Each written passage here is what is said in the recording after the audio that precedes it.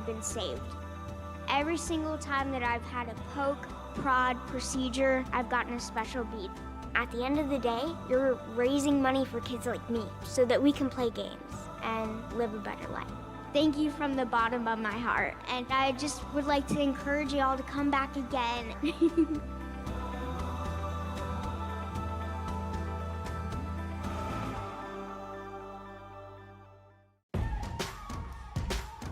Oh, hi there. Time for Extra Life again? Wait, what is Extra Life? Seriously? Extra Life is a charity gaming fundraiser.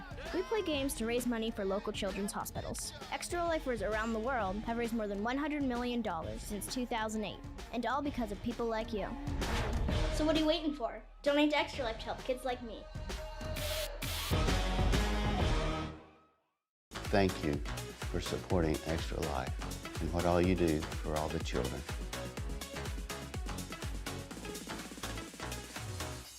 What would you say to someone that hasn't registered for Extra Life yet? Why not? Why not? If you're gonna play games, you might as well do it for a good cause. Like, how could you not? I'm not really sure what else there is to say other than it's a great privilege to raise money through Extra Life. So, come and join us.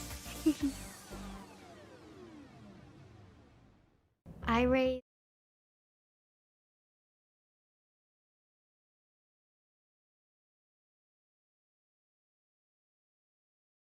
raise money for Dornbecker Children's Hospital with lemonade stands. The Trailblazers built a lemonade stand when we were shooting a commercial with Terry Porter. Last time I donated to the Christine and Gary Rude Family Pavilion, which is for sick kids that stay for a while or they live far away. Giving back to others is fun when you do it with your friends.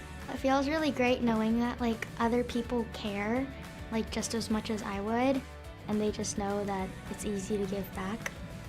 I had strep throat, and then I went to the hospital and they told me I had toxic shock syndrome. They're all nice and they're not overwhelming and scary. They just kind of treat you like a normal kid. 3 years later, I have no issues. I want to be a doctor when I grow up because I want to be able to help other sick kids in the future like how they help me.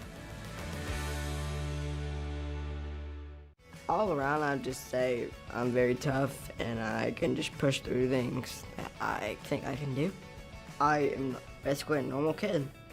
The only thing is I have spina bifida, and that does not stop me from being a normal kid. If you have something that is risky, like surgery, it can be very scary to go into a hospital. And the children's hospital is cool because you get to see all your favorite doctors and you get to be treated how you want to be. I like that they listen to me because they do whatever is most comfortable with me. I have accomplished being out of vision therapy and swim therapy. I play baseball, Miracle League. Basically, it's a program where you play baseball. It's for disabled people. I can do stuff that I want to do. Believe in yourself. Believe that you can do stuff. Changing children's health through children's hospitals isn't just about treating illness and trauma. It's about making the child and their family have everything they need to feel stable, comfortable, and prepared for what comes next. You can help change kids' health and change the future for all of us. Register at extra-life.org. I realized that I was different, that I was not like other kids. I had to get poked a whole lot.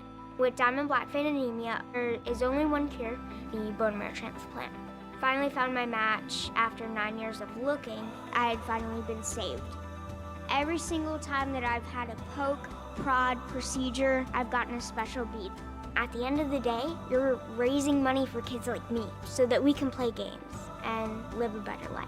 Thank you from the bottom of my heart, and I just would like to encourage you all to come back again.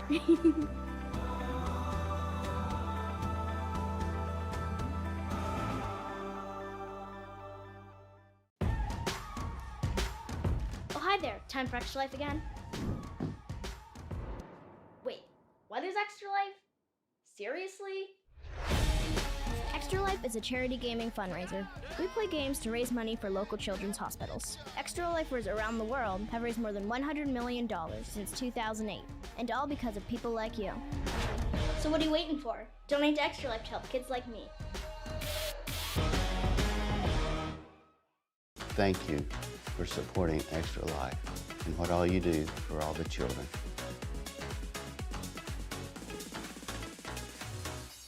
What would you say to someone that hasn't registered for Extra Life yet? Why not?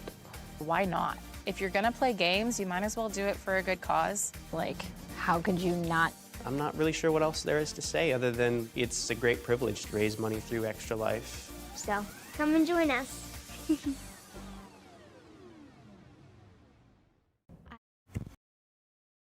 All right, we are back. How is everybody doing? Hope everyone's having a great day.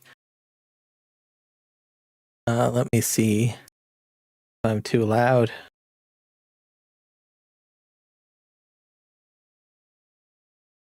Hopefully I'm not too loud. I don't know. Let's go and this down.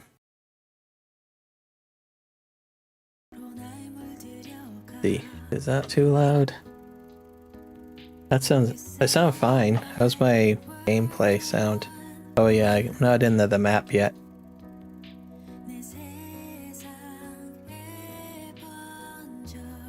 Filter on.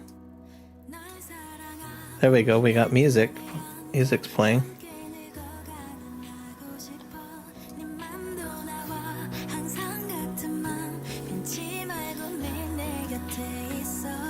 Had to make some adjustments on my map, or sorry, my stream settings. Can't seem to get Kick or Twitch going, so not sure if I'll be able to get it running here. Let's keep on trying. It says that I'm live, but the image is not going through. Maybe if I go, maybe let me try Chrome. Maybe it's the browser.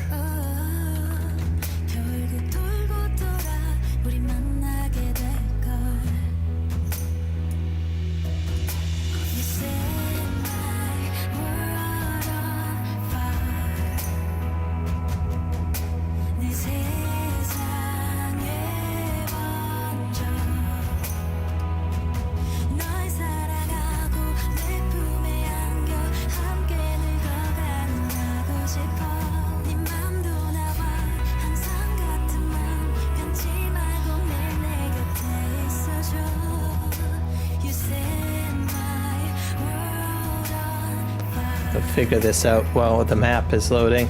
So today is game day, by the way, everybody. So it's an annual event for Extra Life. If you go into Twitch, YouTube, etc., and you type in Extra Life, you'll probably see a lot of live streamers playing all sorts of different video games for Extra Life. So they do this once a year, and it comprises basically a good number of gamers that are part of the charitable organization. It's all mainly streamers or tabletop game players as well, and they raise money for charity. The partnership with Extra Life is with hospitals across North America, specifically children's hospitals. So if you donate, you would be helping basically sick kids in hospitals in Canada and the United States.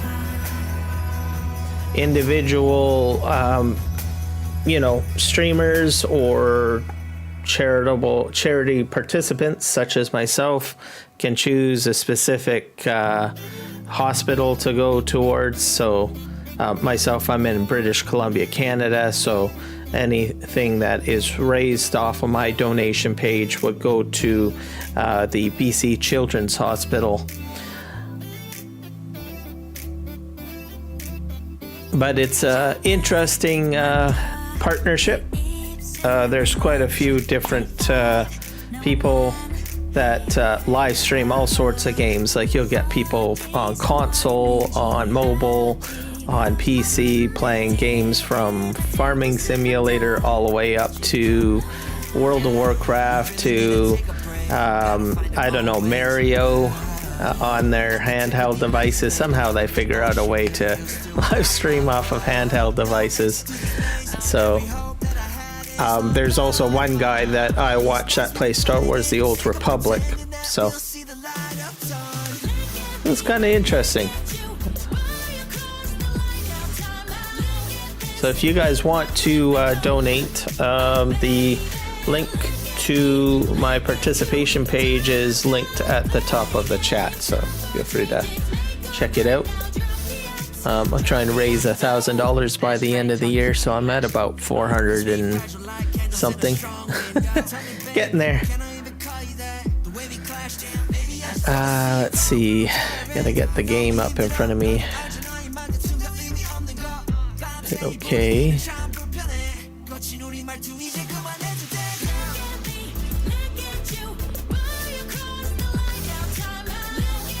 So we'll just check to see how loud our gameplay is.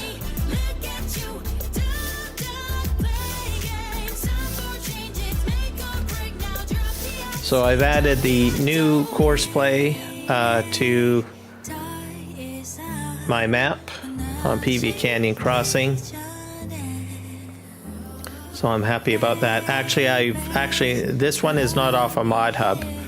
Interestingly enough, when he releases something up to Mod Hub, he will have another edition, usually 1 or 2 days after upload to Mod Hub, available on the GitHub. So I actually got the newer version. So I'm still using a beta version of Course Play.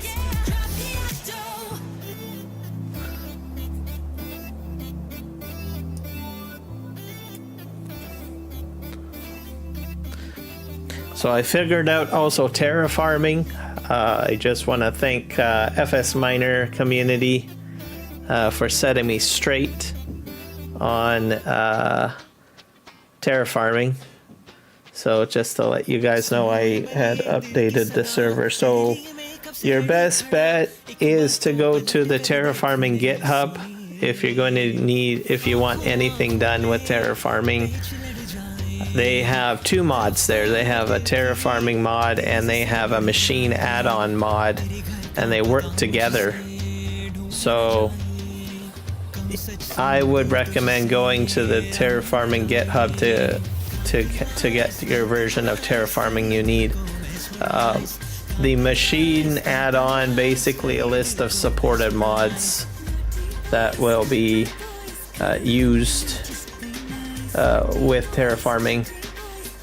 And if you are building a mod, I would recommend probably going to the GitHub and leaving a message and say, hey, I'd like to get my machine added to the list, if it's not already listed there. So which I think is a far better approach. Just have everybody go to GitHub for terraforming and have modders add their mods there. What I've noticed, what the community has been doing over, I don't know, the past 1 to 2 years here since terraforming was released, they would edit the version of terraforming to work with their particular version of machine. The problem with that is that if you've got players that want to play different machines, that means they'll have to have like 5 or 6 different editions of terraforming installed on their map. So if you are a modder, I would recommend going to the terraforming GitHub community and see if you can get your mod added to the list. So that way everybody is in the same basket and you're not forcing your users to have 2 versions of, I don't know, terraforming installed on their map. And I was actually like that way last week until I found out about this add-on situation, machine add-on. So we're gonna go ahead and turn the bulldozer on. We'll just see how loud see how.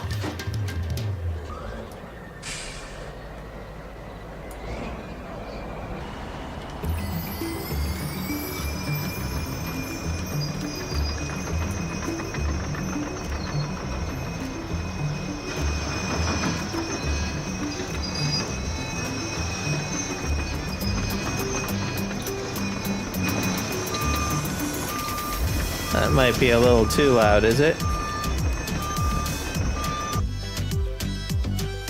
Let me go to my live stream.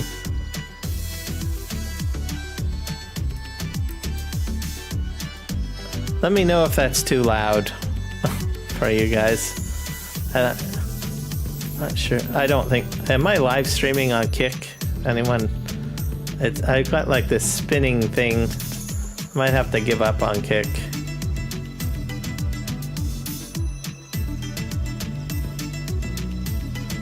At least YouTube is working. Twitch is not working either.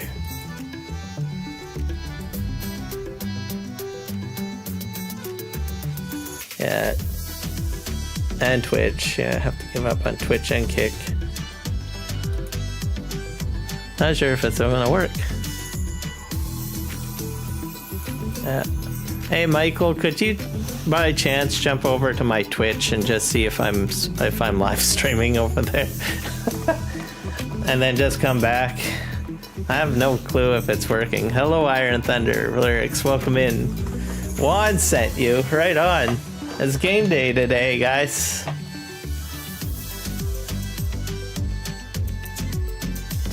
Yeah, if I'm not live streaming on Twitch, just come back because I'm probably just gonna forget about Twitch and Kick. Am I live? Are you actually seeing my game? Are you like seeing my or is it a black screen?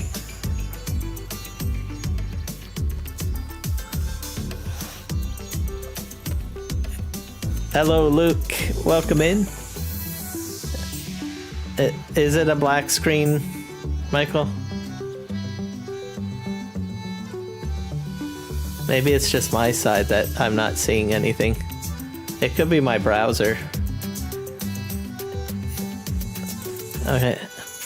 So you do see my game? Okay. It's a black screen? Just say black screen if it's black. It's a black screen, but that's okay. Oh, that's not okay, Michael. Twitch is a black screen. Oh my god. Let me see if I can quickly fix it. I don't know. Restream. OBS. I'll see if it's working. I probably will. Actually, you know what? I might just. You can hear me, but you can't see my screen. That makes no sense at all.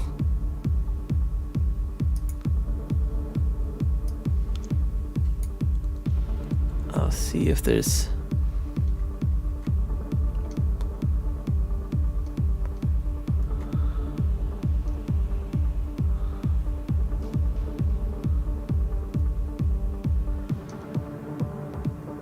I wonder if I can change this to. Let's try that. And hit OK. I wonder if that'll fix it. I don't think so. Let me just check one more thing.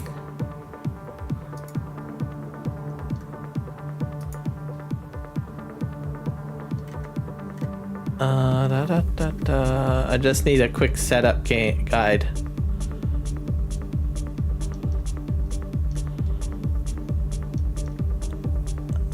Rescale output is unchecked. Let me go back in. I'll check. It could be that I had updated my ATEM plugin because I sent out an update yesterday. and that might have foobarred everything. I need to kick this up to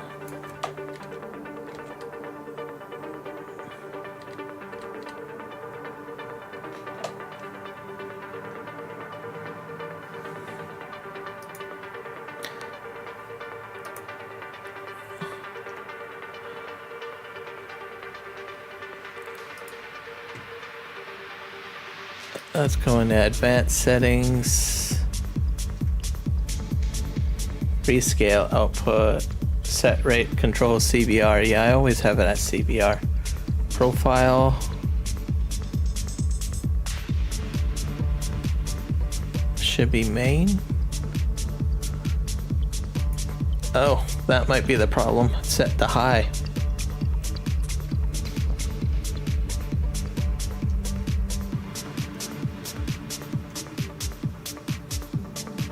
I'll hit OK. Okay, let's see if that changes anything in a good way.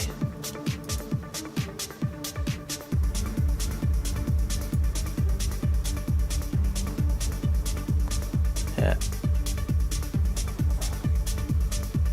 I might just give up on Kick and Twitch today.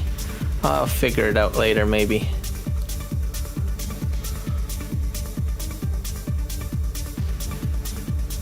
Yeah. It's not sending it to Restream.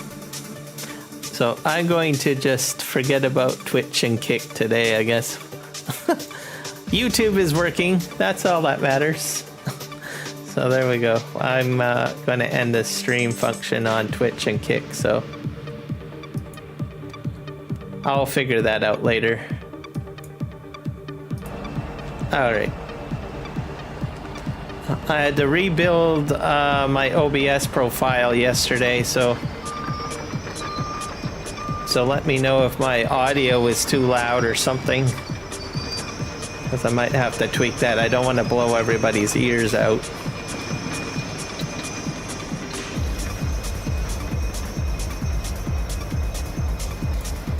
There we go.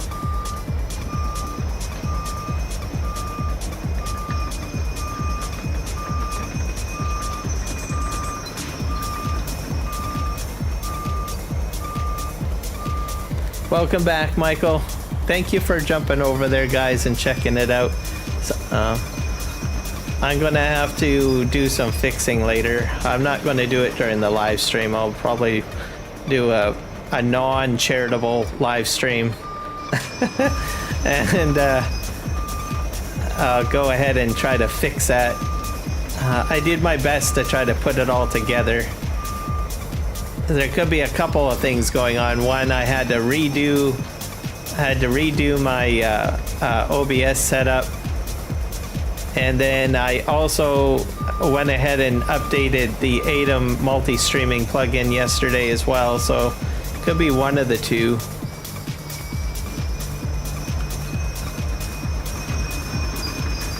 But I'm going to leave that for another day. Okay, so.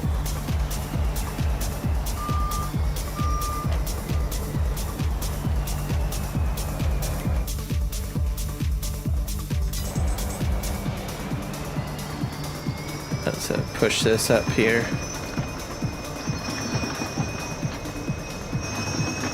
One thing we will try testing is whether or not we got the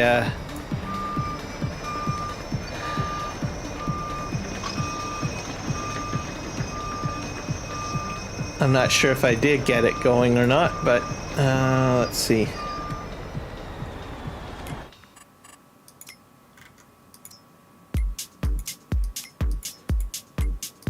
Should be in the list here. Oh, maybe I don't have it active.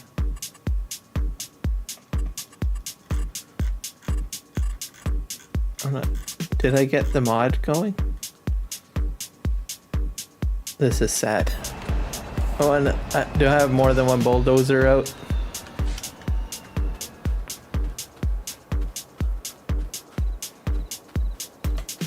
Now I'm confused.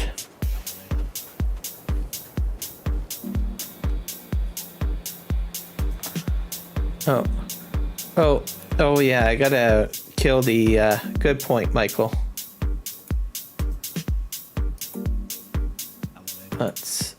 It should be, I gotta hit the end on those. There. Alright. It should be dead in the water on, and I got someone brand new on Kick too just now. I feel so bad.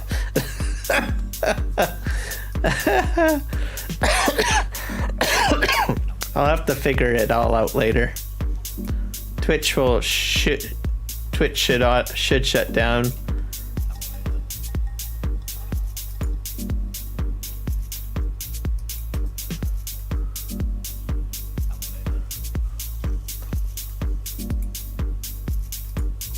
Alright, we're gonna close some browsers here because I'm not gonna need a Twitch browser.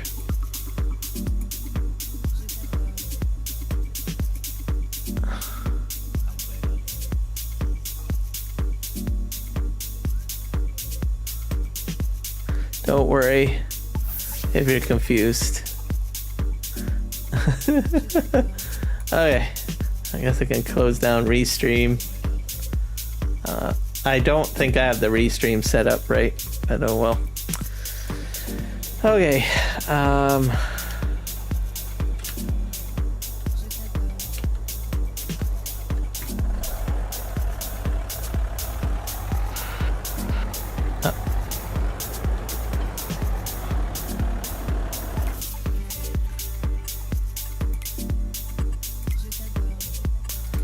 see if I can find the terraforming. Is it in the list? Yeah, it is.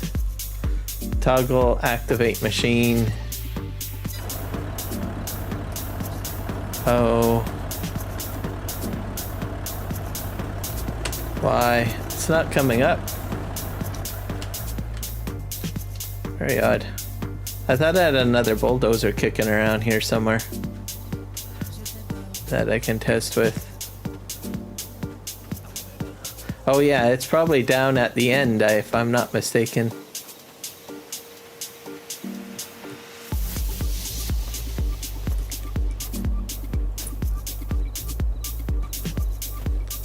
There it is.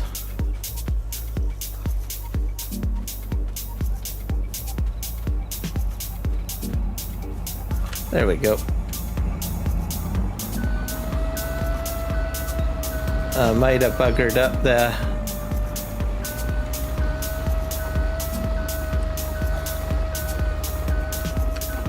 I don't think I have the terraforming in place. Maybe it's not active on the server. Let me just double check. But anyways, as I was saying with terraforming, there's two mods. There's a terraforming mod and there's the machine add-on mod at the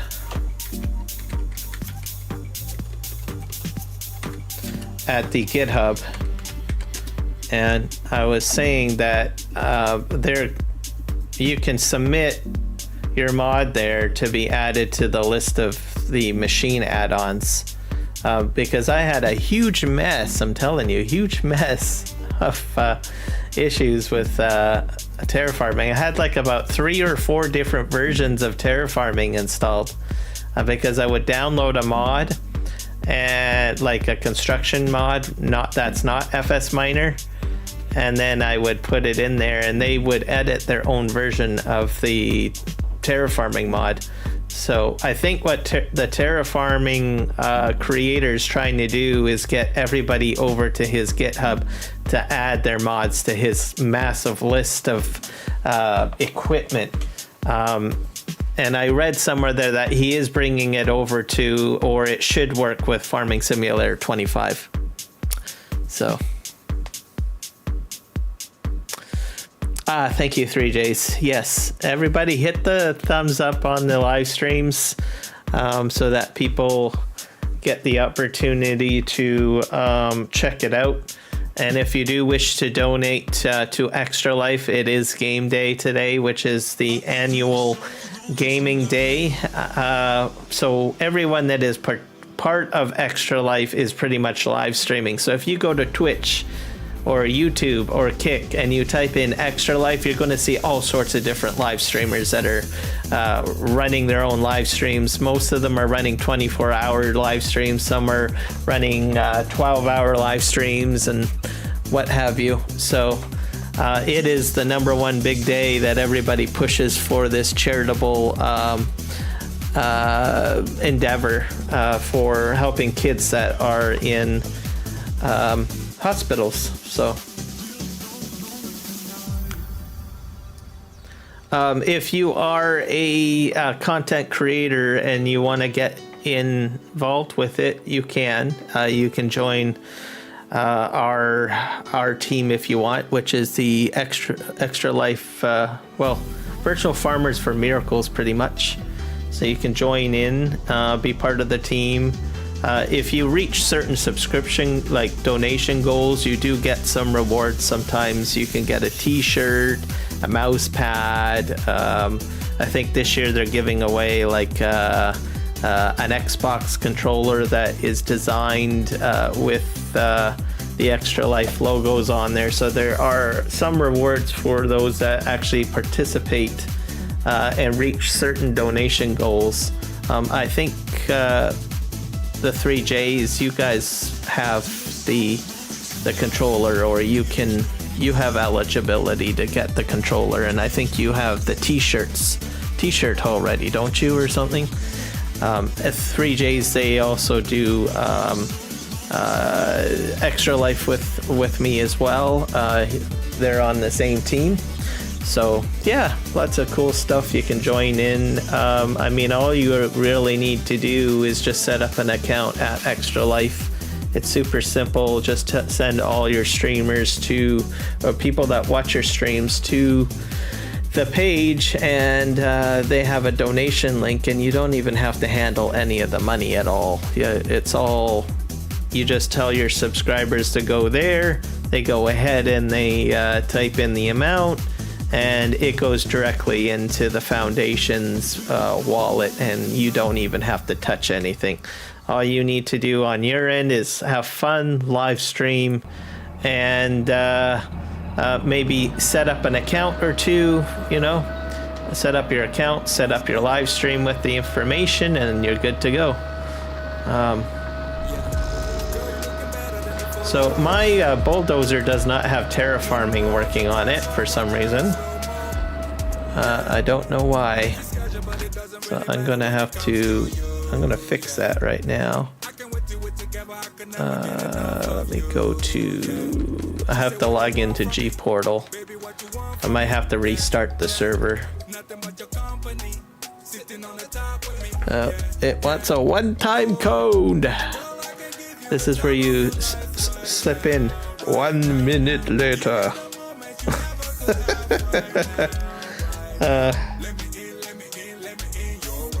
So yeah, it's a big day, and it's great. Like I said, the funding goes to BC Children. For my selected hospital that I've chosen is BC Children's Hospitals, and it just helps kids that are in the hospital while they're doing their treatment. Sometimes an entire kids wing can be revitalized for sick kids while they're in there.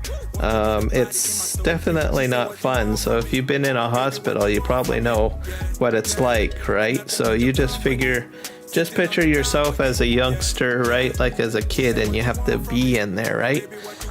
Not the most funnest of things. So if you donate, it will help those kids out while they're in there. That's how I look at it. Myself, I've been live streaming for the past 3 years for the most part. I got involved originally back when I was doing, I think, EVE Online, because they had a very large community base in there. I'm not sure if you guys have ever played EVE Online, but it's kind of crazy how people are so connected in EVE Online. It's an online space MMO, and they do all sorts of interesting community events because the entire game is community driven, basically. So, and that's how I found out about it.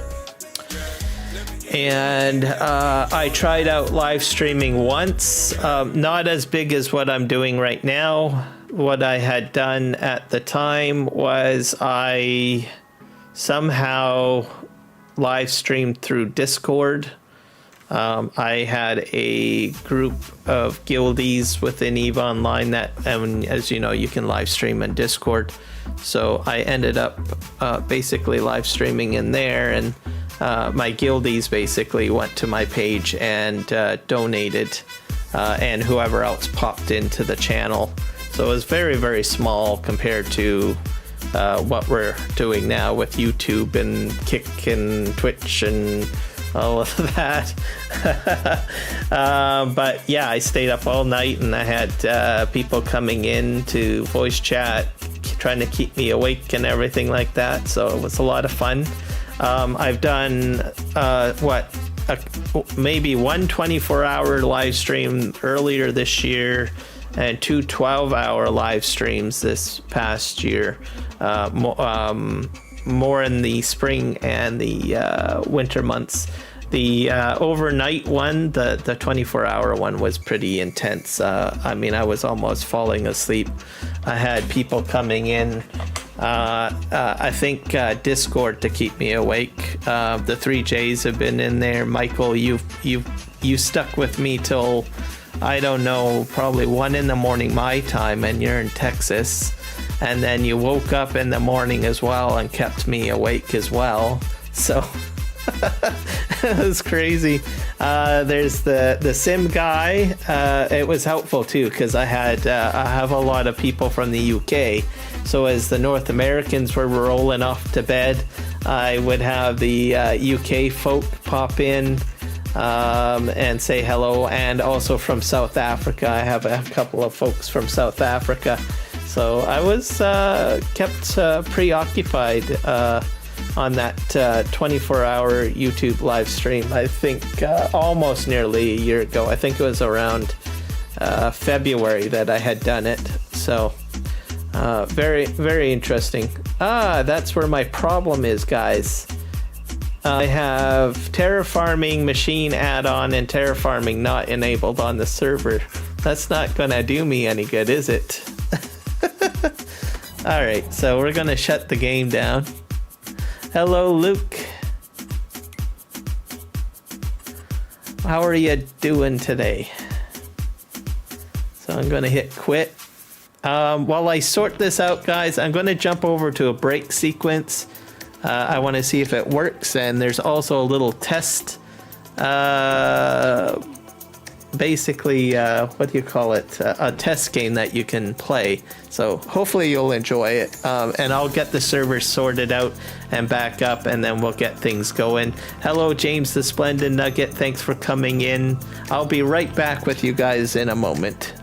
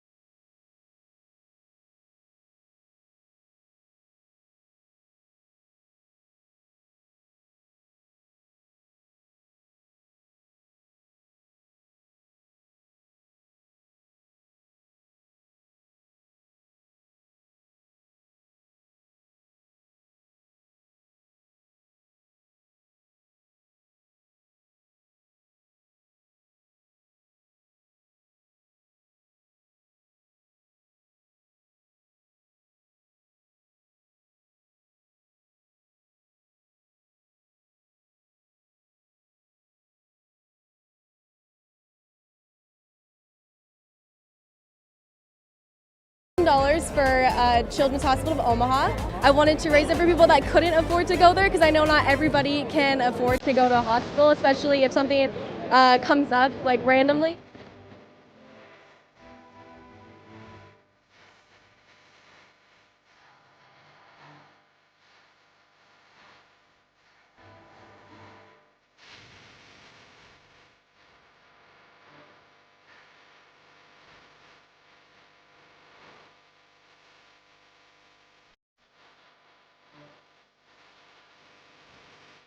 My name is Sean Gorey.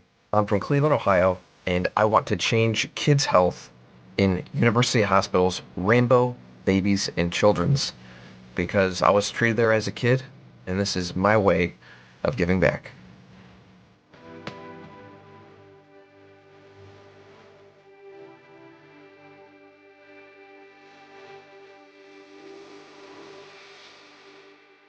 Kids can't wait.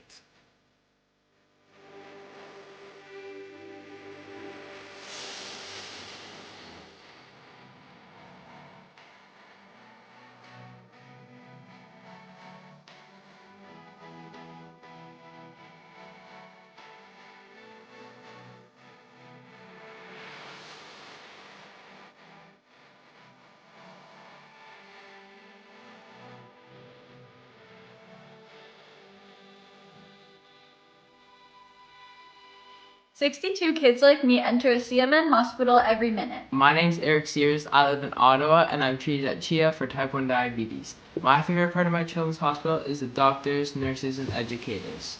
When I show up to my checkups, I get high fives and hugs and they're so supportive. They're just awesome. Did you know that 62 kids like me enter a CMN hospital every minute? That's a lot of kids that need help. Join Extra Life to help kids like me.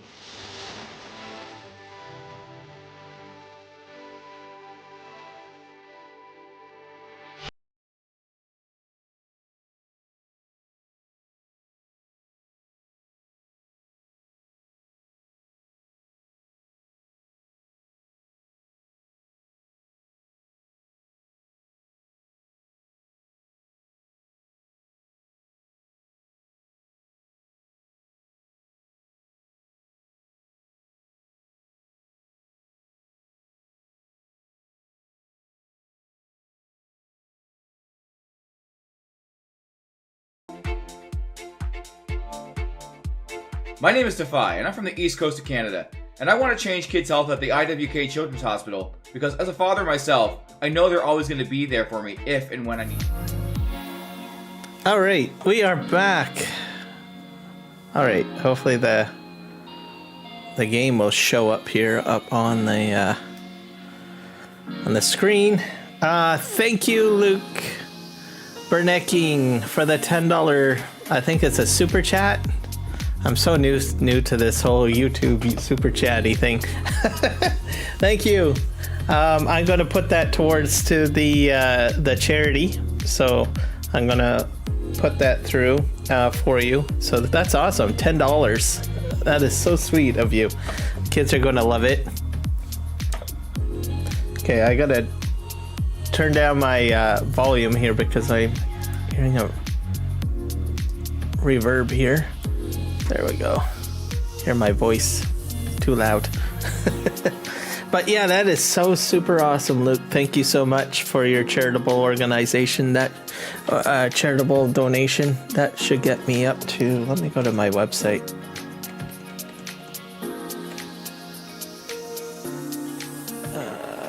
Gotta go to Extra Life.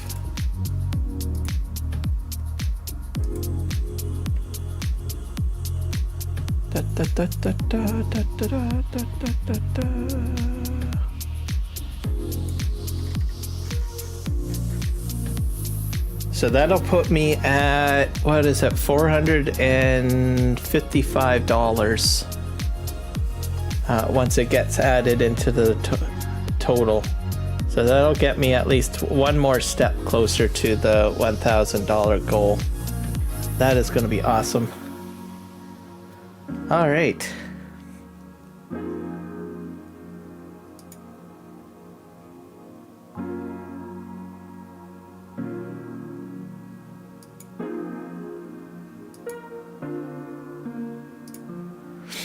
All right. We're getting the game loaded up. So yeah, terraforming was turned off. I guess, yeah, you guys should check out the terraforming GitHub. I'll see if I can get the link for you guys, because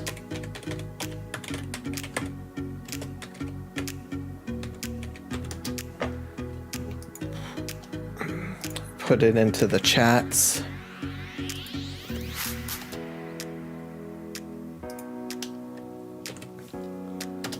So there's 2 mods in there, and you have to really read the information at the GitHub, because if you don't, you'll overlook it, literally. And that's what I had done. I thought, oh well, I'll just go and get terraforming, and then that's what I did. But I didn't realize that somewhere in the paragraph of information says that you need the machine add-on in order to work with some of the machines. So something to be aware of. So that machine add-on will list basically all of the machines that are supposed to you know, work with it. So I imagine what will happen is people will go to the GitHub, they will submit their mod with them, or whoever runs the GitHub. Steven, I think is his name is, isn't it? No, it's SCF modding. So yeah, and then they will add it to their list. So I think that's a better way of going about it. I read in there that it'll work with Farming Simulator 25 is what he said somewhere. So that should make things a lot way easier for us folks that want to play our favorite mods. So should be very interesting. I'm looking forward to it. I have a feeling this year is going to be way better with the transition of mods. I think to, whoops, I punched my microphone. So I'm very optimistic about it.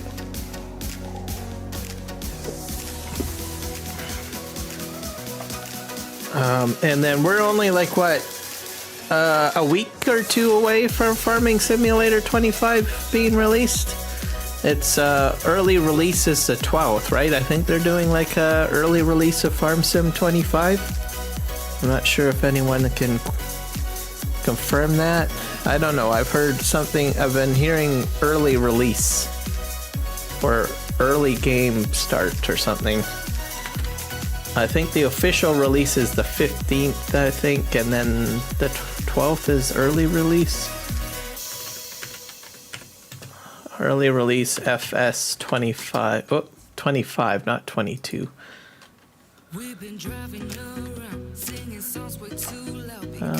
Let's see, go to news.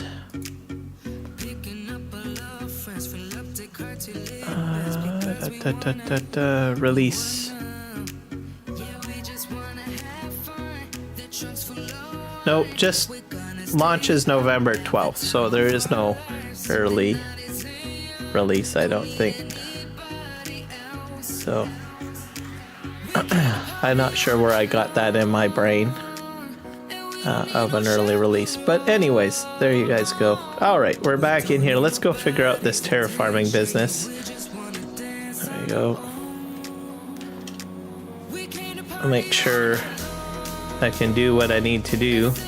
We'll have to check the bridge today as well. Make sure the bridge is doing what it needs to do. What else? The Fraser Valley map, from what I hear, may be going into... sounded like he's intending on bringing it over to 25. So... Hilly Farms mentioned that, I think, on one of his one of his videos. So that's good. I'm all over the place. I feel very much all over the place.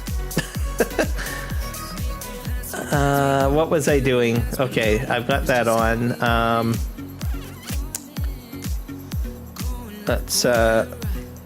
Let's go into the menu, shall we? I think I have to hit Why? Yeah, so this is the new terraforming menu now. So much cleaner. It tells you which machines you're selected. So I'm gonna change, I believe the material is that. You can enable it, dirt. You can change your radius. So I think we'll put this to 3, I guess. Hardness, probably 3.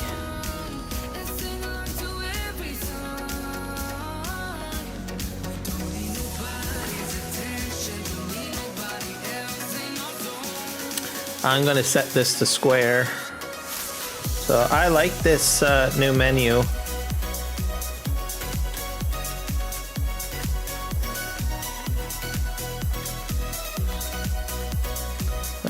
Put this to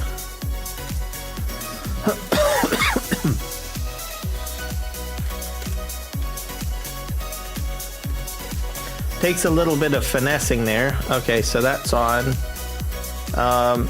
In here you can clear foliage on, clear material off, removes material around terrain deformations. Remove tire tracks on. Remove field areas, so if you've got a field down, you can edit the field. Remove stones on. Remove weeds. So I guess you could probably use this for I don't know, going over your field and weeding and stuff. So interesting. What else? We've got advanced settings. You can do paint radius settings, input ratio, visual effects, only available on supported equipment. So some equipment might have visual effects, like maybe extra dust and stuff, I imagine. I don't have any of that at the moment, so, but it's there. Allow grading, recommended to turn off material. So you can turn that on. Force nodes, force all nodes if one or more are active. I don't know what the node option is for. Let's just say it's just on and off. So if someone knows about that, they can let me know, because I'm curious. Copy machine settings from another vehicle. So you can go in here, and if you want to change the settings, you can select the other equipment that you have in here. So if you've got it like configured on another piece of equipment, you can apply it from that. Very handy, I think. I like it.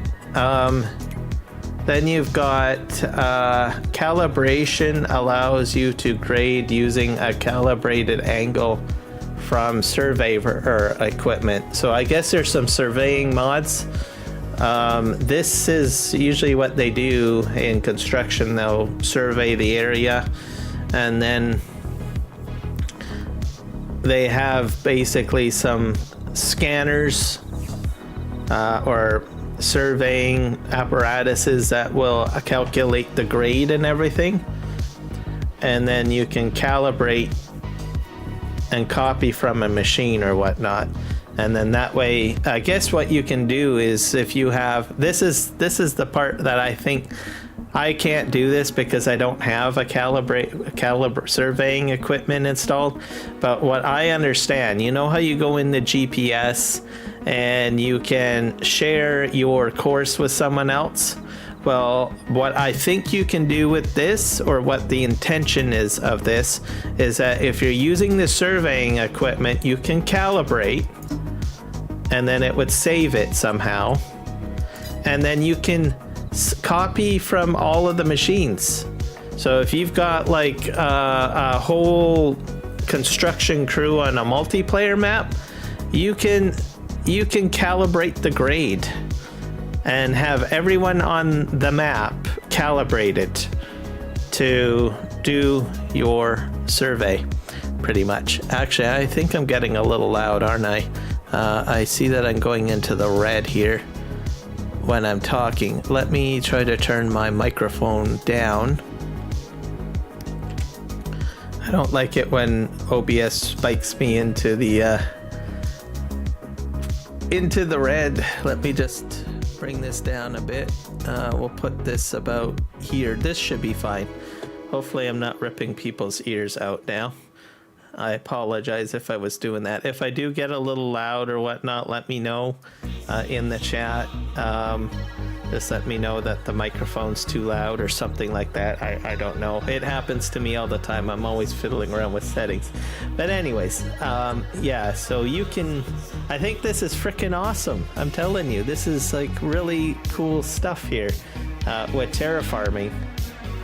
So we're going to see some very cool things happen in the near future. It's going to probably get even better when we get into Farming Simulator 25 with some of the stuff that's over there, because I believe this is going over there. I read somewhere that this is going over there, so yeah, really cool stuff.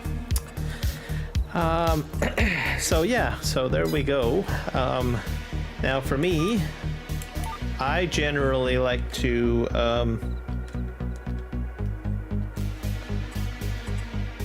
detect the width here, and I probably need to set up my Logitech steering wheel.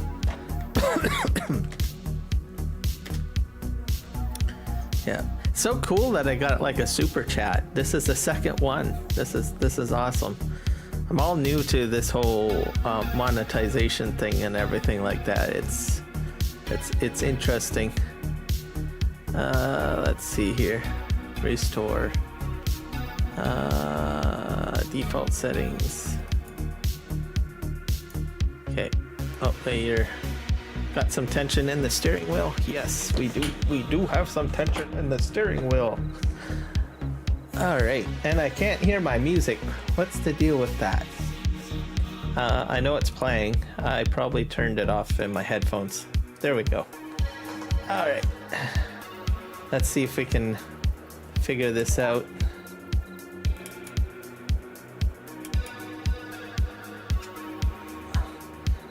We'll need to... So you can cut to grade now, so before it was like leveling. So you can, now they call it grade, which is proper term, right? Cut to grade. Probably a terminology that most people know. How do you turn this on again? It's with the, you can adjust from grade, paint, or smooth. So we're gonna do grade by hitting the comma button. And then let's see if I can turn this on somehow. I think it might be G. Nope. Might have to look at my settings here to turn this on. Let me just hit escape and we'll go into... there's also an icon for, like with a excavator if you need to access these settings. So it's all here. It'll tell you what, this gives you more of a larger overview of what's enabled. Machine settings, global settings, etc. So you can see what has it already enabled and what doesn't. I think that's pretty cool. We need to go in here. Let's go and look for terraforming.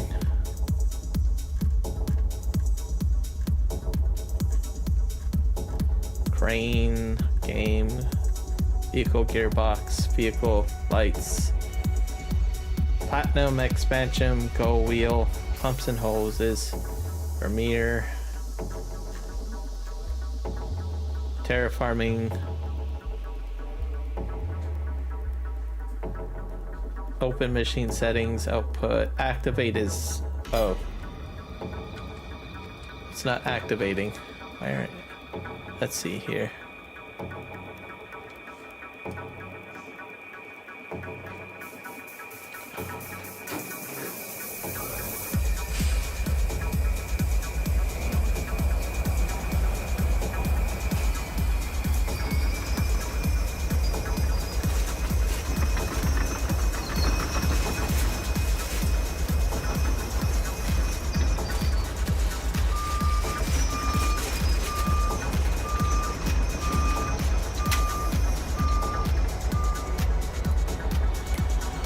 Why?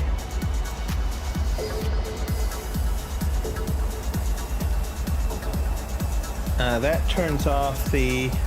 Oh, I see. Okay, I think it's on now. It's on now. It's O.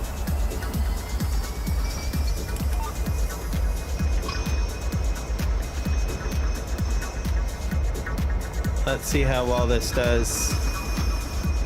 I think it's doing better now.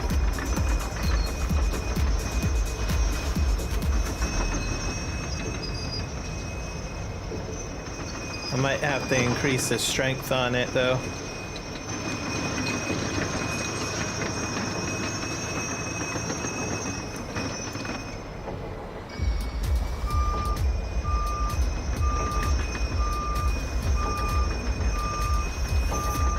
Let's see here. Let's go into settings, I think.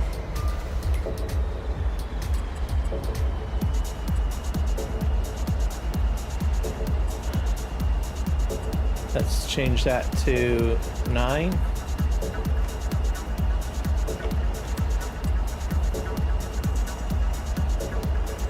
I'll leave that 5. Let's see. See if we change this up to strength. We'll have to change this to 3, I guess. 3, 0. I'm still trying to figure this out, make sure that I get it right. Yep, we're gonna back up. Because we're gonna cut it to grade. Put it there.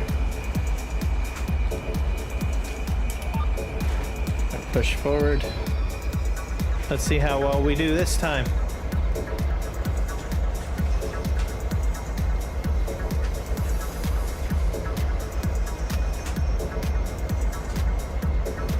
And my corn's almost getting ready to go too, so that's exciting. Excited about that.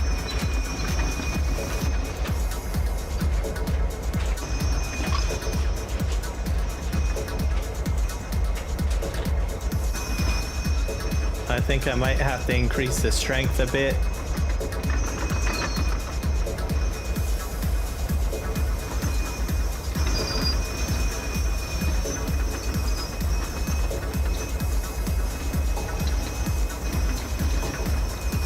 This is running a lot better than the last time I tried to run this. Yeah, that's going a heck of a lot better. Okay.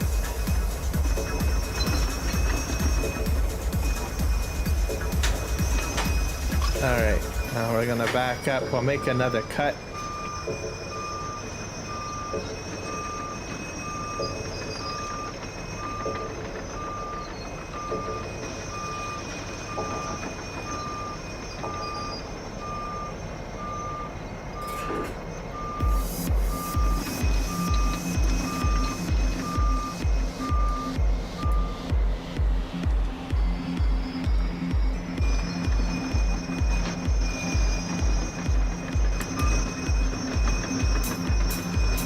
I like to go very slow when I'm doing this, so just keep that in mind. It's better to do that, especially if you're not too sure how much strength you've got your deformation set.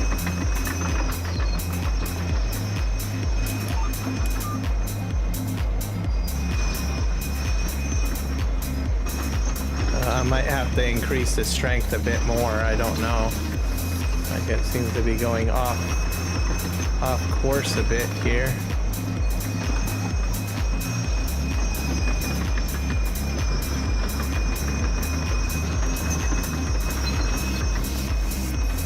I'll back up a bit.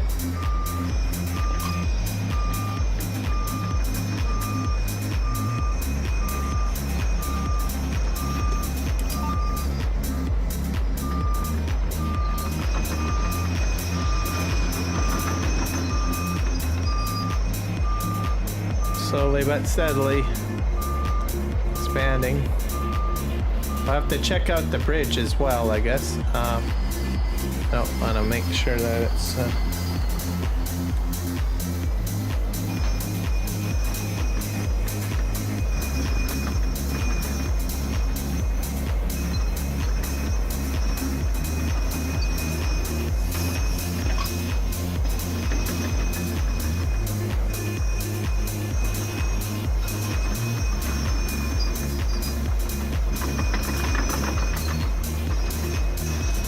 This is important. That I'm glad that this bulldozer is working the way I want it to now,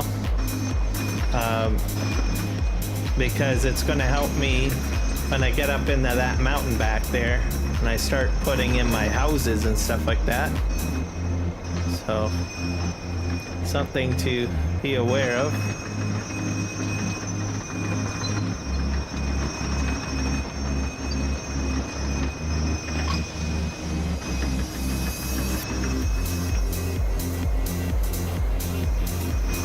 Now we're making another push in here.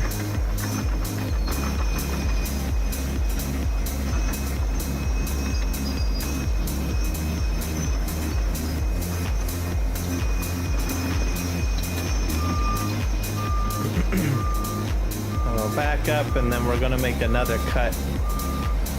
We'll move over a little bit.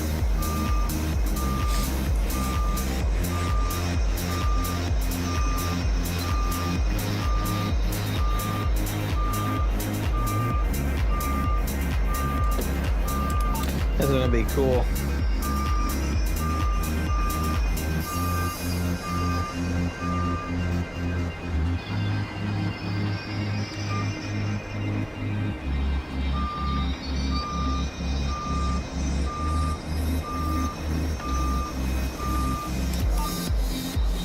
For some reason, my lines aren't showing up.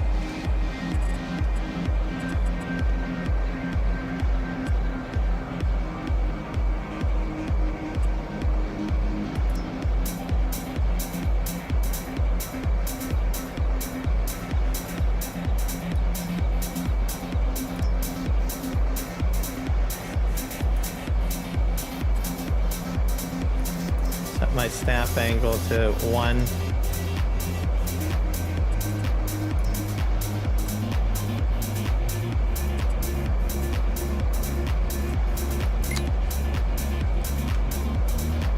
I think it's a 9-inch blade.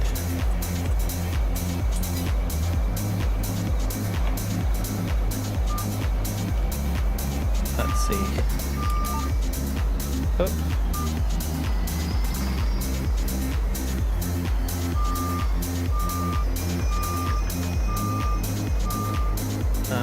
Maybe an 8.5. I think it's an 8.5. Let's set this to 8.5.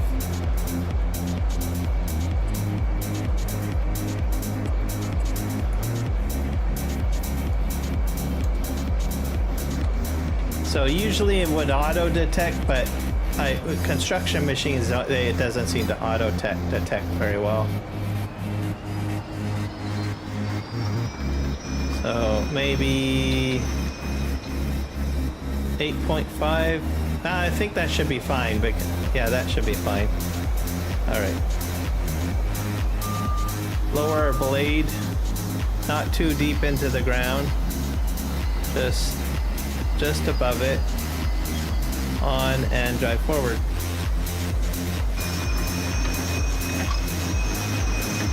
And you can tell that it's on because at the front, the arrow is pointing down is green. If it goes red, it means it's off.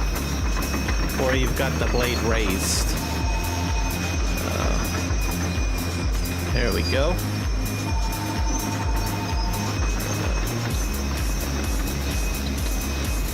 So I'll probably have to cut into this again.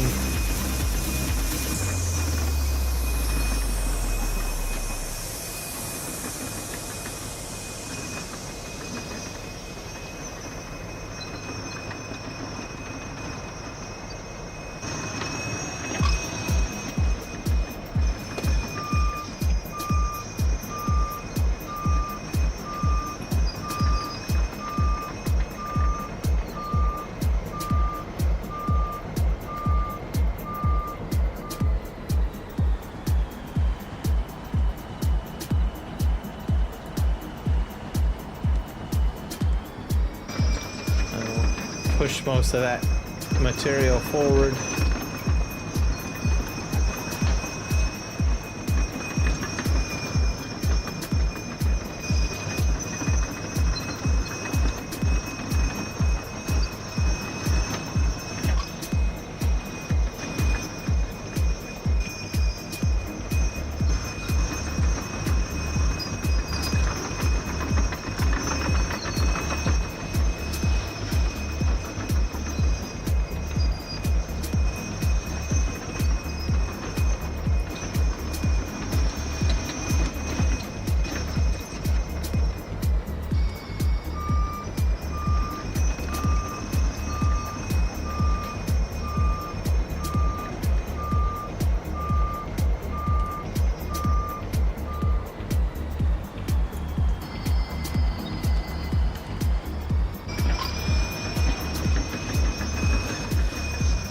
Now, most likely I probably wouldn't have to lift the blade and lower it as much if I had the proper conveyor equipment. So, or the surveying equipment, I should say. So, I think that would definitely help.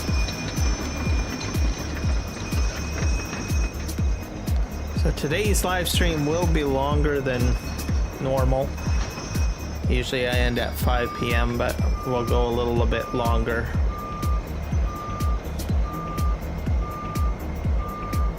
Not that that's much of a change. I have gone over on live streams before. Alright, we're gonna push him forward.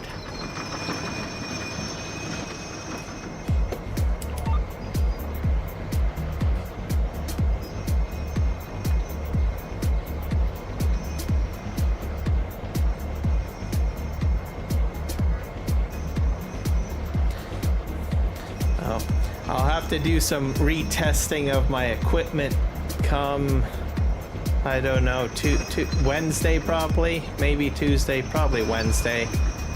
I've got a desk arriving, so that means I have to disconnect a lot of stuff.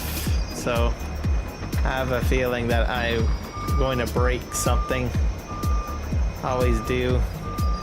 But we do have a method stickers at my disposal to try to label some of my cables a little bit. For some reason I've got like USB ports that are a bit sensitive, so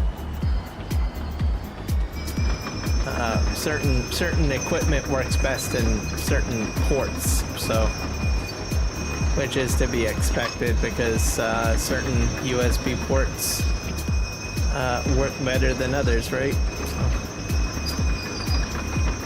essentially, I don't have a lot of, what do you call them, USB controllers at my disposal.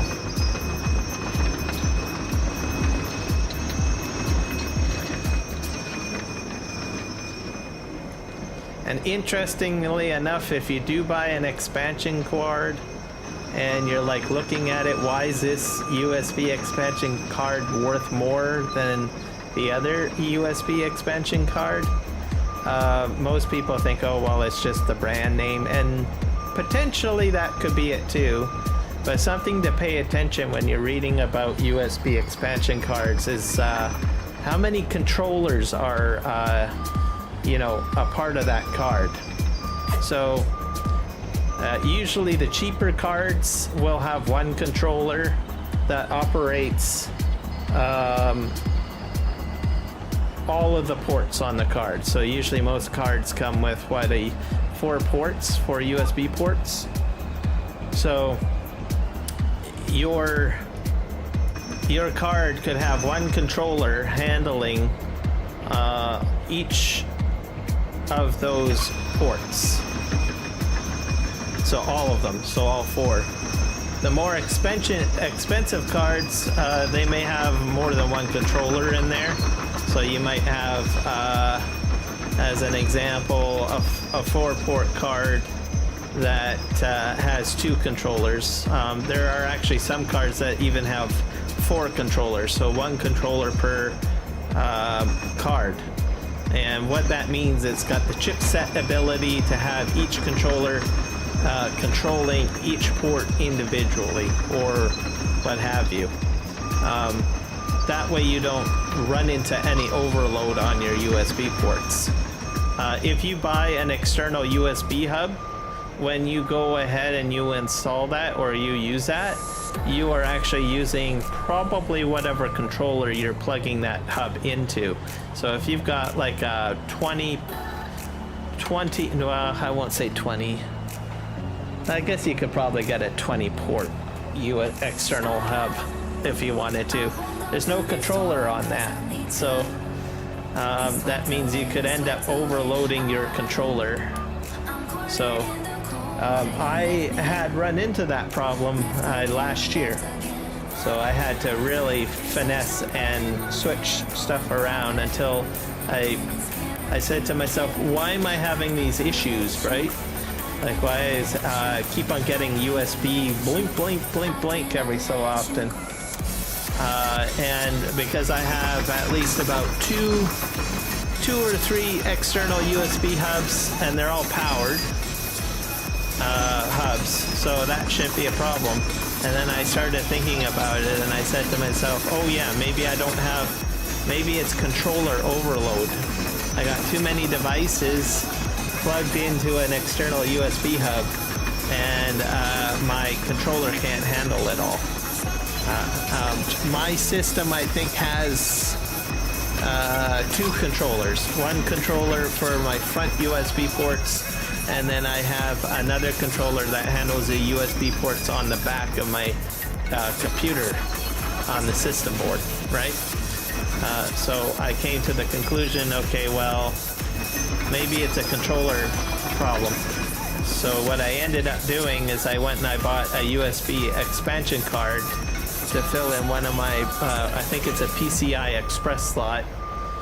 And it has, I think each of the ports, no, 2 USB ports have a controller on it. So there's 2 controllers on this PCI Express card. So that way I don't have much overload, and sure enough, it fixed my problem. The other factor too is that there are some devices that only require or need USB 2, and there are some that require USB 3. And then, as you know, you've got no other choice but you got your USB-C, right? I think some of the older hardware are a little bit finicky. They might need your USB 2 as opposed to USB 3. So.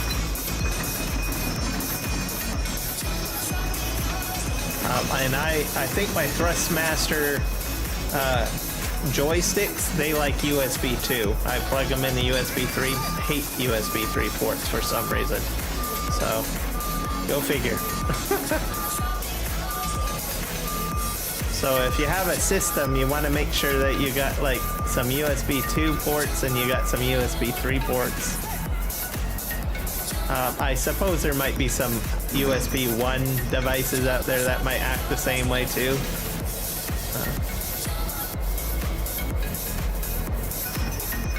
Yeah, I think I got quite a bit of a pile up here.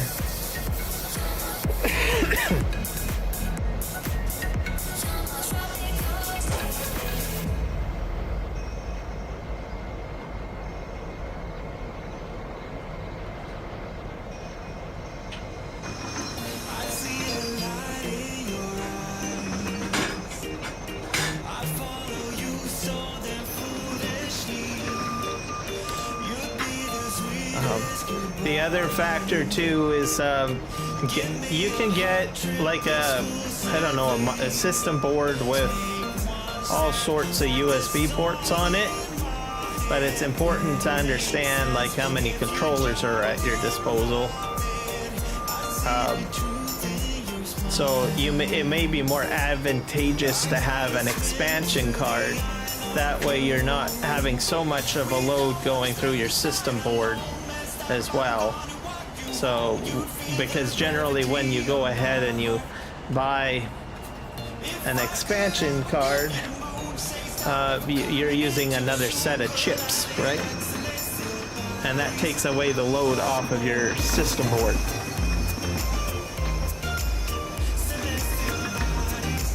Probably makes it even cooler as well, because you have to realize if you're using your onboard, you know, USB controller, you still got like all that information going through the system board, right? So you can reduce the stress load on your system board and have that stress put towards something else. If you put a PCI Express or I think it's PCI board in for your USB hub or USB controller or USB ports there. It's all the same technology. Okay, let's just drive forward.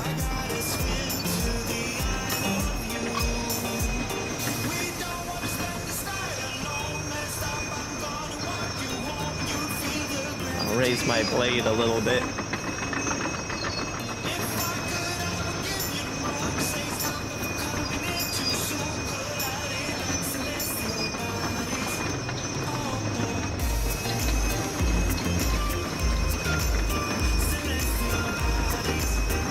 So, little pro tips for people.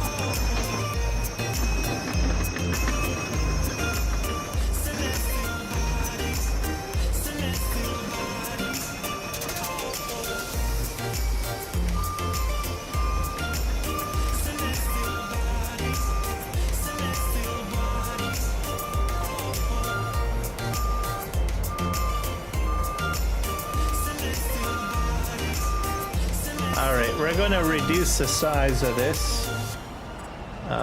We're going to put it at 8 now.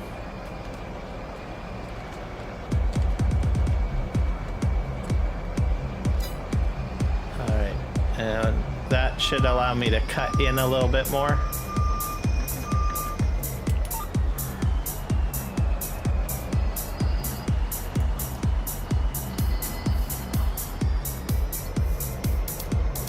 Elevate the blade a little bit. I'll have a little bit of an overlap.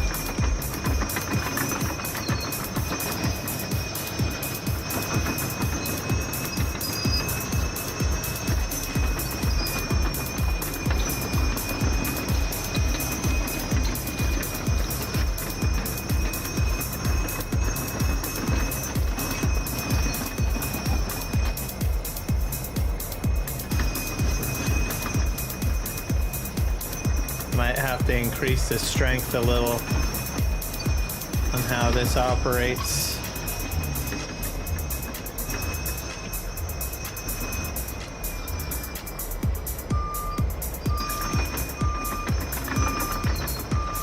We're doing well. So this area is going to be for a large forestry crane. Just in case anyone's wondering what is going in here. We're getting serious with the logging, folks.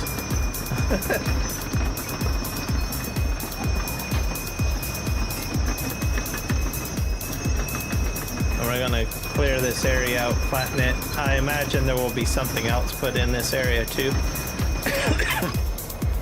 Because the forestry crane, I'm pretty sure can fit in this area more.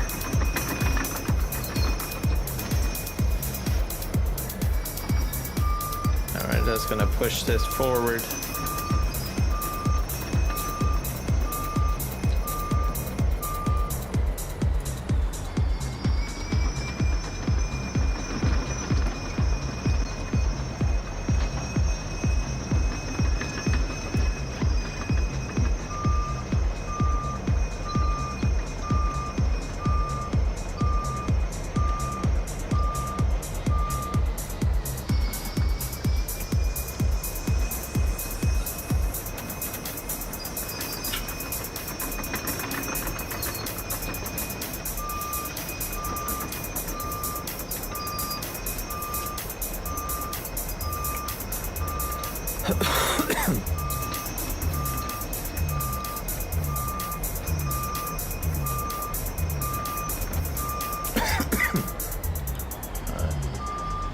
Drive forward and then we'll back up.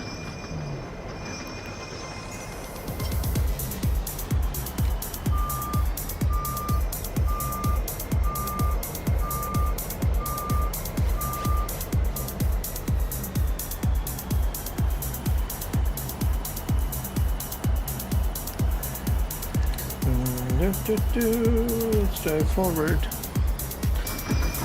Also, if you guys want to join the team's Discord channel, just put in hashtag Discord?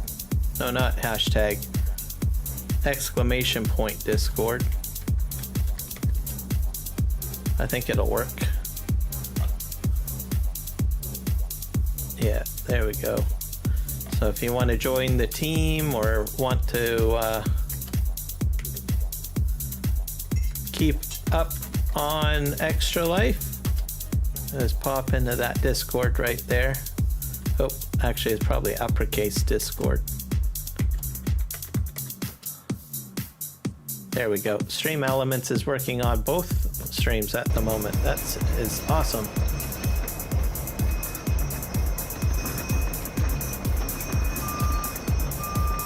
And you check it out. Our entire team is in there, so we have, like I said, the 3Js, myself is in there as well. The Sim guy. Let me see. Iron Thunder is in there. Nick Kelly is in there as well. So there you go. You can join the team as well if you want, if you're a live streamer. And then if you need help with that a little bit, myself or any of the, the 3Js and myself, we can help you get up and running. There's a whole streaming package basically at Extra Life where you can get the assets and stuff. So what you see right here is basically what I've customized, but there are layouts and everything you need. The videos you can get all from Extra Life's website as well if you want to add them into the stream.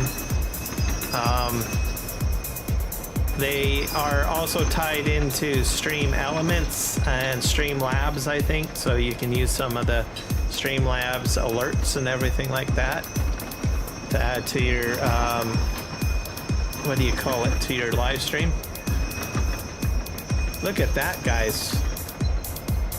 I just pushed all of that stuff back there. That's cool. We're gonna have to make another leveling cut here because it's a bit of a mess.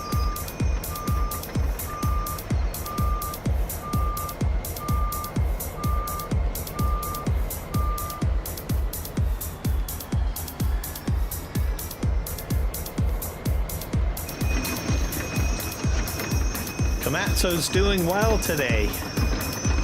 Doing its job.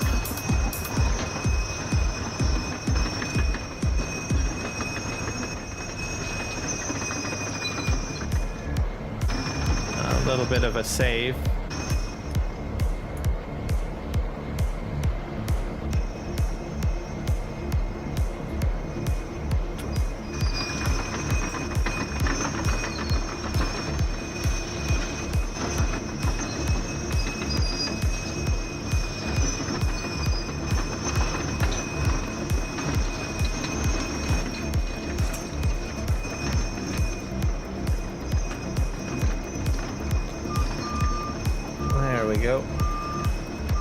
Make another cut. That's a lot of material to push.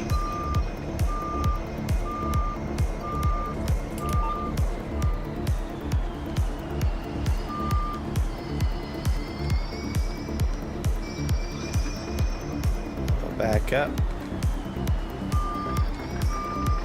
And if anyone is checking out, coming in to say hello from my World of Warcraft crew, just to let you guys know, I did get the achievement done for the bronze. So that's something that you should be able to get this week if you are playing World of Warcraft. It's a valuable bronze token achievement. It'll essentially allow you to have more flexibility to do stuff on your other characters so that it doesn't feel like so much of a grind. So a little bit of, I guess, community sanity from Blizzard.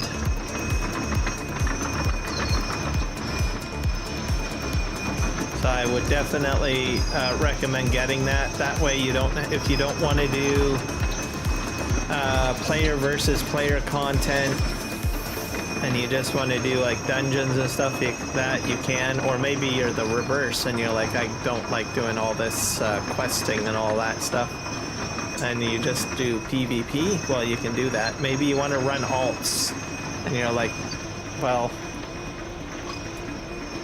this I want to run this character as opposed to that character without feeling like I'm losing out, right? So it's a little bit more flexible for you to do what you need to do. So even myself, I was feeling a bit of a burnout. I mean, you're doing your regular quest stuff and then you're like, well, this is too stressful. So much time spent.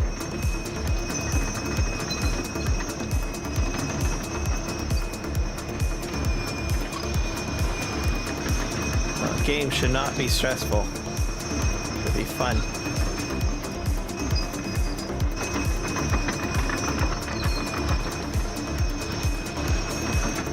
Alright, so we got that kind of squared away.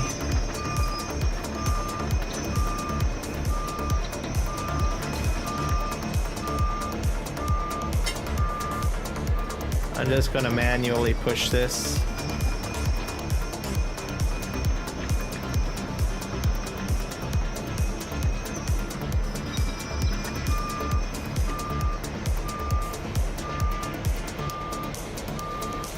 This is a lot of material to move.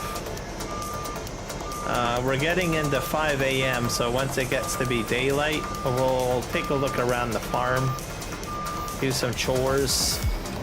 As you know, I always have chores to do. I'll have to take a look at the bridge as well. I'm a bit concerned because I ran out of nails, which I'm kind of puzzled.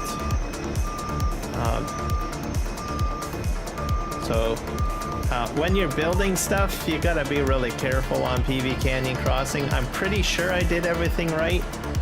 From what I understand, you need to put all of your material in all at once. So if you're thinking like a crock pot or something, or a cooking pot, you need to put in all your ingredients right away. If you don't, then whatever you're cooking is going to explode.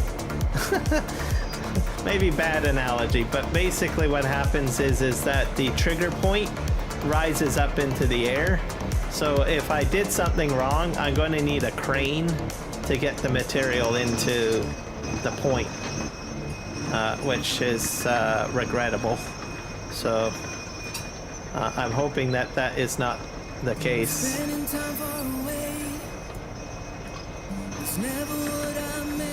But I'm optimistic that it's not that bad. We'll check that out once it gets to about, what, maybe 7 a.m. in game. It's at 5 a.m. right now.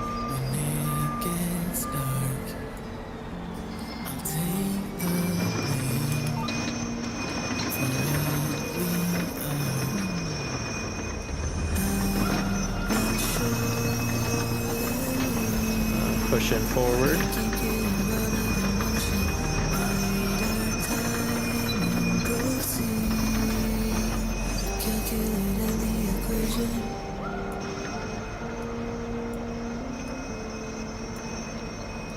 As you're doing this, you can slightly lift up the blade if you want, which is sort of what I'm doing.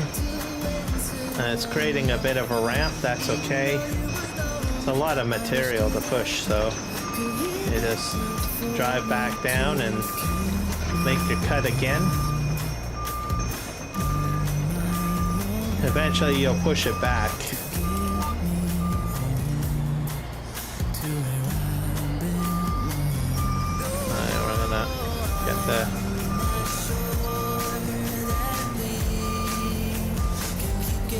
just drive forward.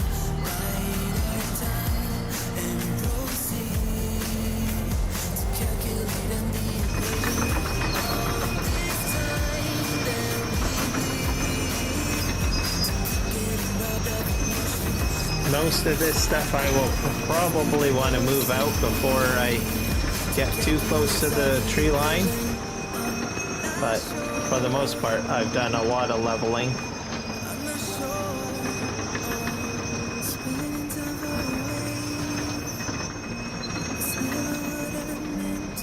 So usually once I come to a stop, then I lift up the blade a bit,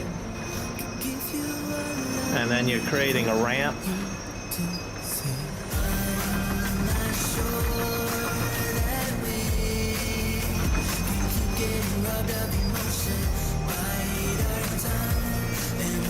And if you can't lift the blade any further, then that means you need to back up. And then make another cut.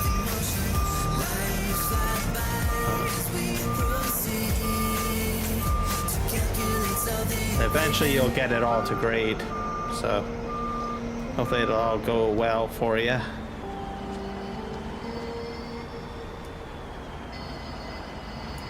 Alright, lower this down a bit.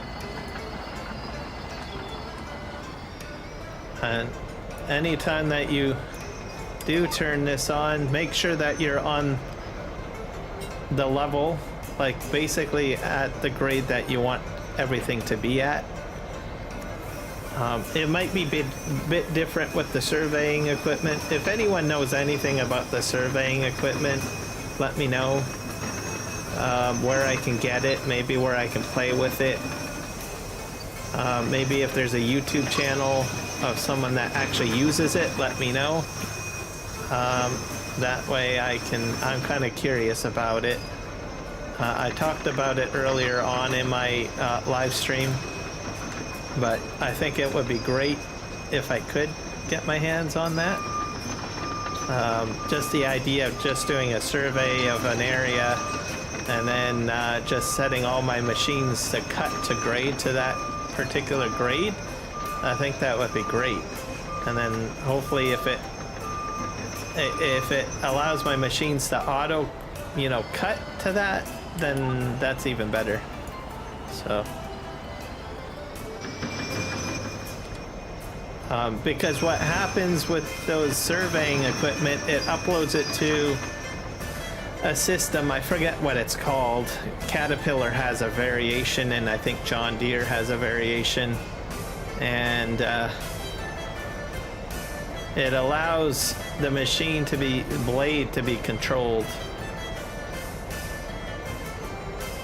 So as you're going forward, the blade will go up and down, and it will maintain the appropriate level that you need, essentially.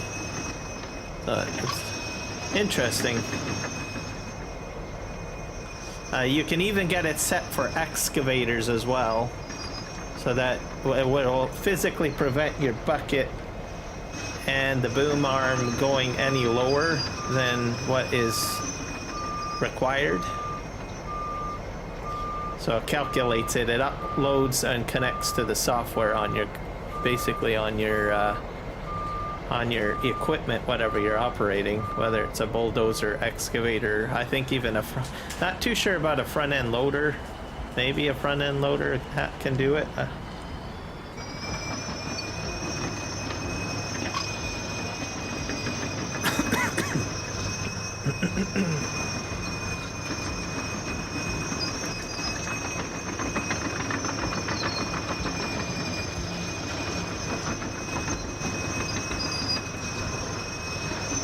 So we're into the month of August. I'll have to see what we can sell. It's another important thing to do.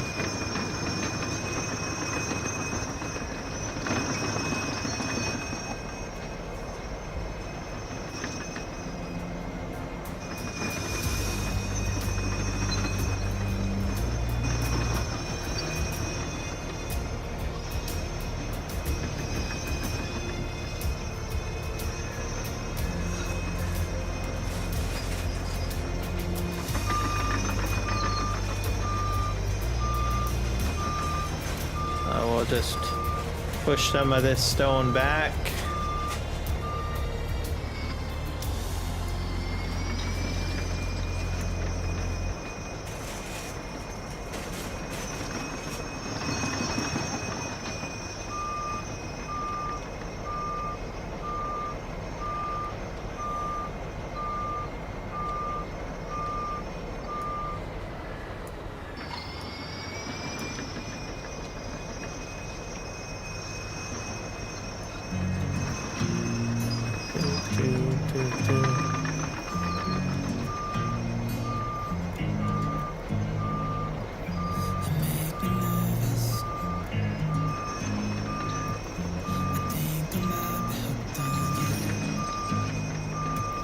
I'm loving this. I love it when things work out.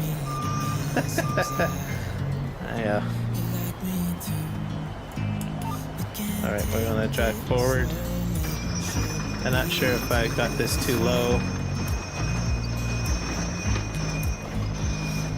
I can't wait to see this type of map get over to FS 2025.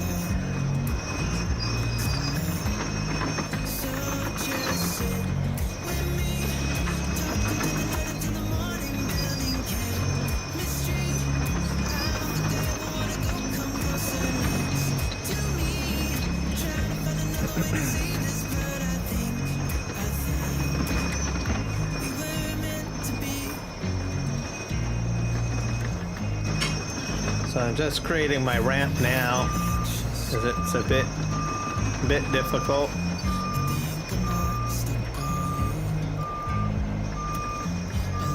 At some point I'm going to need to get a wheel loader in here and move some of this material out of the way.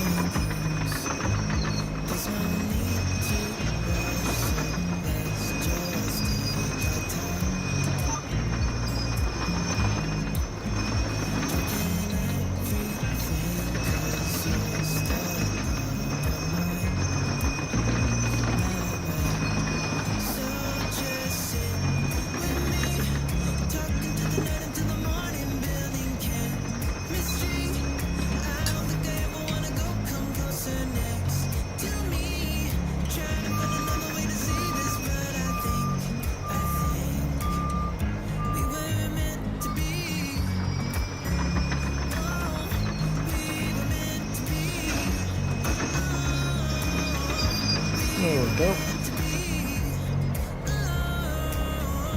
I think I got myself stuck.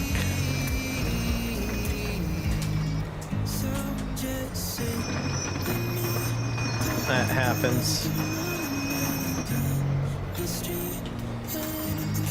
This one does get stuck quite a bit, though.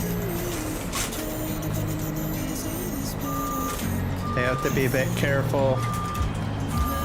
I wouldn't use this on like bumpy, rough surfaces. So if you've got like an established like flat surface area, it'd probably work best for that. Let's go over here.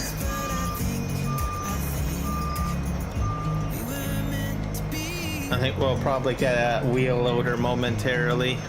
We're at 6:10 a.m., so it's another thing to pay attention to. So we'll start looking at the other parts of the farm. Because if I stick on a task too much, we all know what happens. I've got like stuff building up, like sorts of things. Do you have a Discord? Myself personally, no. But you can join that particular Discord that's just above. You can find me in there. That's the what is it? Virtual Farming for Miracles. So I usually watch things in there quite a bit. It's the charitable Discord channel. But you can find me in other channels too, like I'm in the 3J's channel, Argsy Gaming's channel, Farm Sim Freaks channel, all sorts of other places. I'm also, let me think here, also the Authentic Mods channel. I'm an honorary member in there as well. So you can find me. And it's just Kiram Gaming, basically. My Discord channel is Kiram Gaming, basically.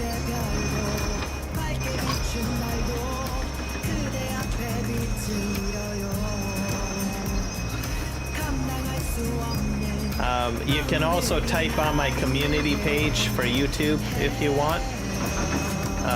Replying on posts. YouTube is going to be changing where people can actually create their own posts on other people's YouTube channels in the near future. So I think that's probably one of the reasons why I'm not really creating a Discord channel myself, like for Kiram Gaming specifically. Because YouTube is going to be providing and facilitating options to create a community within the YouTube brand, basically. So, and I'm already in I don't know how many Discord channels that are out there, so you'll find me.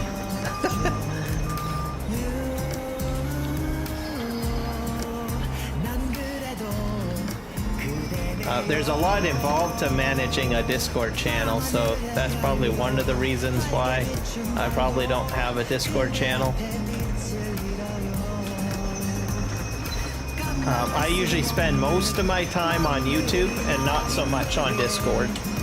But I do have a Discord presence, but like I said, I usually spend most of my time on YouTube. So if someone wants to get a hold of me, it's usually better there. So I'm really looking forward to the community tab becoming a little bit more relevant and very similar to Discord.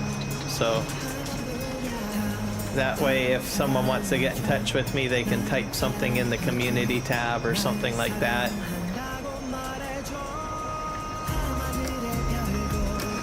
I used to have a Facebook page. I don't like Facebook either. Facebook is even worse, I think. And you get all the advertising and all the other blah blah blah blah. It's confusing. Yeah, I think we got that all cleaned up. I'm gonna push, I think, most of this stuff up onto the road, I guess. Let's see.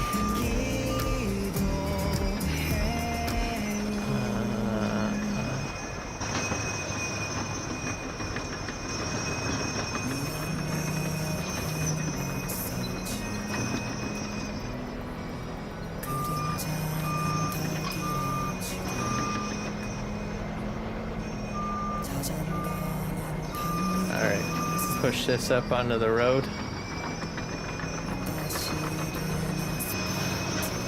Wheel loaders don't always do very well on rough surfaces.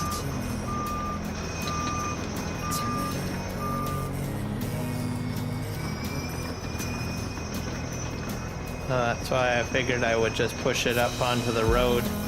It'll make it easier for the wheel loader to pick stuff up.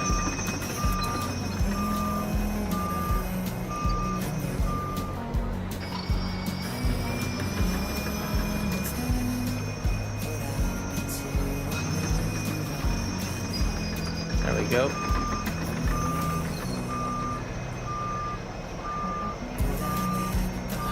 What else did I do? I did update the mods for the train mod on this server. Once again, I'm still sad because I'm not rich on this server. So eventually I'll get there. I mean, you're probably like, what do you mean you're not rich? You got $1.7 million.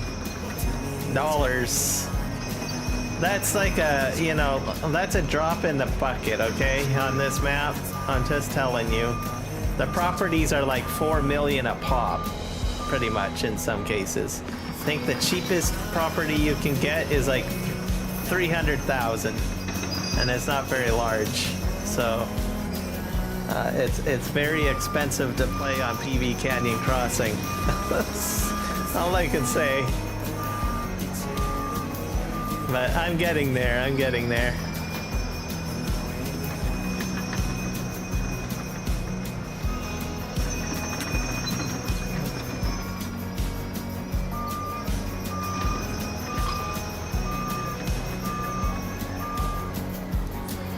I think we're gonna get a wheel loader, a large one. And then we'll have to fish out our dump truck, I guess. We have a smaller wheel loader, but I'm gonna get a larger one. Start upgrading my construction equipment.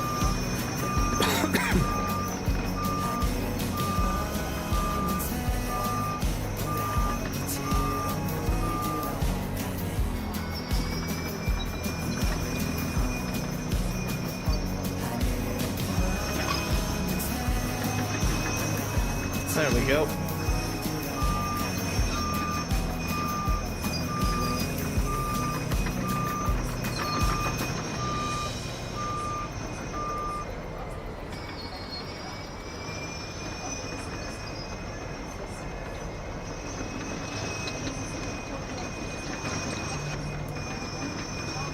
All right, I think I should be fine.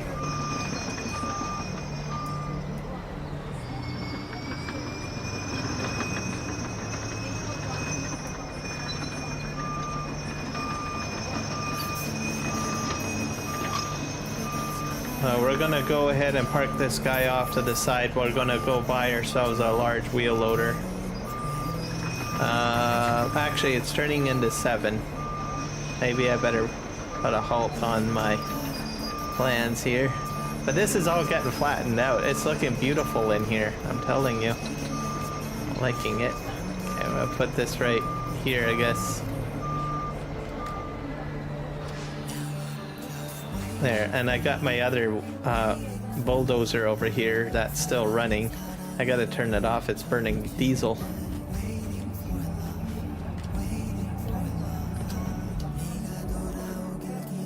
There we go. So realistically, our cuts are gonna go pretty much back here. And then where the existing trees are is gonna be a road.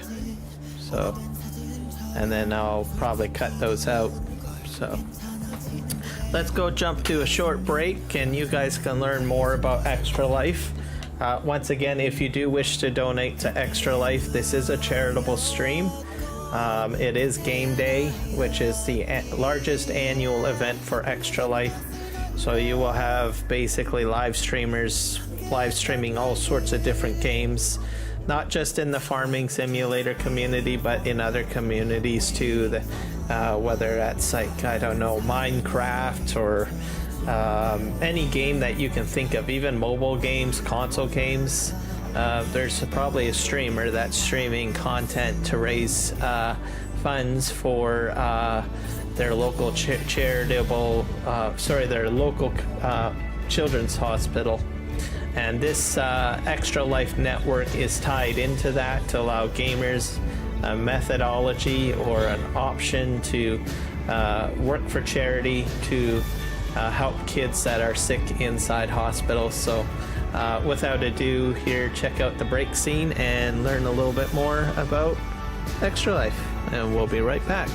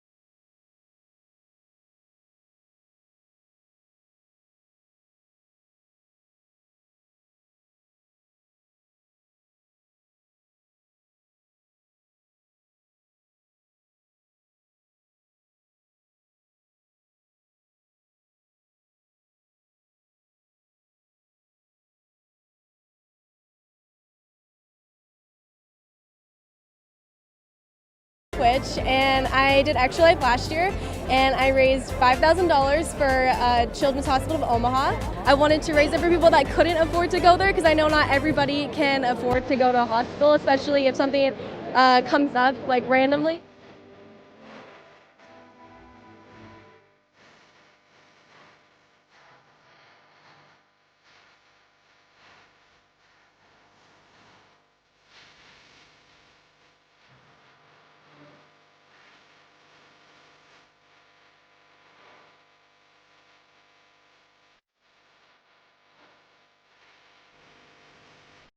My name is Sean Gorey. I'm from Cleveland, Ohio, and I want to change kids' health in University Hospitals, Rainbow, Babies, and Children's because I was treated there as a kid, and this is my way of giving back.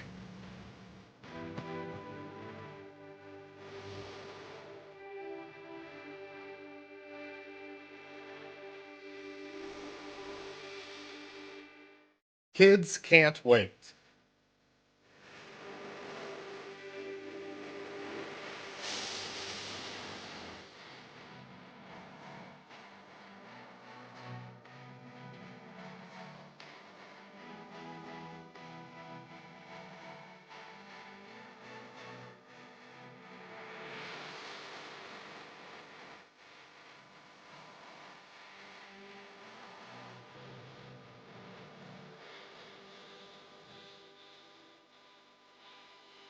"62 kids like me enter a CMN hospital every minute." My name's Eric Sears. I live in Ottawa, and I'm treated at CHIA for type 1 diabetes. My favorite part of my children's hospital is the doctors, nurses, and educators.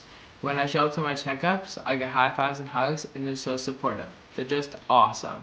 Did you know that 62 kids like me enter a CMN hospital every minute? That's a lot of kids that need help. Join Extra Life to help kids like me.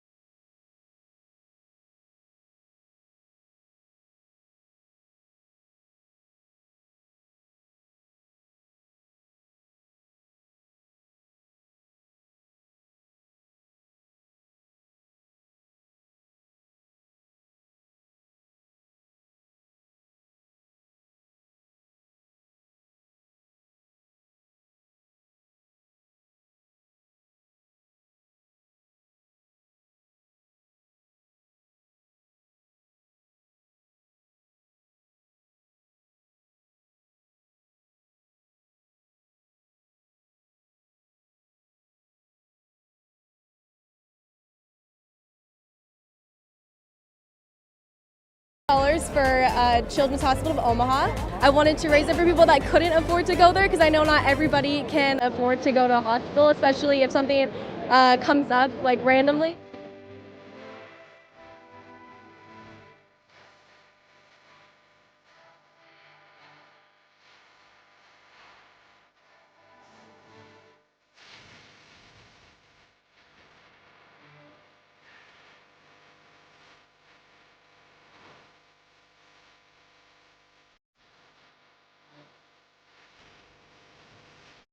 My name is Sean Gorey. I'm from Cleveland, Ohio, and I want to change kids' health in University Hospital's Rainbow, Babies, and Children's because I was treated there as a kid, and this is my way of giving back.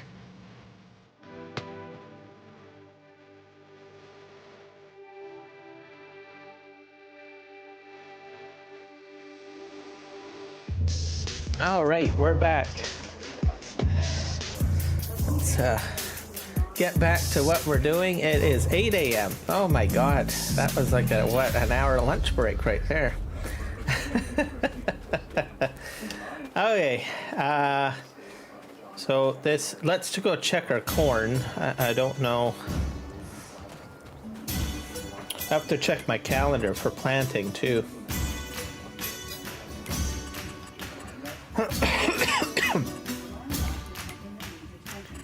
It's planting time.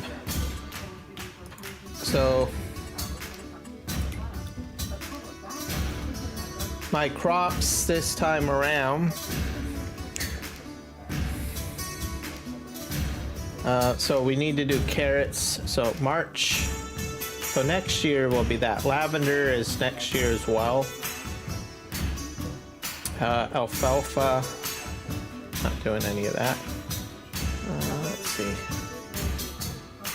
Yeah, so all of my crops are not ready. Don't have to be growing until next year, so we're fine there.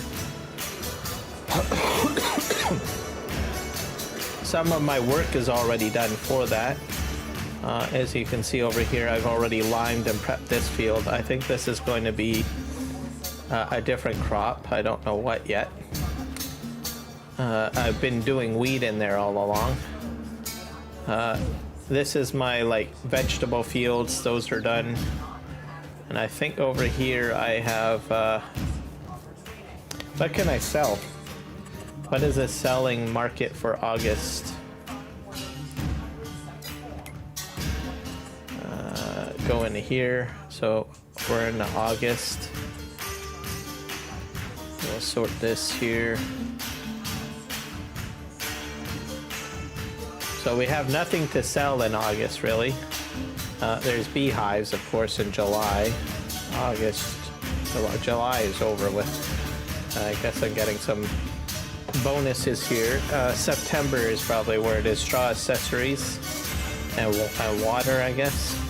I didn't know I could sell water. So straw accessories is probably what I'm going to be selling next month. So we have time. So August is a pretty relaxing month, in other words. Let's go over here.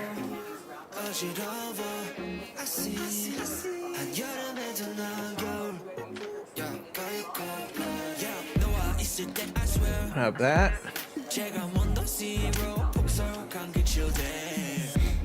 Have that.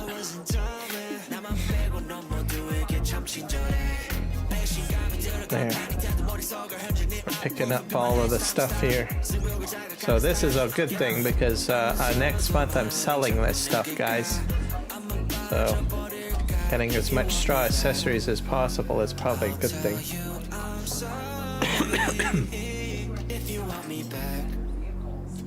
It's just popping out everywhere. That's quite a bit. I upgraded this trailer just recently, so which is a good thing. I'm gonna go ahead and empty this out. We'll have to grab some hay, I guess, or straw.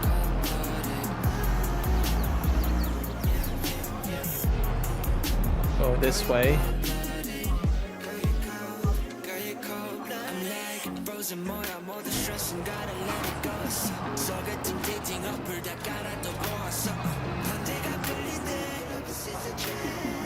To see if we have to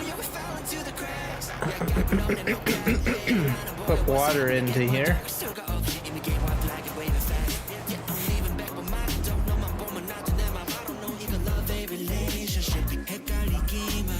Put water.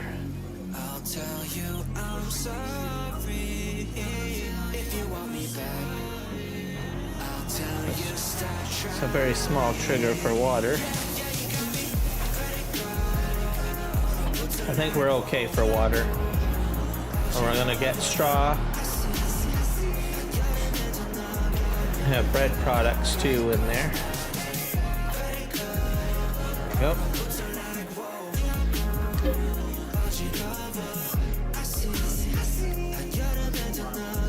We'll take the straw bale.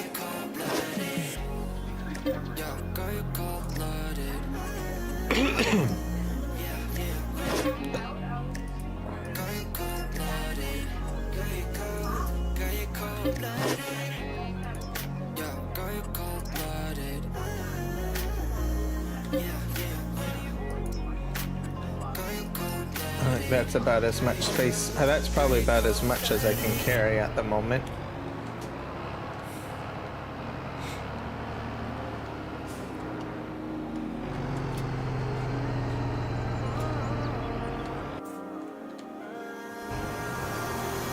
I'm gonna load this up to in here.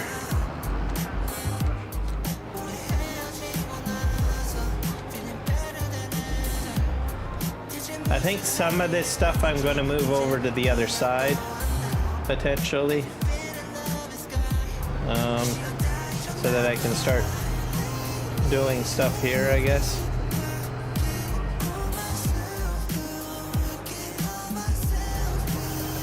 Not sure how much space I have in there.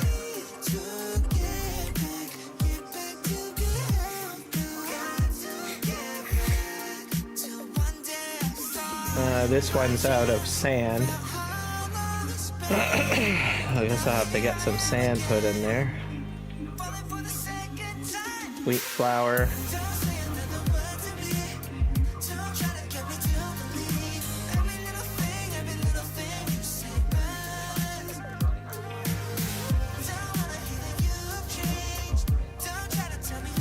Preserves. We can probably do the carrots. Activate.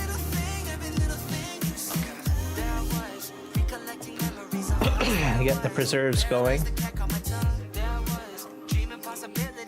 I remember I was going to do potatoes, I think. What's going on here? We're out of iron. Sand, clay. I need to start filling these up again.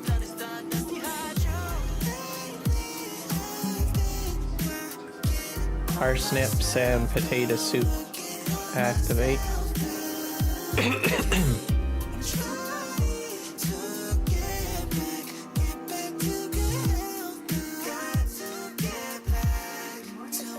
I'm not sure what triple soup takes.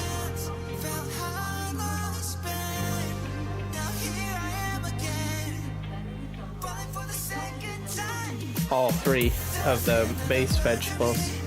So I've only got parsnips and potatoes. What are we doing here? We need to bring more straw in here.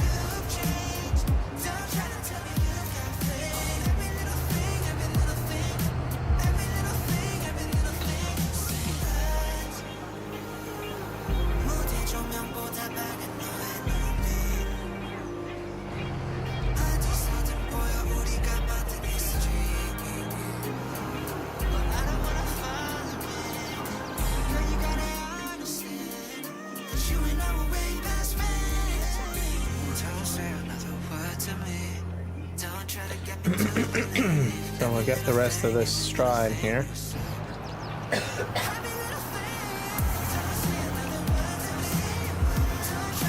At this side of the farm will probably have to be terraformed as well at some point.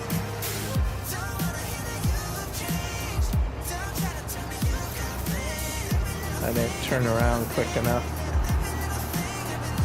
Not sharp enough, I mean.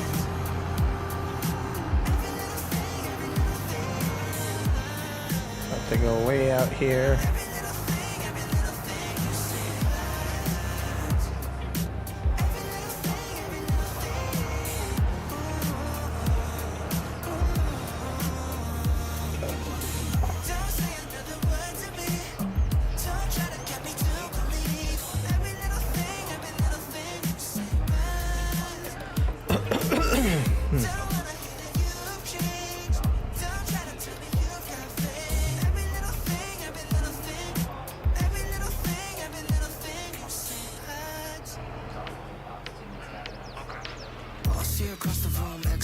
Filling up.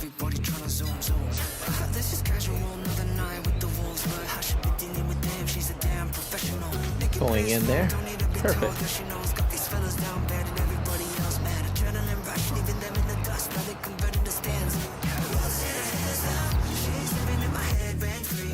Spin around, get the next bunch. There's a lot of straw that can go in there.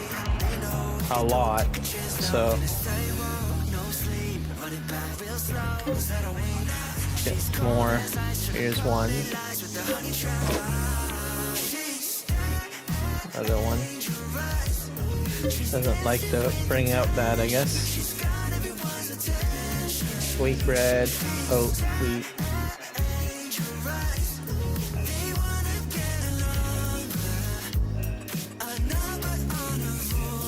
There we go. About 50,000 liters per bale.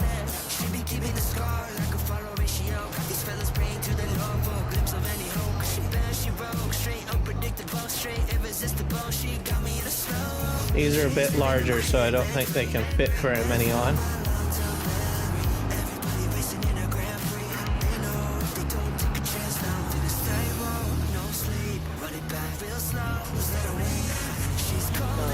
Just drive this over this.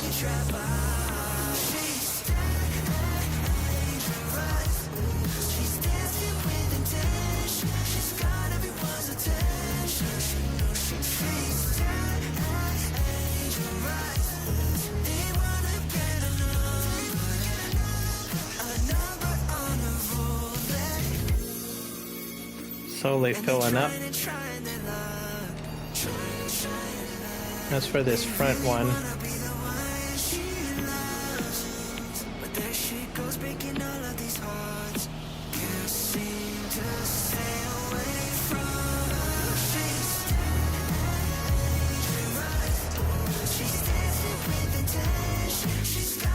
at about 277 liters. Slowly filling up.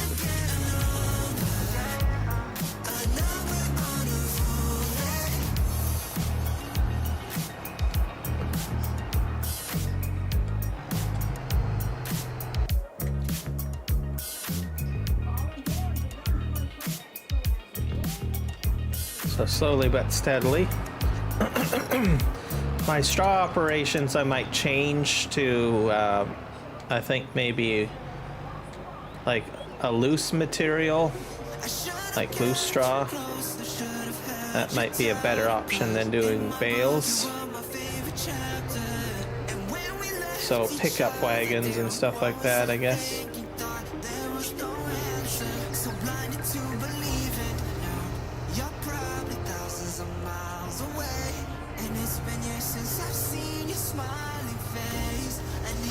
And then have it inside some sort of straw storage.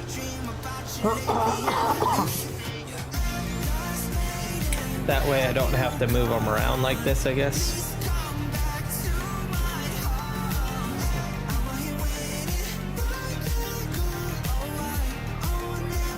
Is that full now? Almost. I'm gonna go the other way.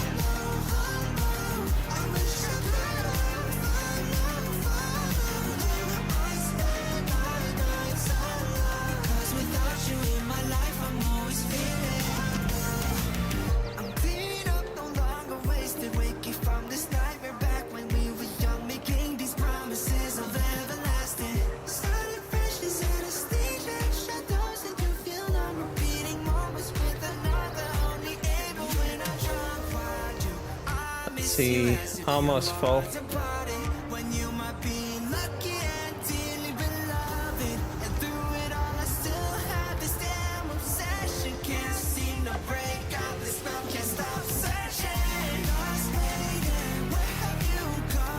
This will pick up another 3 bales.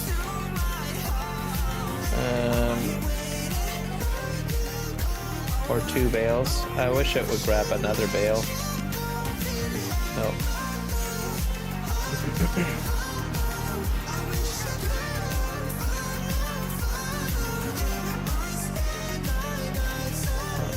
We're getting there. What if I'm living day to day with no regret? I'm content of all the little things in front of me. No more thinking of you then. No more praying you were doing well. No stressing if I hear them wedding bells. But if I wanted to be selfish, I wouldn't be able to help it. I wonder, where have you gone? Please come. Slowly filling up. I'm at $434,000. Or not. Liters of straw, not dollars. Okay, I think that's done it. And then we'll just move this guy.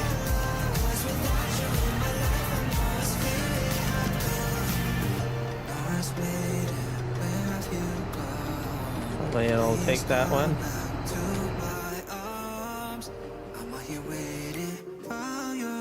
It's full.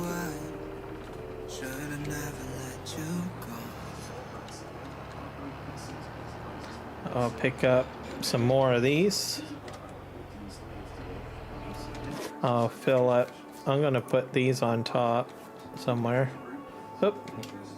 It's a bit. These are sensitive when you try to do stuff like this. Oh yeah, that's right. Let's do Control on I, and then you do. There's a bale load option, isn't there?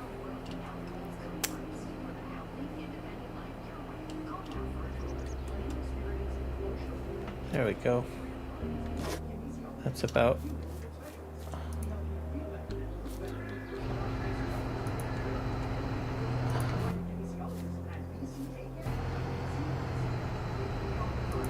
I'm not sure how I got that one on there. It's amazing.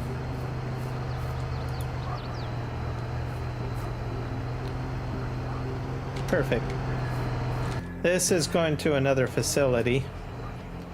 I'll show you. I have a fuel facility that will actually take this. I'm gonna go head over there and get that set up.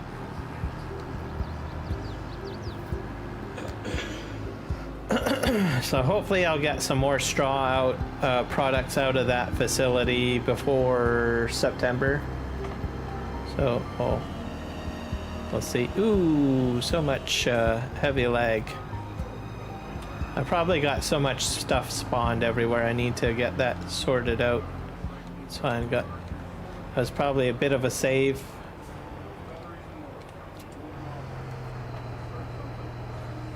There. This might be an overkill. Okay, where's the trigger for this? Over here. It's a fuel factory. So it's got lots of it can do 1 bale. It holds 1 bale pretty much here. So we'll let that process through. It's going to make my fuel for me. And looks like my peach trees are looking pretty good. So watch for that. And this is my cornfield. Everybody knows about that. I'm almost ready for harvest. I get myself a forage harvester for that. And then of course I got lots of bales in here. I'm gonna park this guy here. I'm not sure if these are ready, the peaches.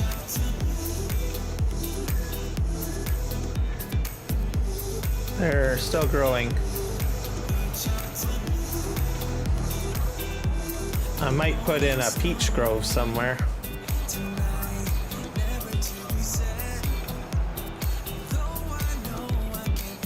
Okay, we're gonna go and take care of the other stuff that we need to take care of. Just to reduce some of the strain on the map a bit. So over here,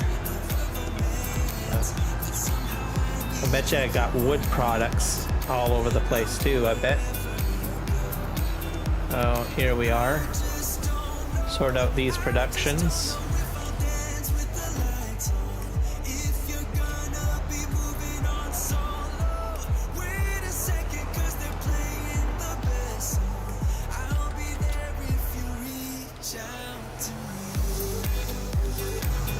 Not enough room. Okay, we're gonna go over here.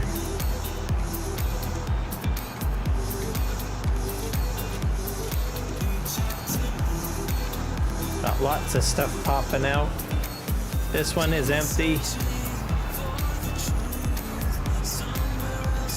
I have some products over here to pick up. I'm already doing like metal products, so simply because I know that I'm gonna probably need to utilize it at some point. I will have to fill up some of these facilities with stuff. Put that in here.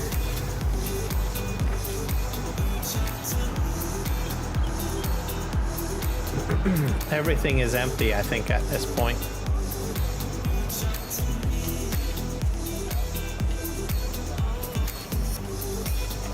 Grab that.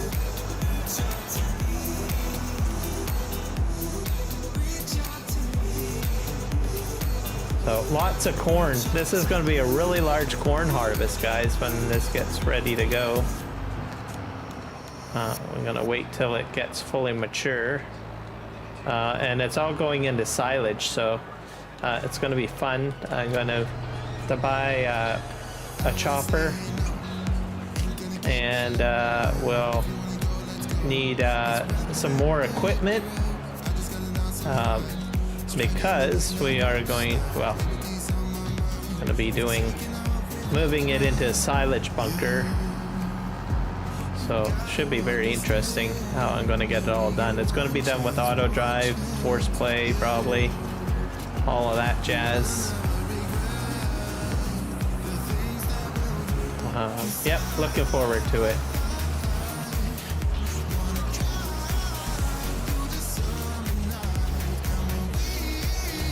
There we go.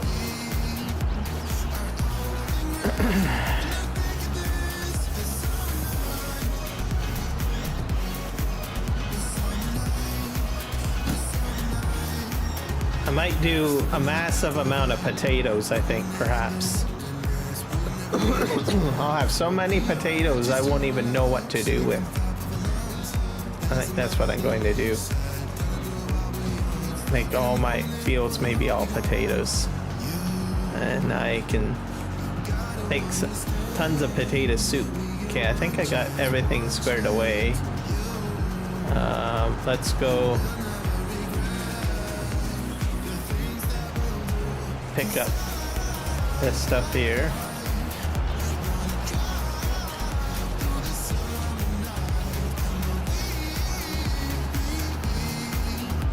It's hard to believe, like in a few weeks, Farm Sim 25. It's just crazy. Here's a gold bar. How this works is I just put it into here. It's a bit tricky. It has have to be very careful.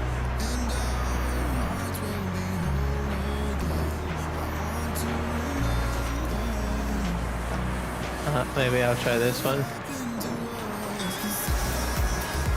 There, that one went in. Not sure how. It's almost full. Maybe it's already full. Okay. I'll go over here. See if we have anything that needs to be moved. Nope.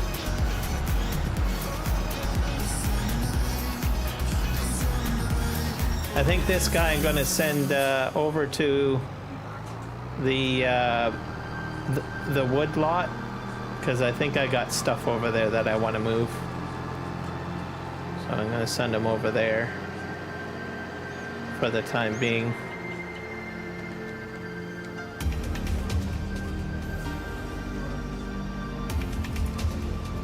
Let's see here. Sawmill.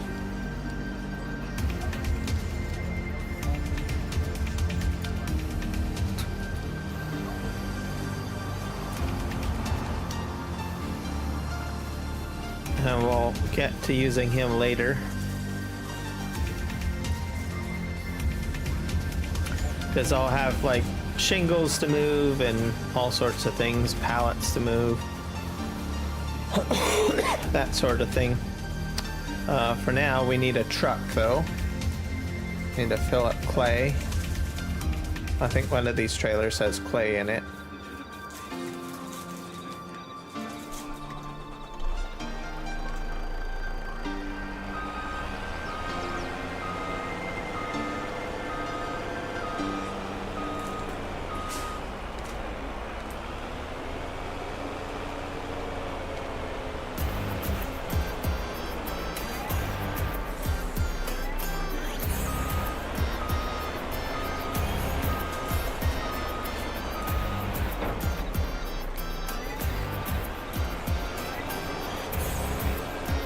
Let's spin around.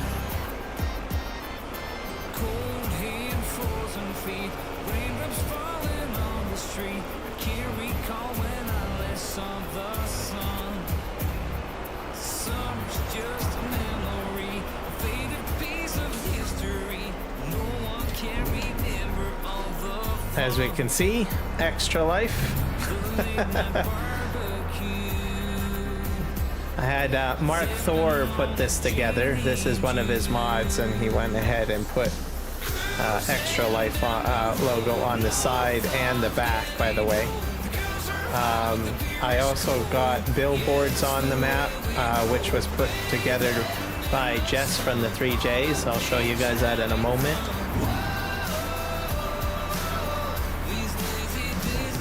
Oh, pretty classy stuff. Alright, so we got that there. I think we need iron ore, sand, and gravel, I think. A little bit of a lag spike. Whoop.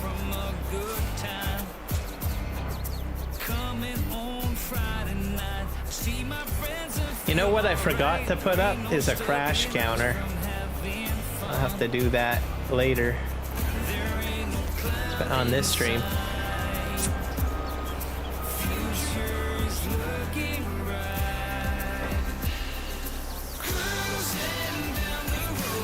Okay, we're gonna pick up, I think we need sand and iron ore, so we're gonna do sand first.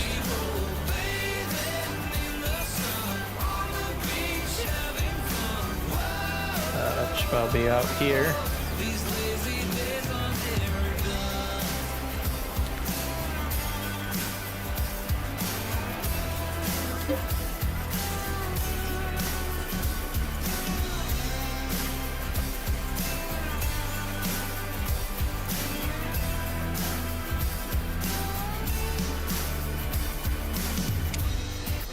Little conveyor belt with animation on it, which is great.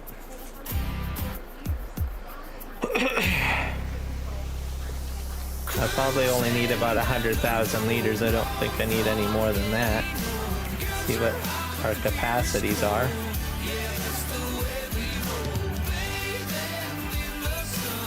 $10,000. I'll buy some treated water.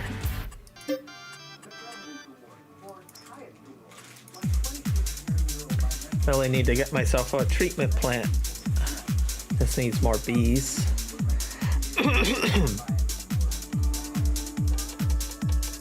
What else? This needs, oh, that's a smelter.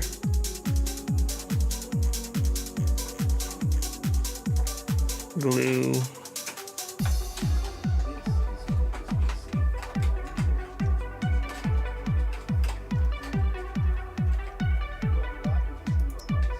That's 100,000. I think I got more than enough sand.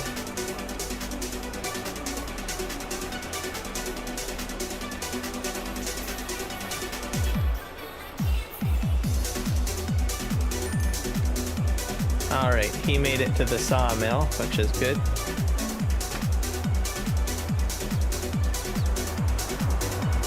Alright.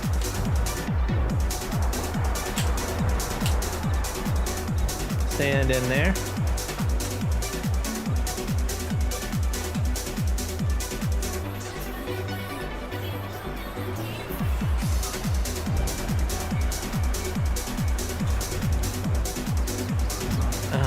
I think the concrete factories take sand as well. Let's drive around the corner. We'll fill this one up without running into the corn.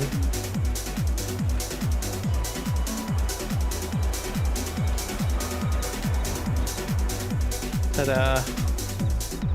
Yeah, that's one thirsty cement factory, that's for sure.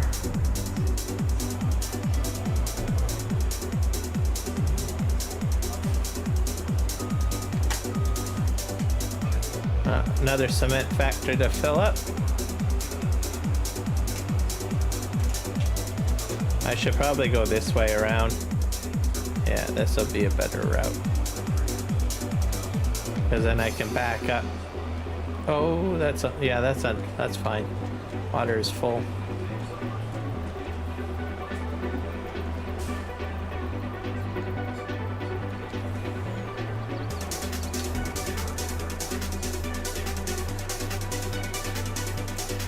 Yeah, holy crow, that's a lot of sand.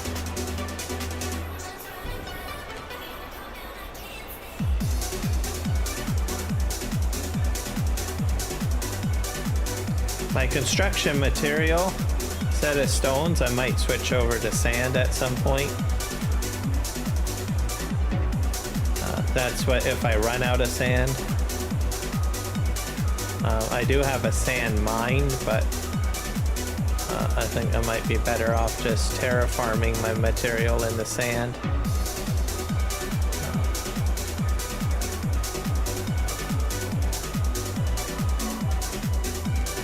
Alright.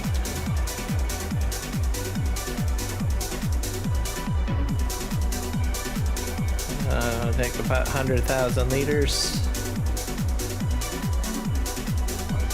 Ta-da!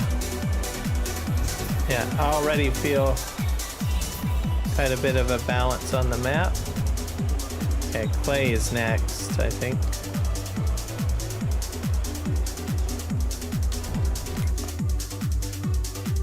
I'll empty that out.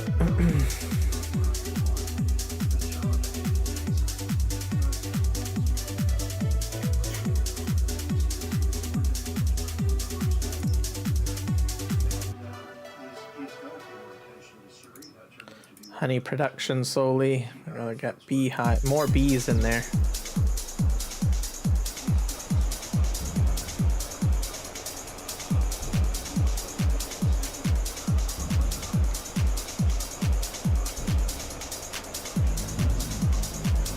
Clay.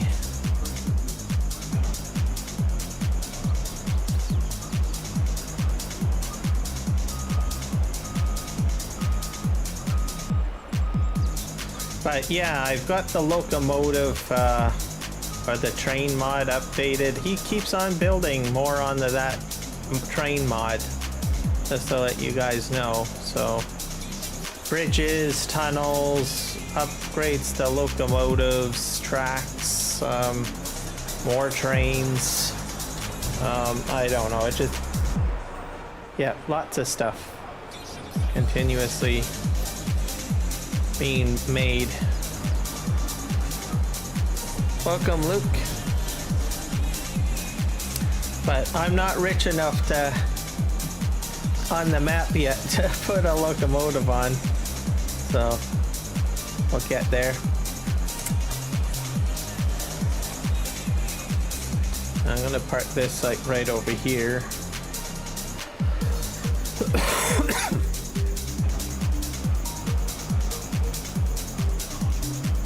I'm just doing my chores, Luke. I'm basically getting my productions back in good shape. Because they ran out of material. So now I need some iron ore, which is over here.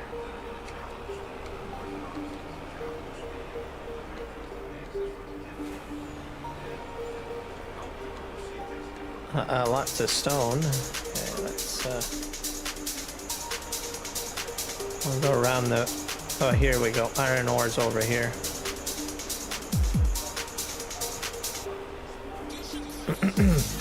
And I don't go through a lot of mining material, except for sand. Sand seems to be like the one that I seem to use up the most. We're finally reducing the iron ore pile.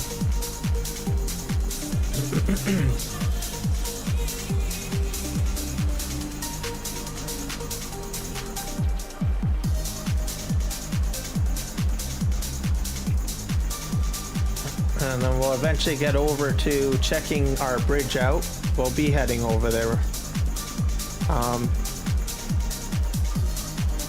We'll make sure that our productions are squared away.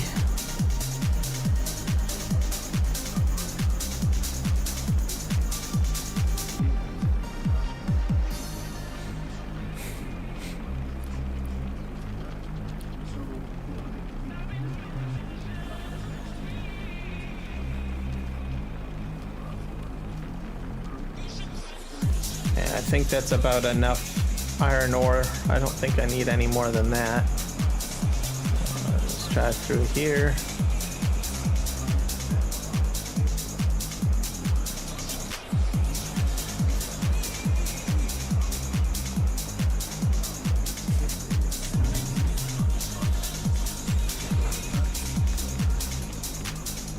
There we go.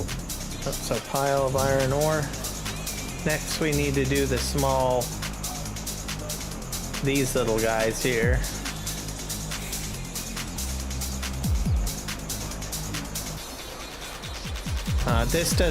These little guys, they make the glass for me. I don't have anything else that makes glass, so that's why I'm still using them.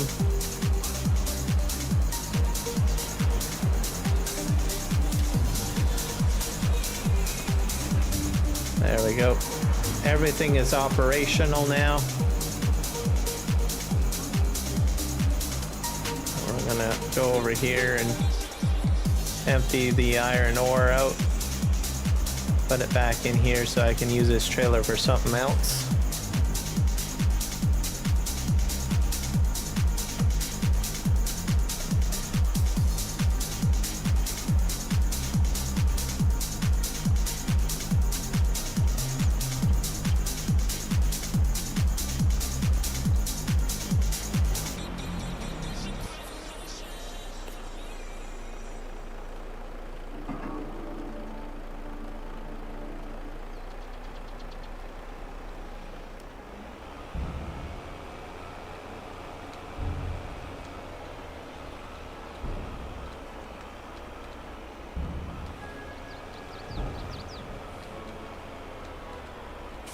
There we go. Okay, we're gonna go to the lumber mill because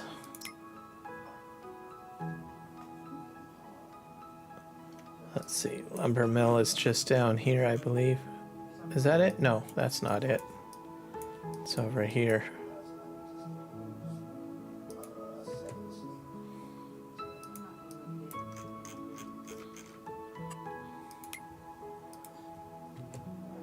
There we go.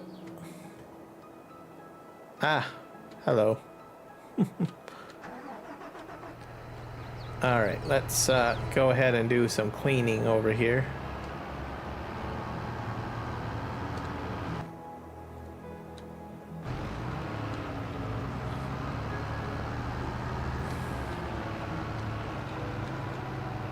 Yeah, it's a little bit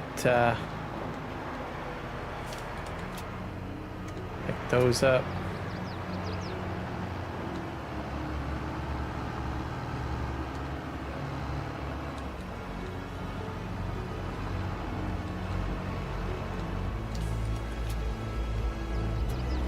So I got corn over here as well, just so that you guys are aware. Oh, lots of corn. And this stuff is going to get sold.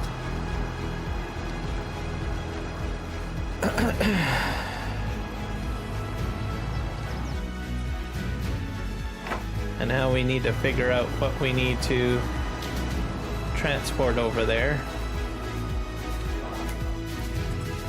We're going to productions. Go to the top, blue. We're fine there.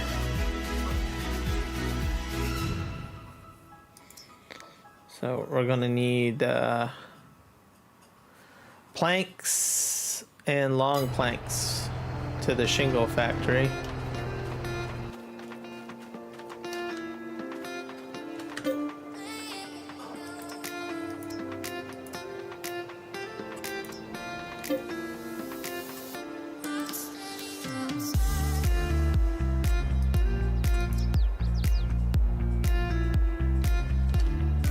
That's a prefab. I don't need that.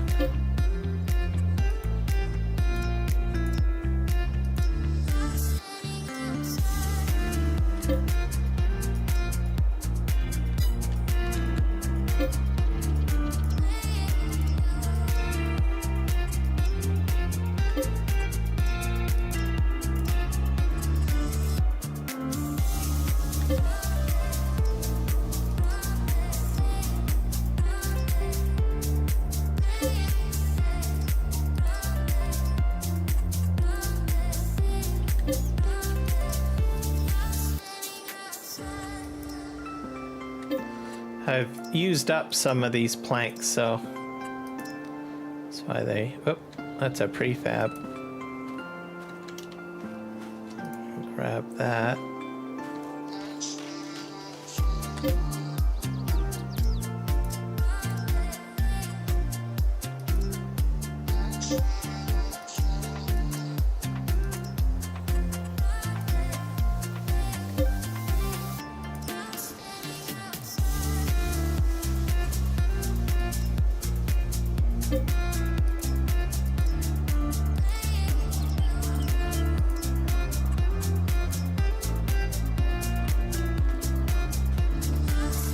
Pick out the little stuff out of my lumber selection.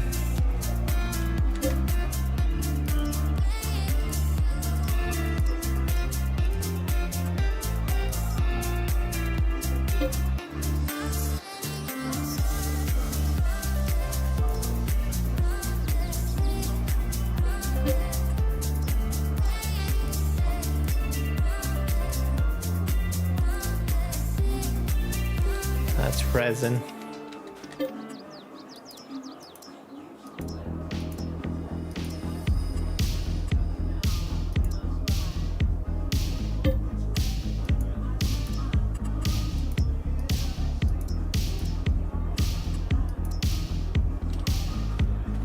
I'll take this out of here. I'll load some of that stuff up. Let's just go ahead and do that. This is a little bit smaller than what I usually use. I usually use the big truck, but this fits better in this area.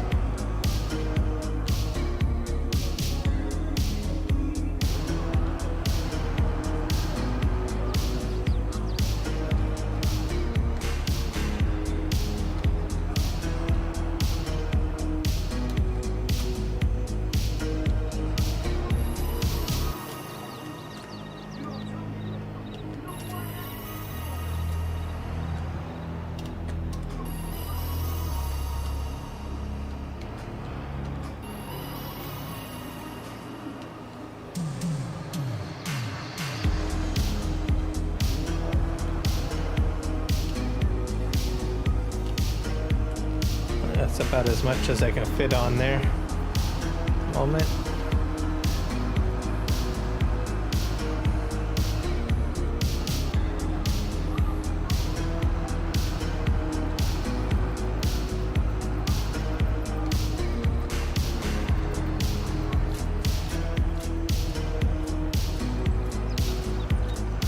There we go.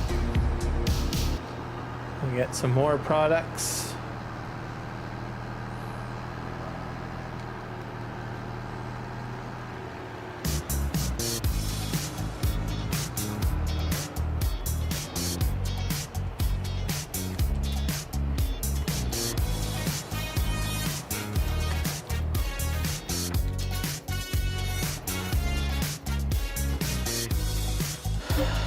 Okay. Presents, floor tiles, shingles, metal, plank.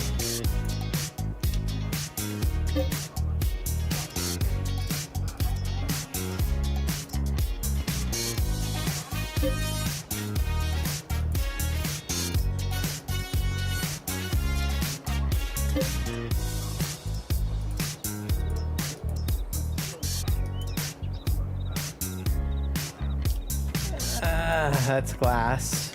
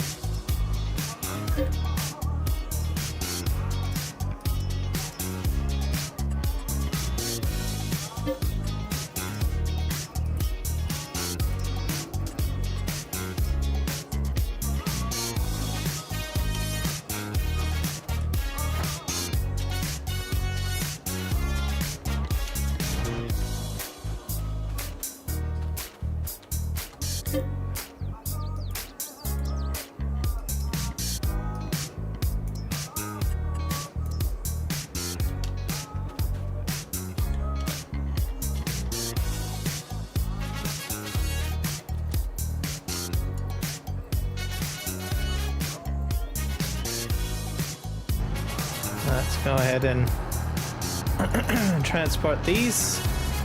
I think I might buy another one of these and put it over here just for this purpose. I find it very useful. This is probably going to get filled up now. Not sure if it's going to take it all.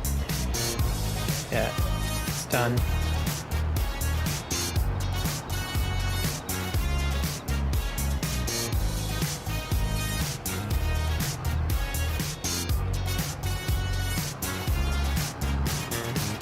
Oh.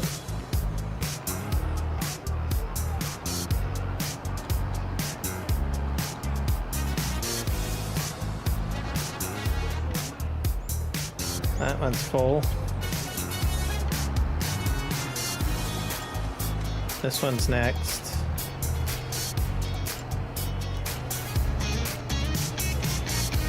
I think that one's full too. Okay, let's go over here.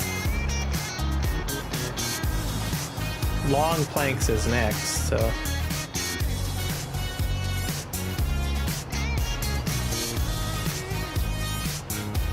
I have to fill this up on this side, I think.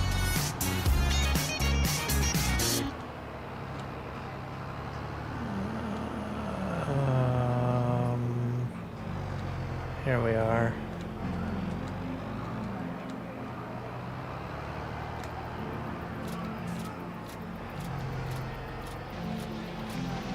I'll have to spin around.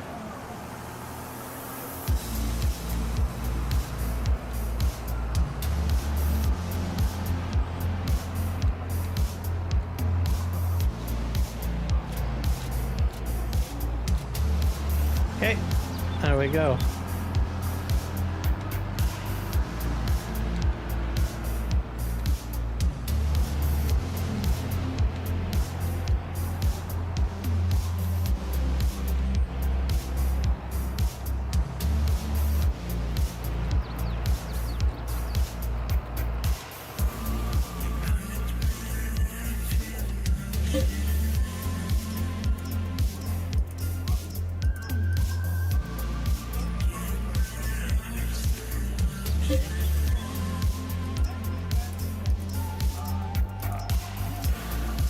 Another plank.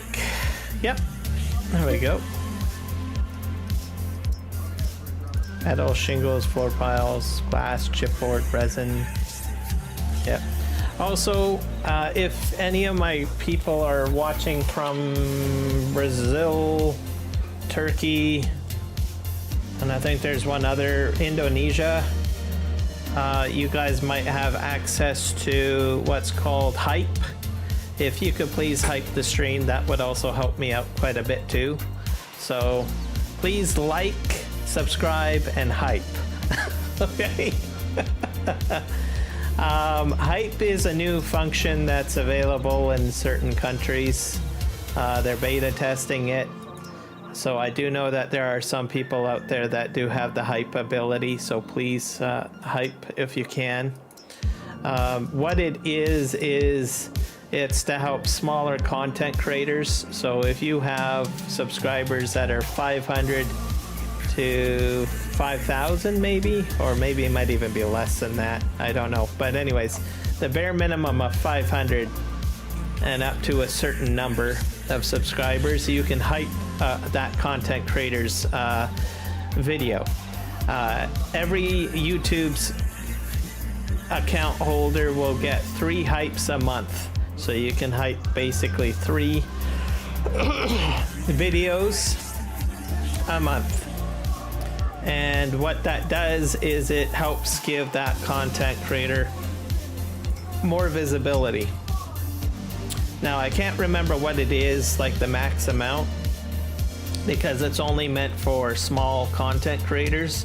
But let's say the max number of subscribers is 1 million.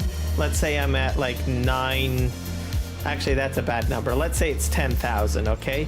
And I've got 9,999 people, and people have been hyping my video all along and all of that.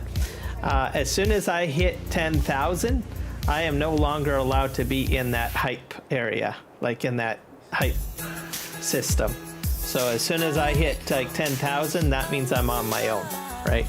Unless I lose subscribers. So it's intended to help smaller channels grow, and it puts you in a leaderboard and gives you more visibility, is pretty much what it is. So if right now it's beta testing in Turkey, Indonesia, and Brazil, I think, one of the South American countries. So if you are a person watching me from those countries, because I do know that I have had people from Turkey, I have had some people from Indonesia, and I have had people definitely from Brazil, please hype my video or my content. It'll help my channel for sure. As for everyone else, continue to like and subscribe as per normal. Eventually everyone else will get hype as well.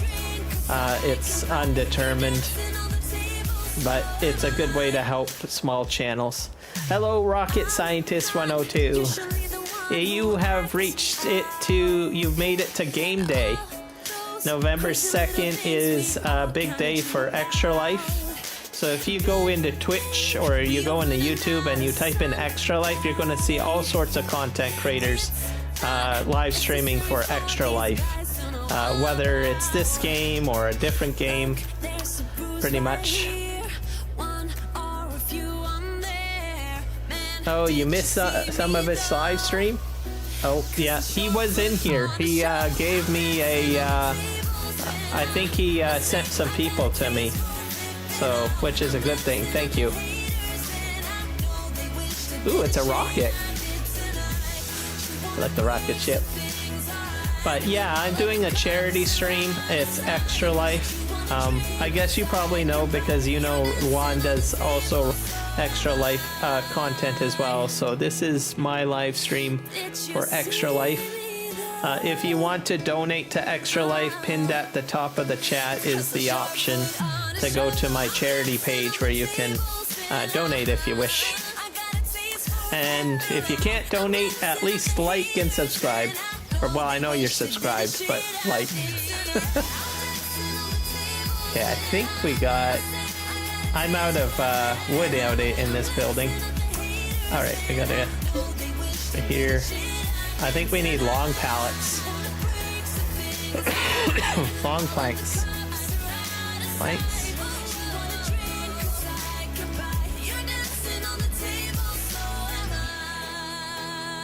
There we go. Put those out.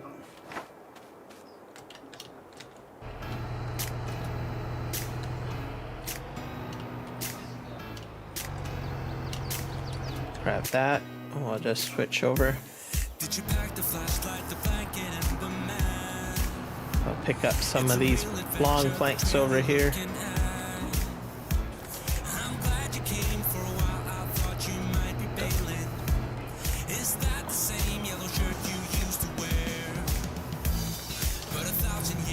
Don't have enough room. All right.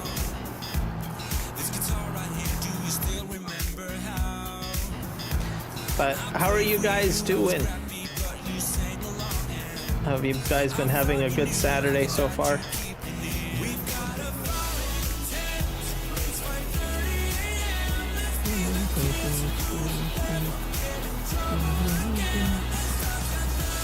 I know it's been a good day for me so far. Yeah, I think that's full. Let's go in here. Yeah, this guy likes long planks. I'll grab some more. I'm just kind of filling up my...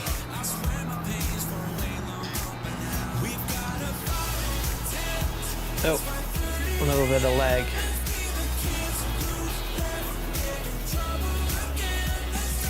You've been busy modding your Kerbal Space program? Oh, that's a good thing. Need lots of all sorts of good mods. Mods are a good thing. Makes the game fun. What kind of mod are you making for your Kerbal? Let's do another 25 of those.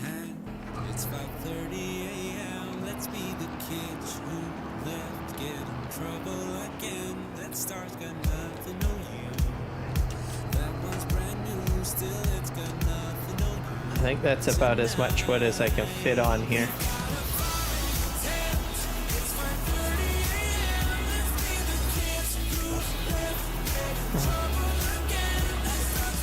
Hello, Michael. Welcome in.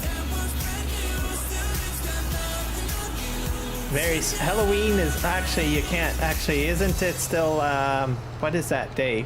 Day of the Dead? Is it still Day of the Dead today?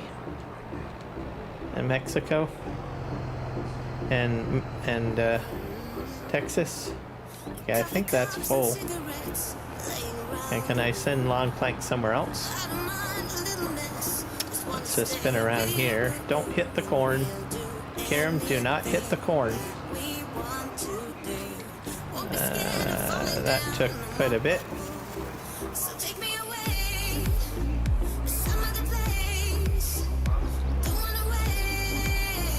There we go. And I don't think this takes any long planks. Nope. What about this one over here? I think I'm out of nails. Need more nails. Yeah, I'm out here. Alright.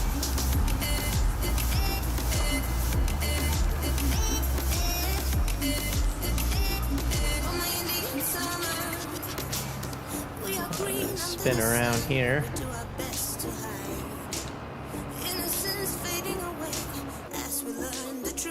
And then my little trick is this.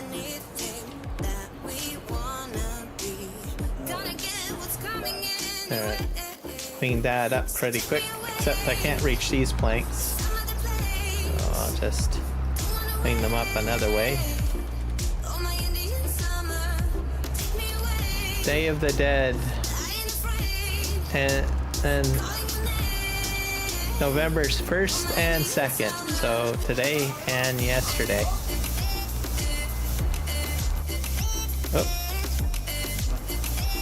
That was a crash. I gotta get a crash counter. Alright, I think we are done on this area. Let's just park here. Let's see, floor tiles, planks, everything is going at the moment.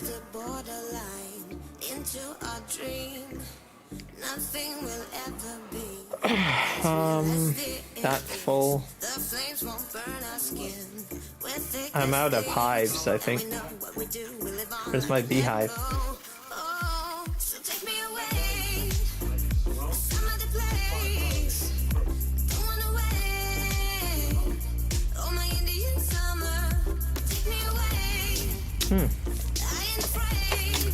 I got triple soup.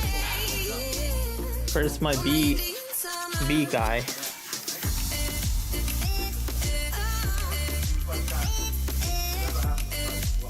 Pallet factory needs... It's got nails. I gotta activate that, that's why. What I gotta do? Thanks.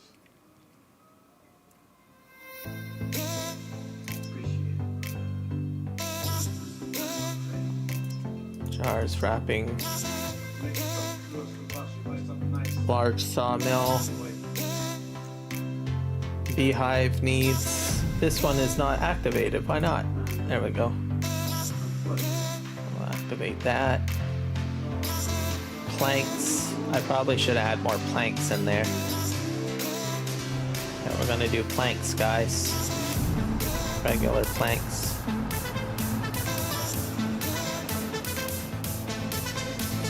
Park this right here.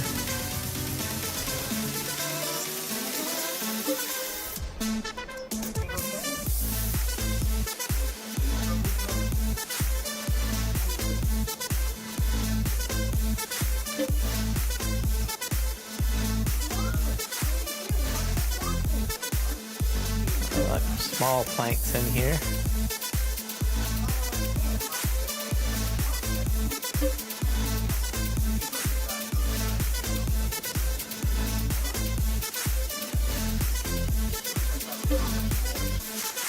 Wood beams, prefabs, resin, chipboard, planks.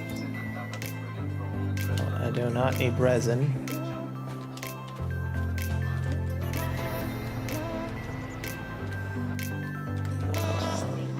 All of this picked up.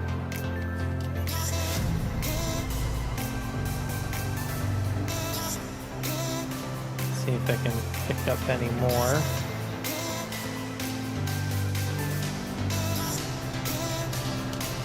I think that's about as much planks as I can pick up at the moment. I'm gonna go and deliver these to this place. It's a 48-hour holiday.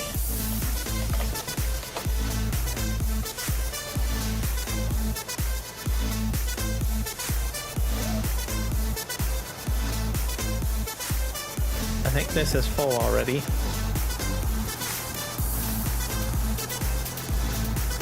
We're gonna go ahead and pick up the rest of these. Yeah, even World of Warcraft celebrates that holiday. Day of the Dead.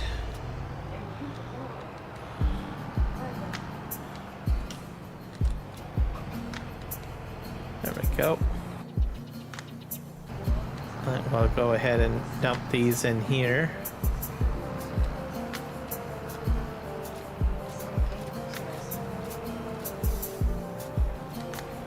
Perfect. All right. This guy we're going to send over to... I forget where I'm sending this guy to. Sending him to... Field 41, I guess?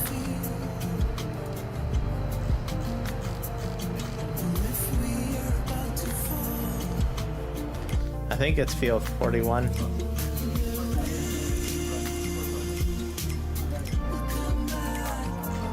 Hope so. Yeah, field 41. Okay, we're gonna check our bridge here because I'm concerned about it. I need planks. For some reason I'm short. I'm gonna have to, yeah, I have to get some more long planks over here, I guess. So we'll do that now, I guess.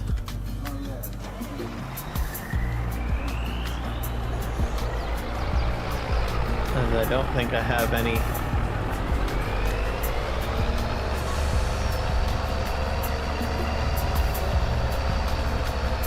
Okay, we're gonna take this, get some long planks, guys. Probably a lot of spicy food on. What kind of food do they serve during Day of the Dead, Michael?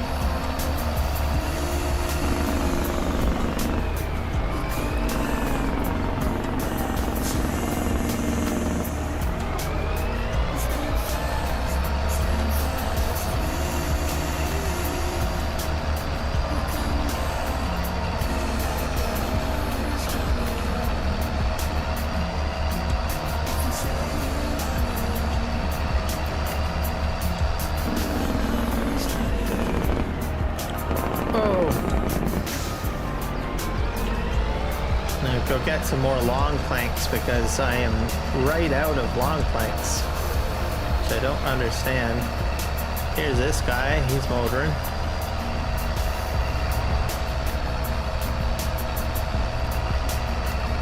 I need a lot more long planks.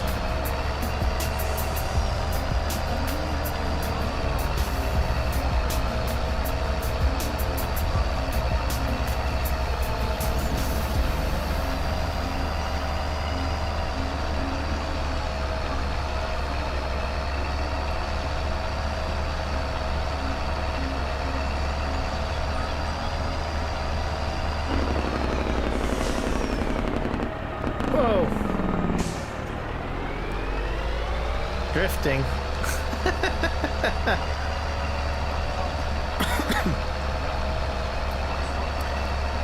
There's some technical difficulties with the building process of my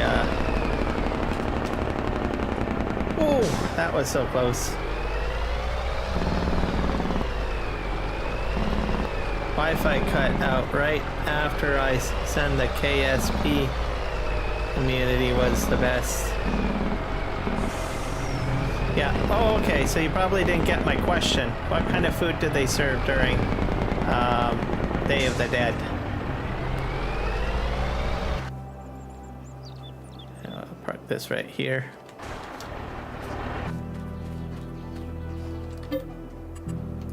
Long planks.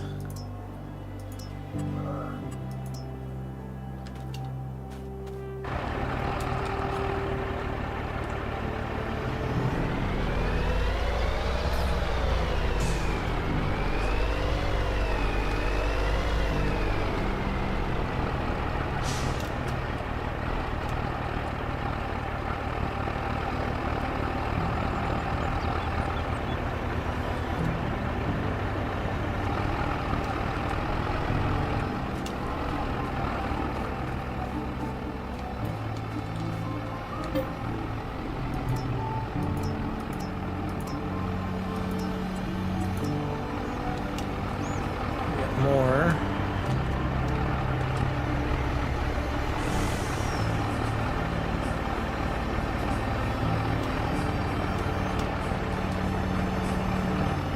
Let's see if I can get.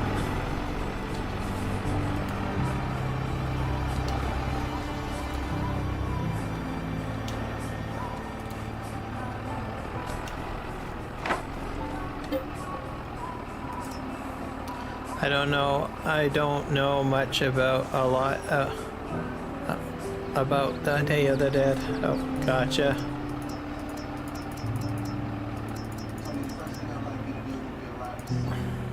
I know that they dress up a lot. That's all I know. My guess is there's probably a lot of spicy food.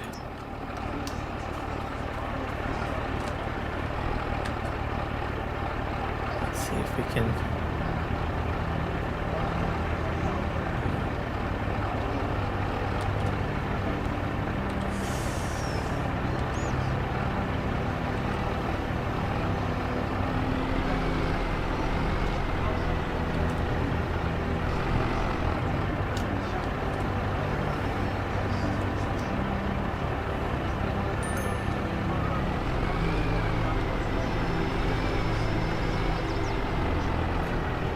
Oh dear.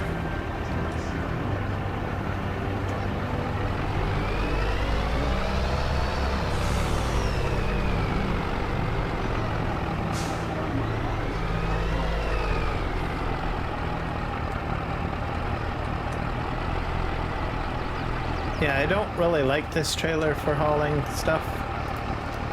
I'll have to...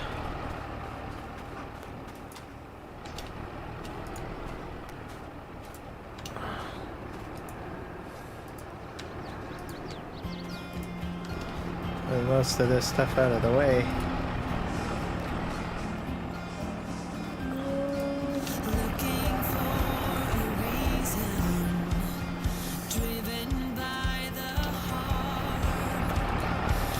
This is a bit of a mess.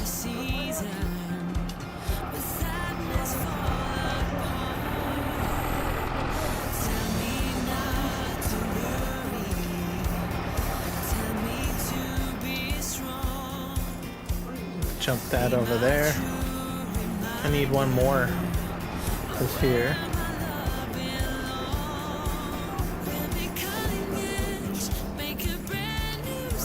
There we go.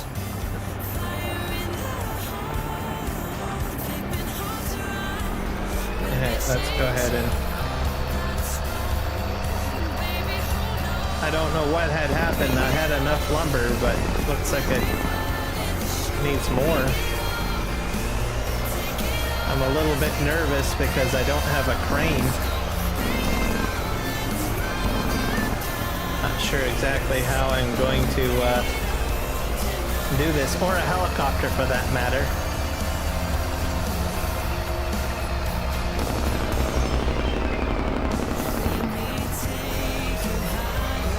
I might need, maybe I can use a telehandler, I don't know.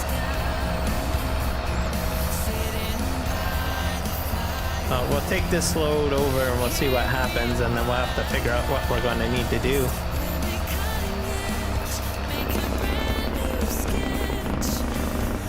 Oh boy.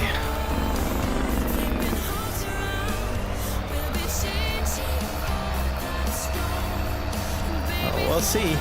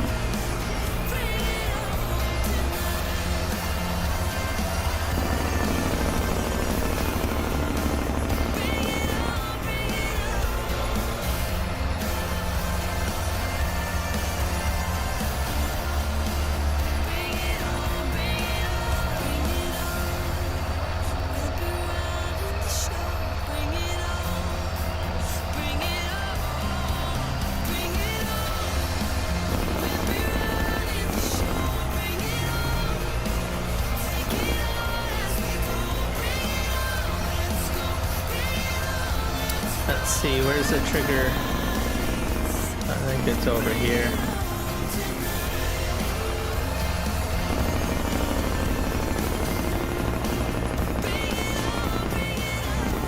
Oh, That's the water. We don't want to go in there.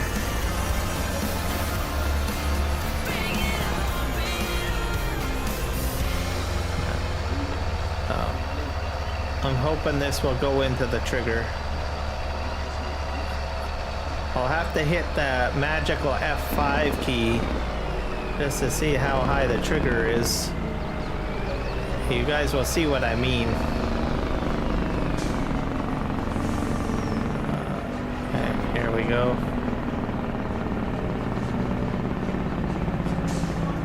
Yeah, it's not taking it.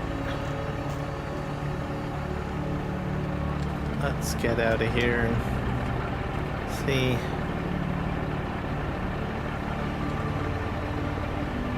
Oh, great. So that's where the hitbox is up there.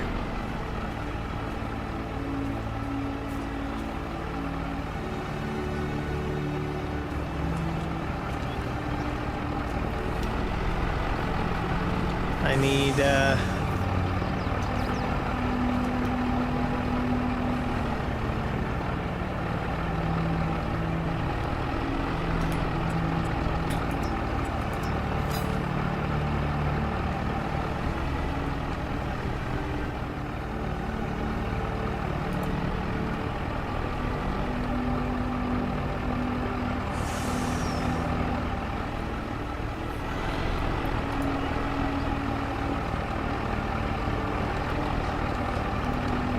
let's see if I can land on top of the truck.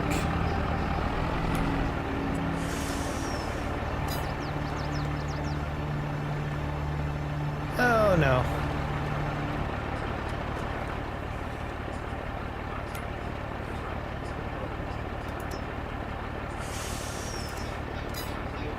I might have to bring the telehandler over next. Over.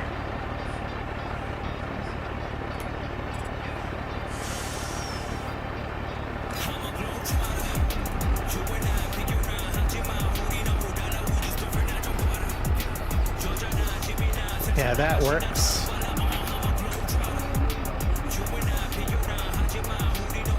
There we go. So you see, the hitbox rises as it goes taller and taller. So if I had like an apartment building or something to build, I probably need a roofing crane. So this is a bit of a challenge. So I have to manually lift these up into the air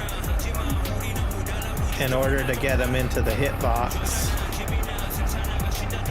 So I think I might invest in the crane in case I run into an emergency. FS Minor has a crane, so like a very large construction crane mod. So for now this is working, but if this had, I think it goes as tall as the building. So because the bridge isn't that high, that's why it's only this height pretty much. So we'll grab that. So that gives you a rough idea.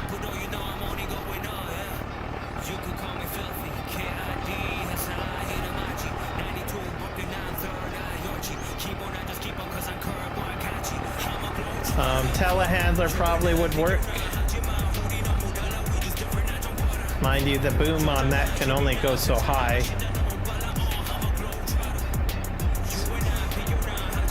Wheel loader maybe. Well, no, I think the wheel loader's too low. Excavator, no, probably not. They get very creative, I guess. So it's going in.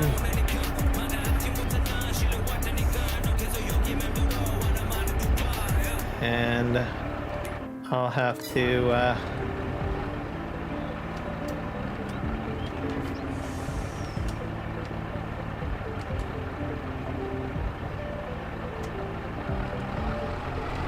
see if I can somehow raise these up here.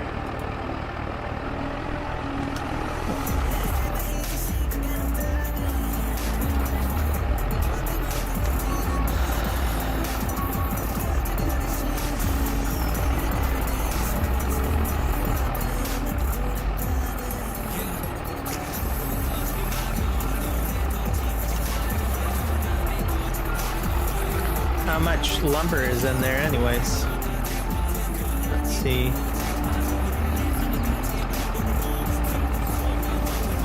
Planks, 24,000. So, still working on it. Turn this on.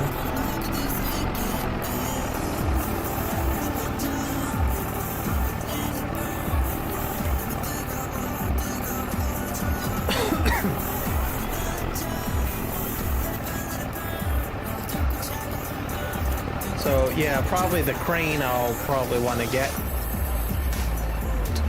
at some point. At least I'll have an excuse to use it. I'll have to test it out, see how it works. There's a platform that you can put on it where it'll actually lift up a flat deck, essentially.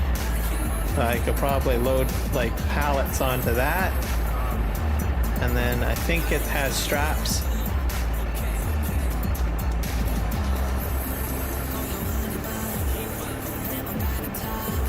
Alright, that's good. I might bring the telehandler.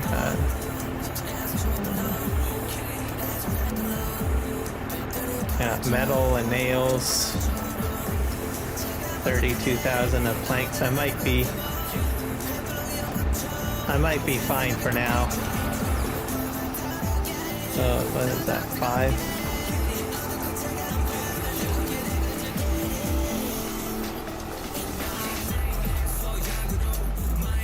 Oh, almost. Putting the side posts in now. Railing. Alright, well, we'll let it build. Hopefully I don't have to move anything else into it.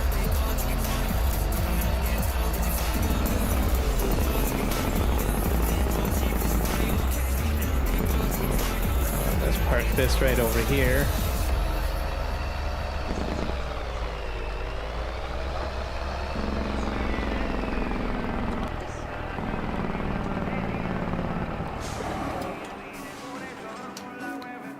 Go. There you go. Now you guys understand. Yeah, this guy, I can probably send him over to Field 41 as well.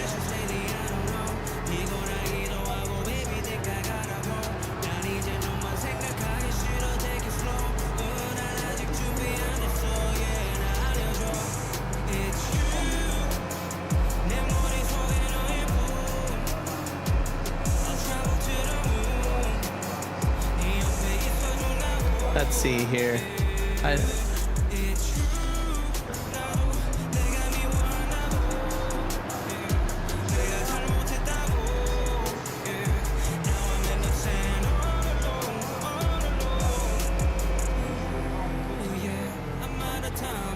We're gonna send this guy to 41.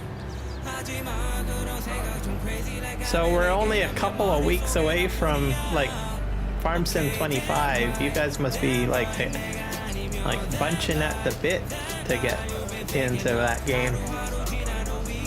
It sounds very optimistic that a lot of mods, I have a feeling some mods might actually make it out pretty quick. Hard to say.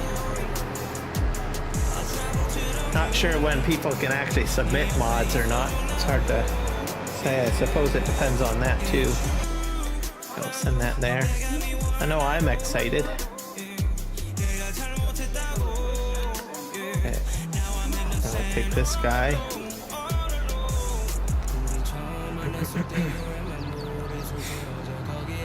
I'm gonna go ahead and pick up our things and stuff and things. This is my orchard. Let's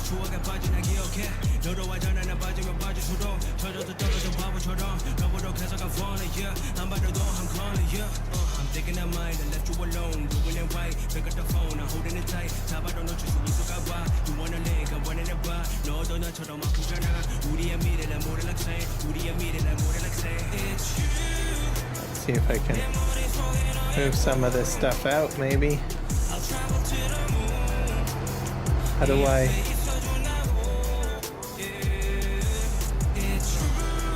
Can I spawn this somehow? I don't know. I think I have to spawn it.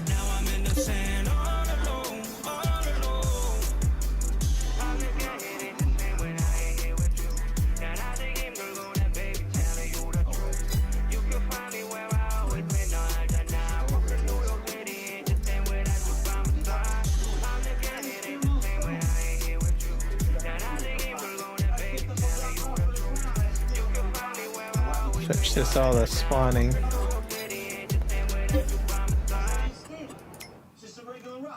So I'll set the storing for some reason.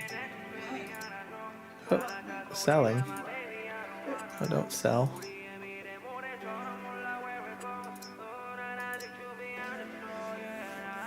Still a little bit pissed at Giants for making a base game feature pre-order only, and we rely on modders to hopefully make good swathers and then watch them make a swather DLC 2 months later. Oh, the MacDon pack you're talking about? Yeah. I have a feeling BC Bueller Farms is probably going to release the MacDon. Well, his version of it. That's what we use on like FS22. So I'm pretty sure he'll be putting his out, most likely. The thing is with the MacDon, which I don't know, like the one that's base game, I'm not even sure if there's even a yield bonus function to it. The exact, well, I'll show you what I mean. Like, I've got it on here. I'll show you.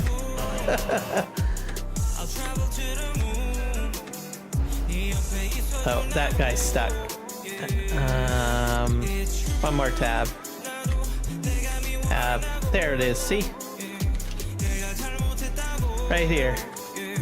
I got it in FS22. So I got that. And then, is the front of the combine have the other header? Yeah, the... right here.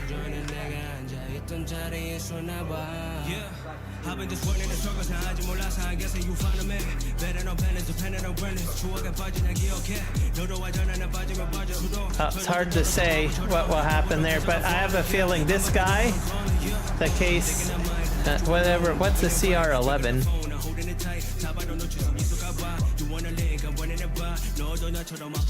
Let's see here. Oh, that's CR11. Oh, you're talking about the New Holland. Yeah. So, yeah, unfortunately the New Holland probably will not be there.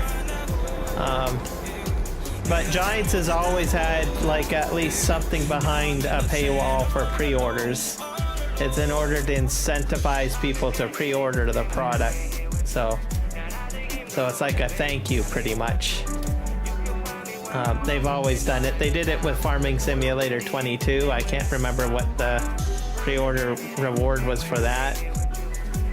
But anyways, the MacDon, on the other hand, I'm not even sure if you get like the bonus, the swather bonus, because if you swath with BC Bueller's mod in FS22, there's a yield bonus. But I haven't seen anything mentioned with the MacDon whether or not you get a swather bonus or not. for the pre-order. So it might mean you have to do more work with that particular MacDon. If that's the case, people will be getting BC Bueller's mod right away. Like as soon as he releases it on the Mod Hub, they'll be jumping on his mod quick, most likely.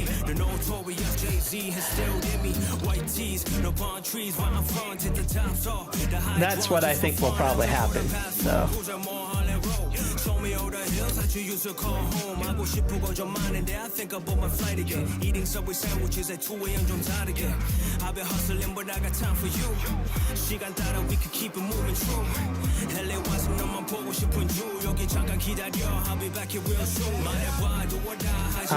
That would be up to BC Bueller whether he does it or not. As for other people, I don't know, copying the files and stuff like that, that's very fringe. Very fringe. There's a huge community of folks, including myself, that do not appreciate people stealing other people's mods and doing early releases and stuff like that. So I don't encourage that at all. I know with Farming Simulator 22, people did that during its release. They went ahead and took the zip files and took bits and pieces of other people's mods and tried to release it, and caused a whole whack of problems. People would install them and their game wouldn't work and all of that stuff. So I would not encourage people to go ahead and just take zip files and Frankenstein something together for the next game release. Let the original modder do what he needs to do to properly release the mod appropriately. The pre-order stuff, well, if it's not allowed, Giants will actually go banhammer on people for trying to manipulate mods. As an example, when they released the DLC for the forestry mod and all of that, someone tried to make maps with some of the content. They got a nice surprise from Giants when they released a map that they weren't supposed to. They basically cracked the DLC, and they got shut down pretty quick. They made a very nice map that had a lot of features that Silver Run Forest had, and released it publicly, which they weren't allowed because it goes against the terms of service. Giants basically shut that down real quick. So I wouldn't encourage people going around taking content and copying it out of even the DLCs. So you'd have to wait till Giants officially say, hey, you guys can go ahead and use this pre-order stuff in your mods. I think even some YouTube channels got taken down for promoting that DLC rip, I think. So definitely a no-no.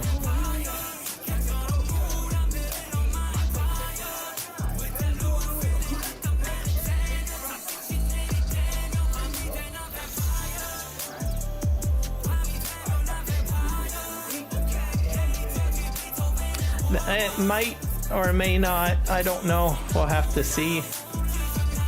I know during, like, for instance, Farming Simulator, like, 19, everyone wanted the Vicon baler. You couldn't even use that in 19. So as soon as Farming Simulator 22 came out, like, Mark Thor was able to edit it and make his own version of the Vicon baler at that point.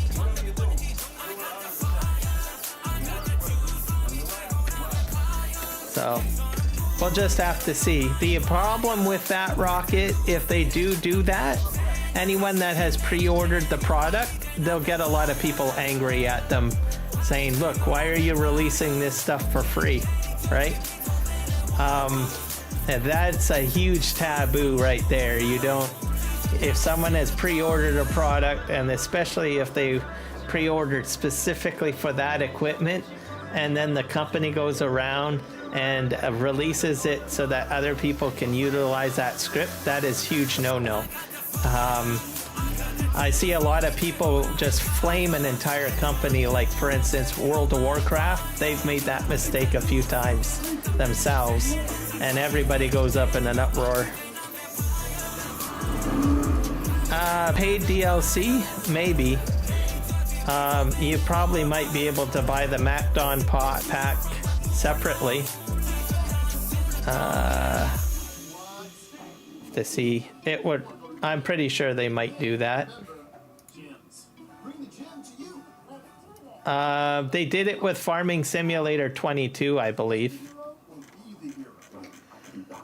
Because... Let me go into my... DLC list here.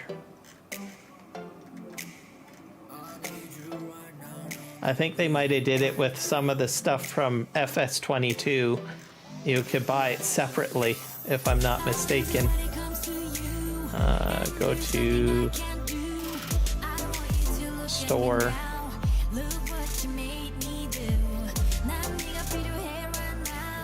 Farming Simulator.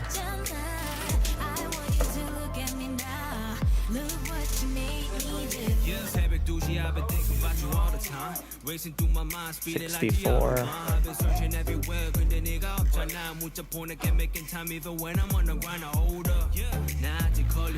Yeah, they just... Oh, well, that one only has that. Here's the bundle. Let's do FS22.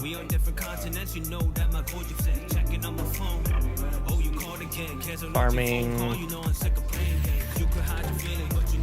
Simulator 22. Go into the DLC list.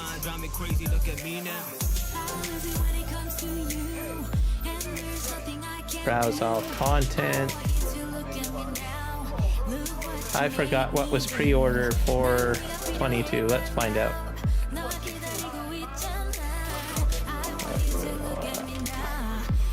Pre-order FS22.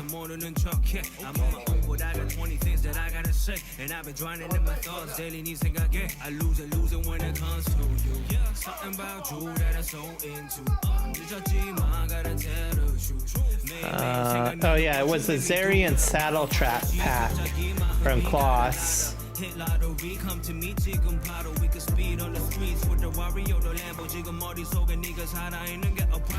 In library.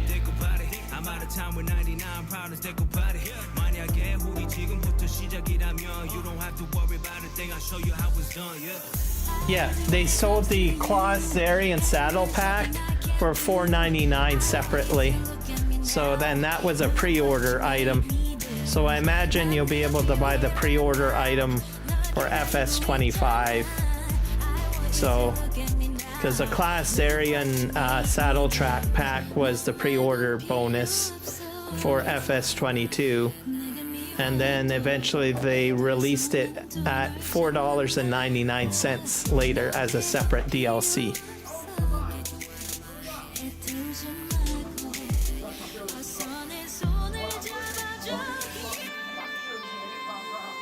Yeah, so they did that with Farming Simulator 22. So yeah, it'll come out as a DLC pack later on. Most likely, I'm guessing here. I'm assuming. I'm just basing it on what they did with the last game, Farming Simulator 22. So chances are they'll probably do the same thing.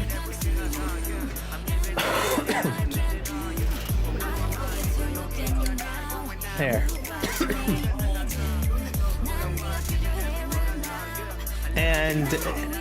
And if they don't, someone could probably have a valid argument and say, hey, could you please release this as a separate DLC? Because you've done that in the past with other pre-order bonuses, right? So that's a valid argument. Even I would make that valid argument myself if I had it pre-ordered, right? And say, look, you guys did this last year or before.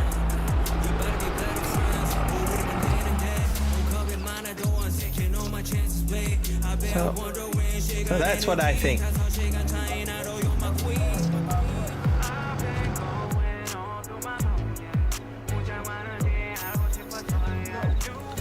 Oh, everything's spawning.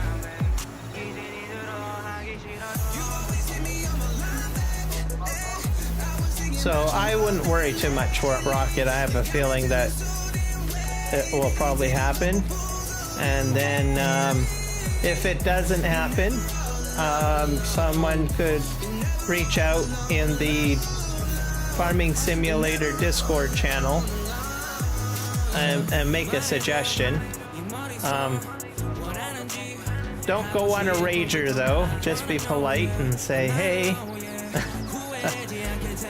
could we potentially have this as a pre-release or something, or have you guys look into the possibility of it, right? And who knows, Giants might go ahead and do that. So I have a feeling they'll just do it, personally. They might even release other surprising mods as well. Like I noticed the Vicon Baler was not on the list, so I'm hoping that they will surprise us and say, hey guys, we're giving you free mods from Giants. So they did that in the life cycle of 22, by the way. Like at the beginning, we got like all sorts of shockingly surprising mods that we didn't even anticipate we were going to get. And then, and it was all free. Basically, they released all the packs from the previous expansion or previous game, 19, throughout till from release date all the way into January. So, which was nice. So we might get a nice surprise like that. I think even they did a Christmas promotion or something. Here's some free stuff. So who knows?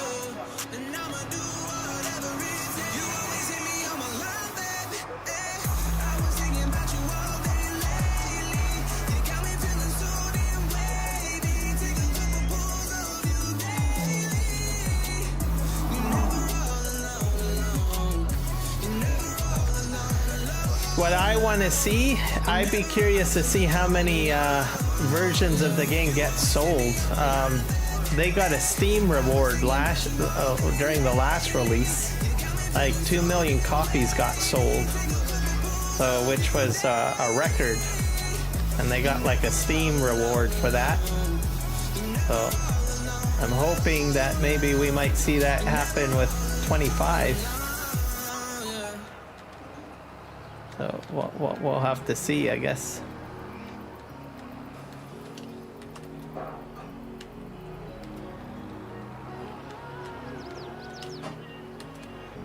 Lately I've been thinking about you. Made me wanna try and undo everything that hurt you bad and made you sad. Sorry I was Yep, that's true.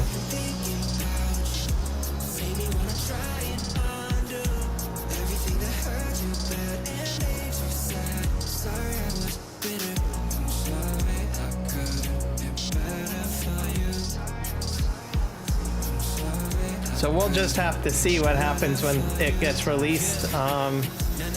For me, I'm hoping that Vicon Baler gets released, or modders can somehow use it in 25, because I like that Baler.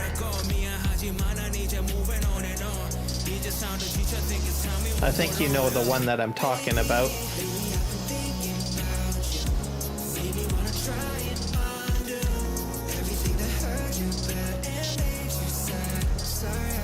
It wasn't on, I know one thing, I know it's not on the fact sheet, so I'm like,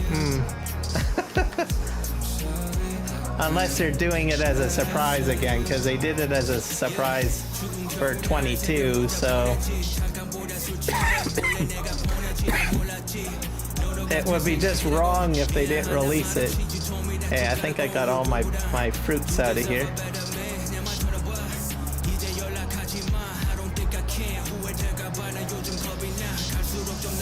Put this over here. And we're gonna send this back over to the farm now.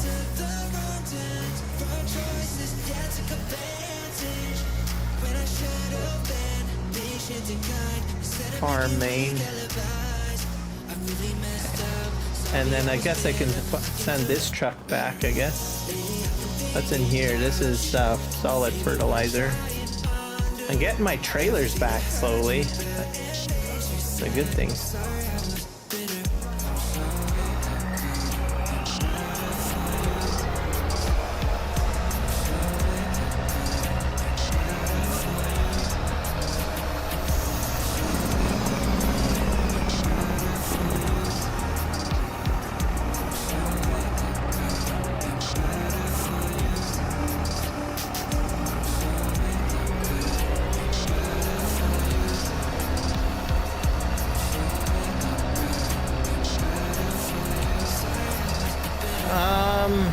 That I don't know.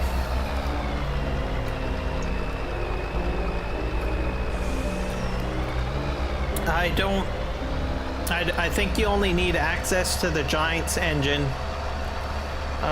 What is it called? Giants editor?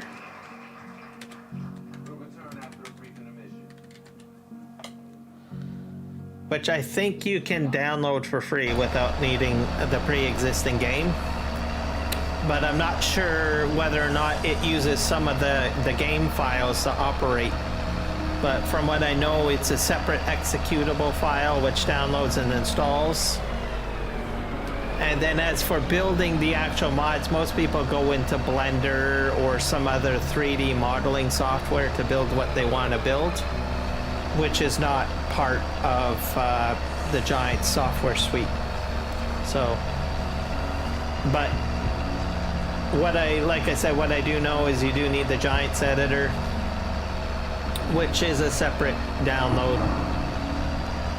That I'm not sure whether or not if it's readily available at this time,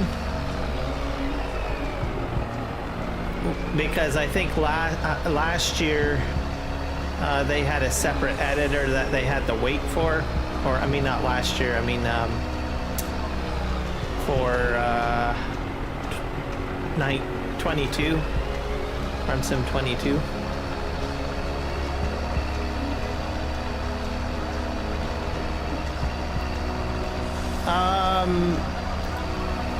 I know of some modders that you can watch. As an example, you can watch FS Miner.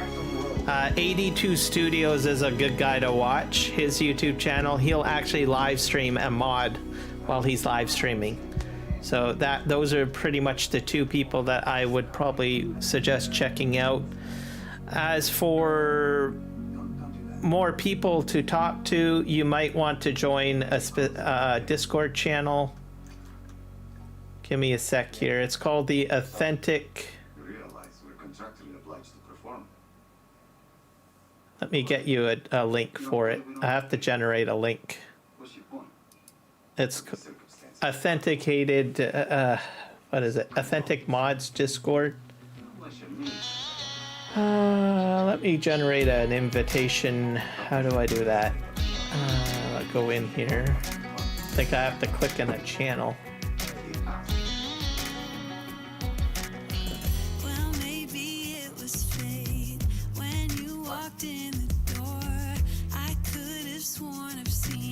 I always have problems trying to make a invitation. Let's see here. I thought it was always that you right-click a link, copy server ID. No.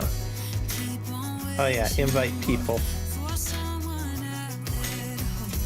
Here, I'll get you a link.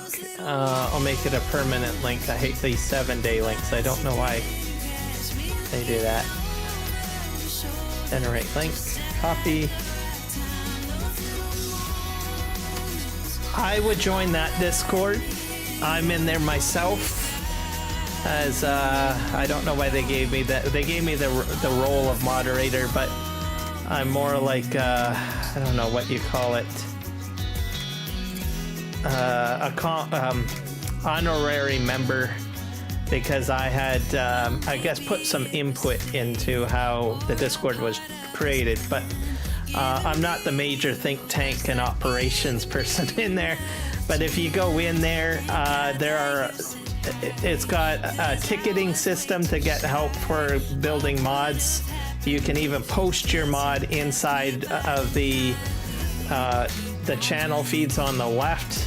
You'll have to get permission though and submit it. And you can also get testers to test out your mods in there.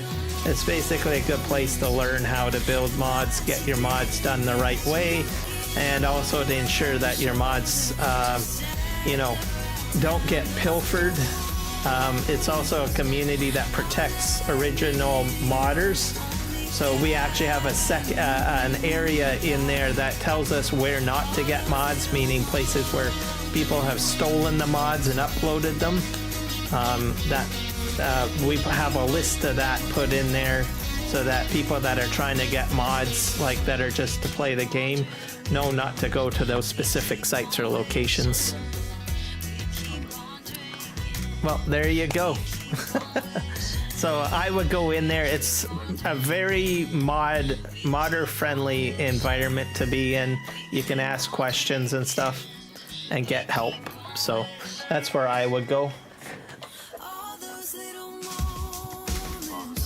And then, like I said, if you happen to post your mod somewhere else, like maybe you move it up to Mediafire or some sort of zip file sharing software area, and you want it to have a bit more visibility, you could probably submit a request form to have it posted along the left-hand side. Like you can see, it says FS22. There's European maps, there's trucks, harvesters, forage harvesters, rollers. There's all these sub-channel categories where the mods can be placed. So you could probably get authorization to have it popped into one of those areas if your particular mod doesn't make it up onto the mod hub. So you can go through the approval process for that. I imagine once 25 gets out, Legion has told me that this will probably get most likely revamped. All of the stuff will get put into an FS2 subcategory folder, and there will be an FS25 folder probably put up as well. So,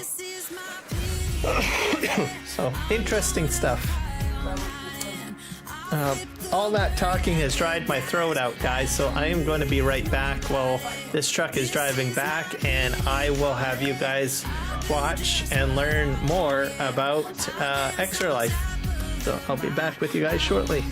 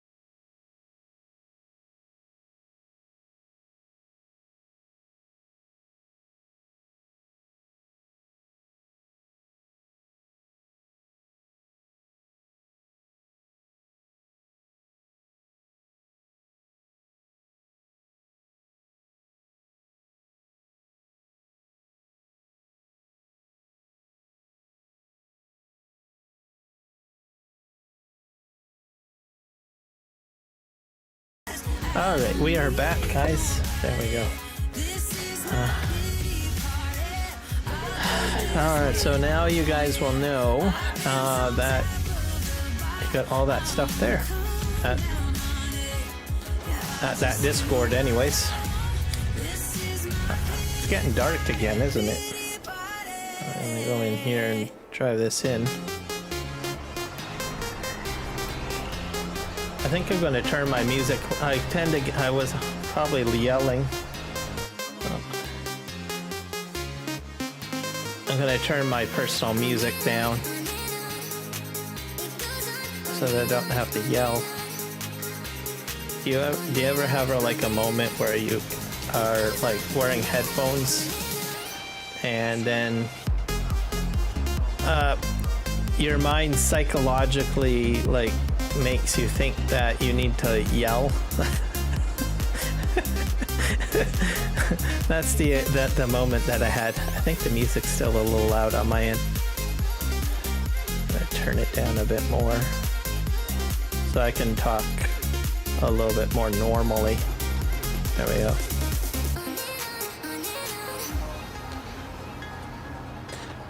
So I use wavelength software. So for each, it's basically a soundboard. So I can actually turn the music down on my end. So whatever I hear, it's lower. But it doesn't change how the audio goes out on a live stream. Ingeniously useful software while live streaming.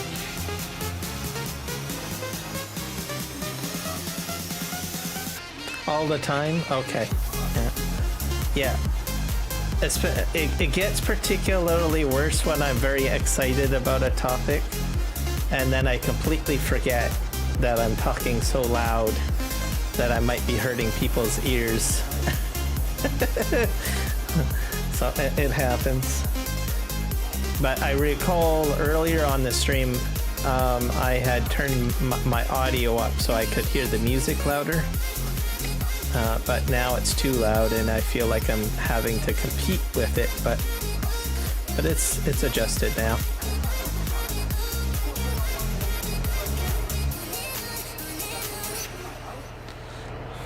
But that Discord, I'm probably going to have to talk to Legion and see if he's getting into the motion of editing it. He's a pretty busy guy. He works full-time as a trucker in the UK and Western Europe is what I want to say. The last that I heard, I don't know if he is still employed that way, but I know he would be getting on a plane a lot, and sometimes I'd be messaging him and he'll be like, oh, I'm in an airport right now in the hangar, or not the hangar area, but the little waiting area where you, just before you get on the plane. And it's like, oh, okay, well, where are you flying to now? Well, I'm heading to so-and-so. So very, very interesting guy, and yet he still is able to keep up to date on Discord and do all sorts of other things, which is interesting. Okay, we are going to set this guy on auto drive, I guess.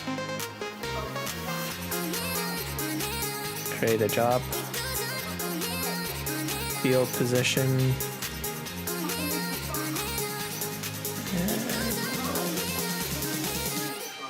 First waypoint. Generator.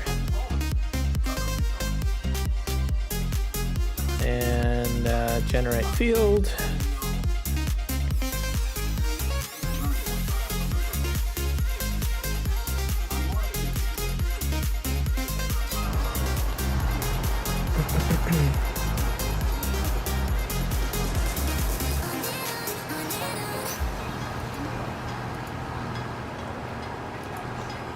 Put him on first, actually.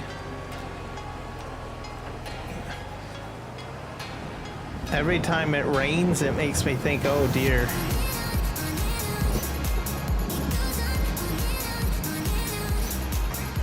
In 22, I guess I don't have to worry so much, but I think in 25, like I was learning about the ground deformation, they had been saying that it could affect how you do either other things in the field if it rains or the ground gets wet. So that should be pretty interesting.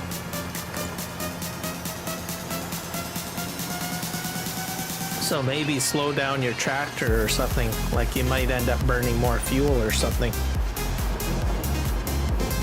Okay, we're gonna leave this guy to do this because I don't think we need to babysit him. And we're gonna go back to the main farm, which is way over here.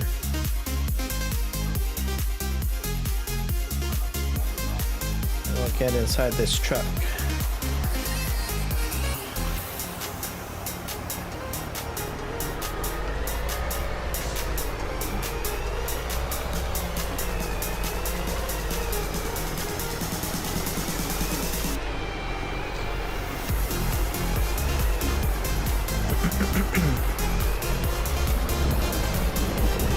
Realistically?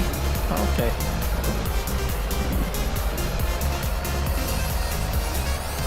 I've seen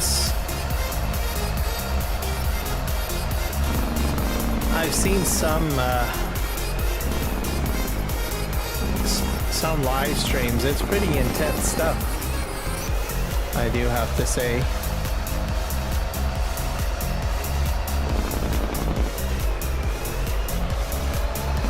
It's pretty interesting the amount of stuff that they put into it to make it real. Look at my corn.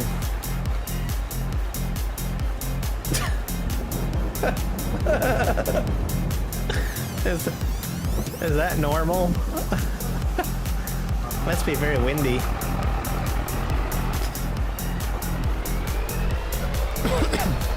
It's possible they might have increased the wind velocity.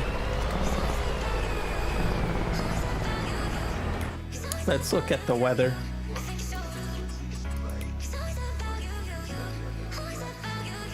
Wind speed is 6.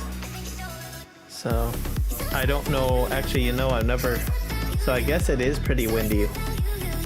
Because if you look, the arrow... So if the raindrop is pointing that way, it's just blowing. And I think he might have adjusted things on the map because you need to generate power with wind turbines, so maybe he modified that. But that's probably why my corn is blowing everywhere. Nerdy for playing Farming Simulator 2, and I like it. I'm like, it's more simple than Roblox. That I can believe. I've had a few people talk to me about Roblox. And it's a pretty interesting game.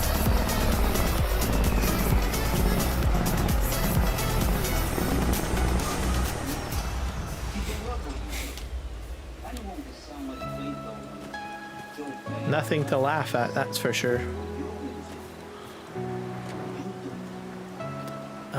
The name always throws me off. I always think of it, because it says Roblox in the name, I always visualize it in my mind like it's like Minecraft, but it's not. It's nothing.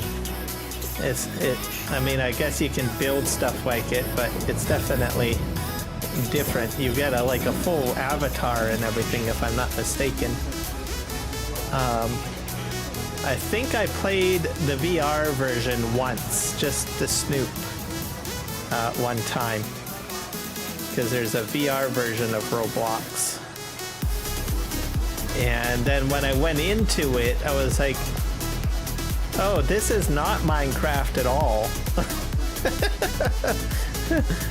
the way I was visualizing it, because I said, no, some of the concepts are similar to like Minecraft, but you get a full avatar and everything like that, so.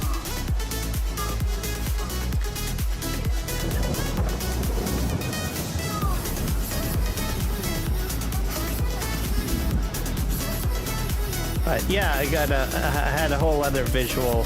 Anyway, sorry, I went off topic.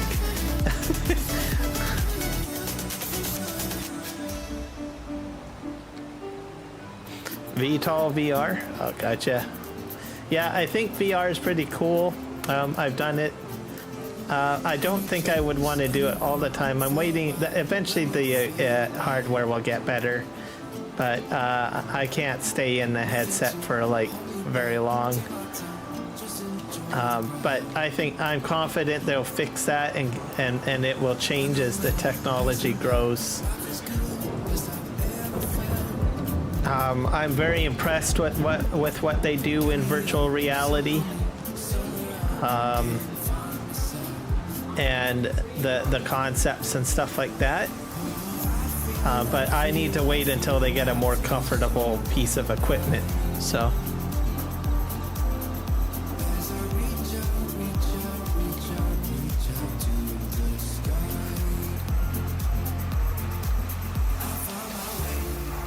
I'll pick that up. But if it wasn't for VR, there's a lot of stuff that we wouldn't be seeing right now in technology. So, like for instance, Snapdragon, what do you call it? You get usually the Snapdragon processors put into like cell phones and VR. Mainly VR got Snapdragon going, but there are actually computers using Snapdragon processors too now. So there's a lot of things that we can be thankful for because of VR, as it has had an impact. Better cell phone screens as well, as a result.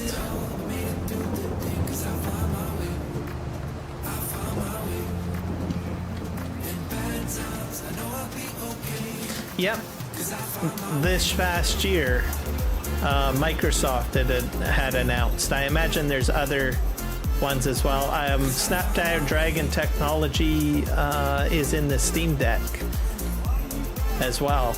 They're using Snapdragon technology, so the mobile handheld PCs benefit from those Snapdragon processors. And we wouldn't have those Snapdragon processors if it wasn't for the VR headsets. Just kind of pointing that out there. So if anyone out there goes ahead and just, even though I understand the headsets aren't comfortable for some people, the technology that was put in to make those headsets, most likely they are making your lives better in some other capacity with other hardware that you might be using today.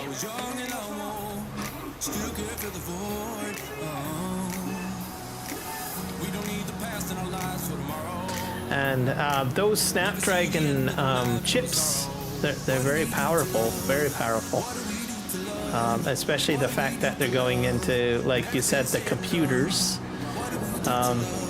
Like I use a video editing program called DaVinci Resolve, right? I am surprised that you can actually use a Snapdragon processor with that, or they're working on it to make it happen. Also AI technology too. Result of all of that as well in some shape or form.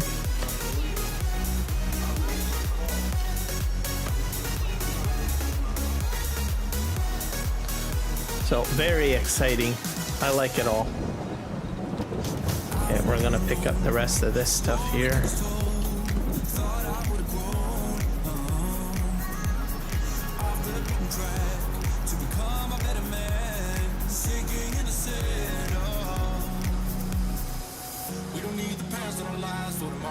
There we go. I need to do my soup next, I think.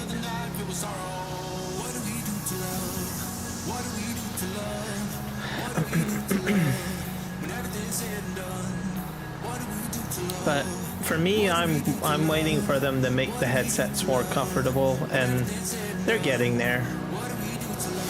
I think each model that they come out with, they usually find a way to improve on the technology.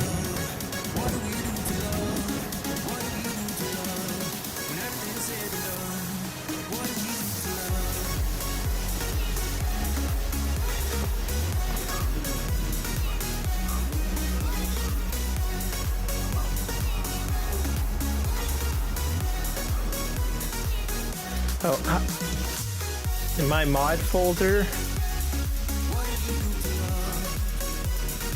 for this map, let me see. For this map,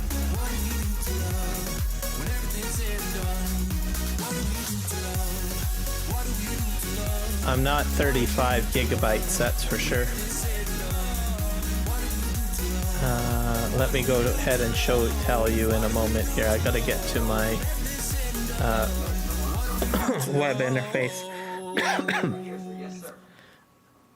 So my server has 17.05 gigabytes worth of mods on it. So what I'm playing right now. And it's using 6 gigabytes of RAM. So that, in case you were asking a RAM question.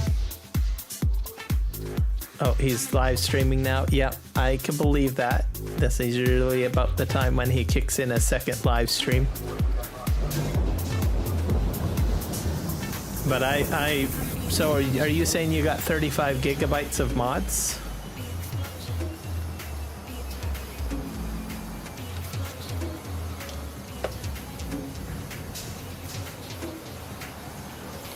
That's quite a bit. That's even I thought that I had a mod problem. I feel vindicated now.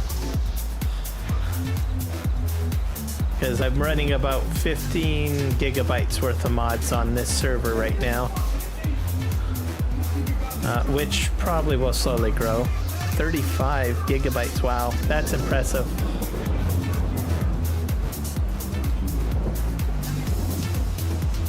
Okay, my question for you on this one is this: do you use is that for like one map, or do you use it for all maps? Because what I do usually is because how do you say it? I've got each map has a different folder for storing my mods. So I don't usually use the same folder each time.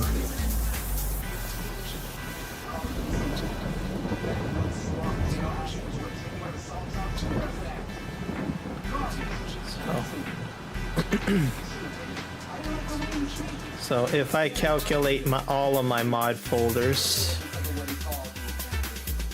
let's see here.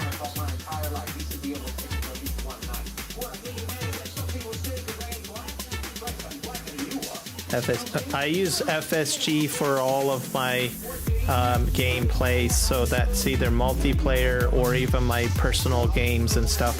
So I have them all individually separated in the folders. So I can calculate for you how much we have. So have 15.2 plus 3 plus 7.4 gigs plus 8.7 plus 5.8. So I have actually currently right now I'm using 40 gigabytes of storage for all of the folders together. But when I'm playing a game, I'm not using all of those 40 gigabytes of mods. I'm only using the mods that I need for the specific map, if that makes sense. Now, granted, I will tell you that some of those mods that I'm using are duplicates. So, because I'm using those mods in separate folders, right? I'm probably have several copies of a specific mod or multiple mods, just to give you an idea. Simply because the downside of what I'm doing, right, with my mods, is even though I may be making my game maybe process a little cleaner or load a little cleaner by having them in separate folders, it means that I've got copies of them, which means I'm actually using up more storage space for those additional copies of the same mod. But for you, you probably, just with unique mods, you're beating me, essentially. So you've got actually more unique, all of your 35 gigabytes most likely are all unique mods. They're not copies. So whereas mine, some of them are copies. So just a rough idea of it. So there's pros and cons to having the FSG tool for all your mods. The pro is that you can load your game faster. The downside is that you probably have copies of mods. Whereas your process of how you're doing things is that, well, you've got everything in one folder, so it's easier to find. And you've got one copy of the mod, which means that you can have more unique mods than I can at the end of the day. The downside to it is that, well, you may have some issues with loading your game. It might take a little longer to join a server or load a game file or something like that. So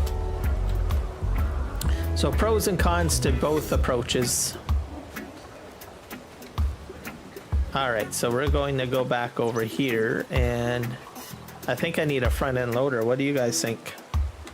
I think I do. That's not a front-end loader, that one. Let's see here. This one holds about 55,000 liters. 10,000, 12,000. 75,000.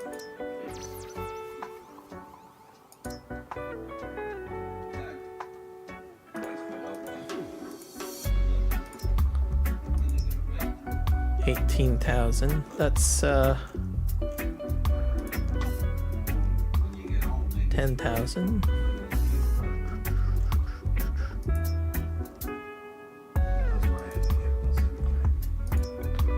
I think we'll do the 55,000 front end loader.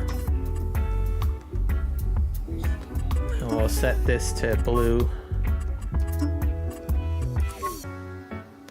And I guess I need to put down my spot to buy it.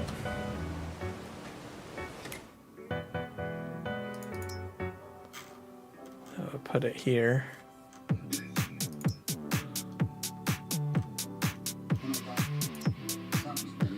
$42 and $70. Maybe the 40. I'll do the Komatsu one.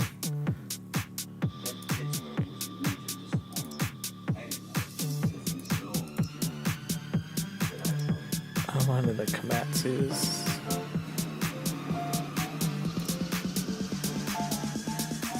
Why is this one cheaper? That's cheaper. I'm going with this one then. I didn't realize it was cheaper. Ooh, that's a dark blue.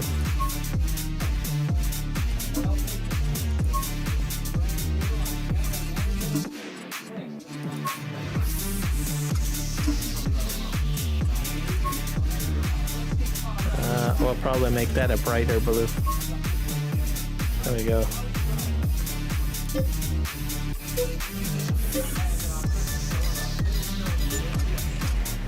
All right, guys.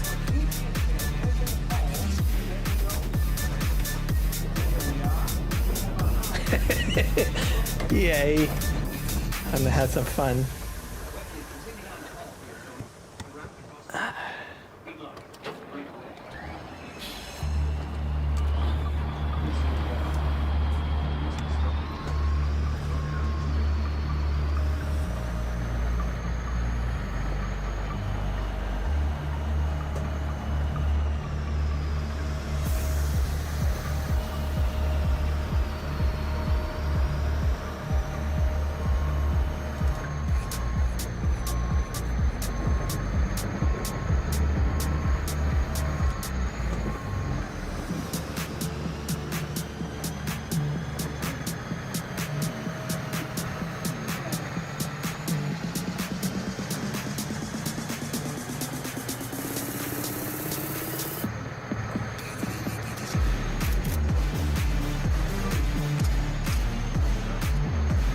This thing does not drive very quickly.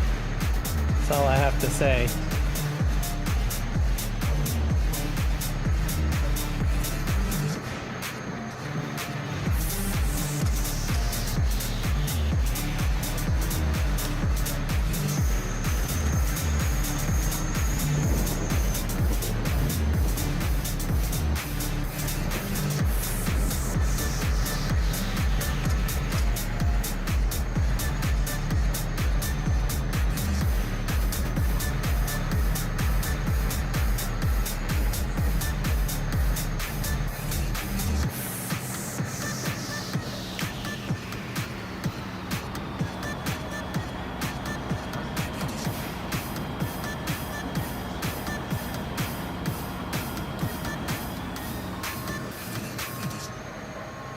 Especially when it's loaded down.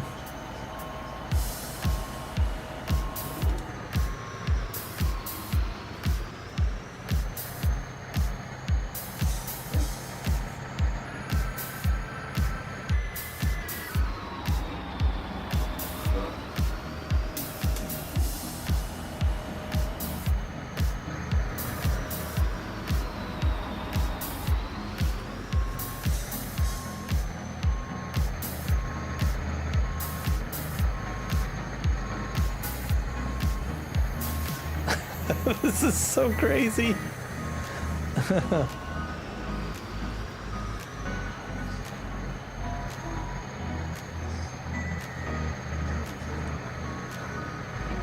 Once I get most of this stuff out of here, I'll be able to resume my work.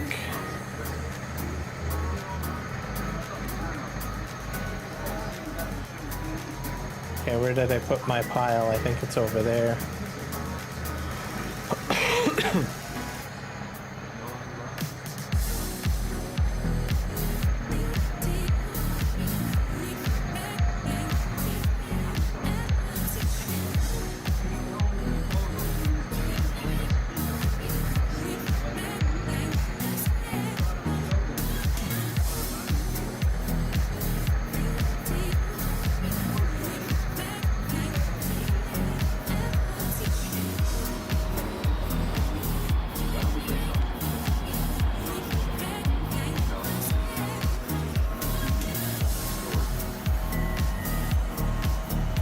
So we have about 150,000 liters of rock there now.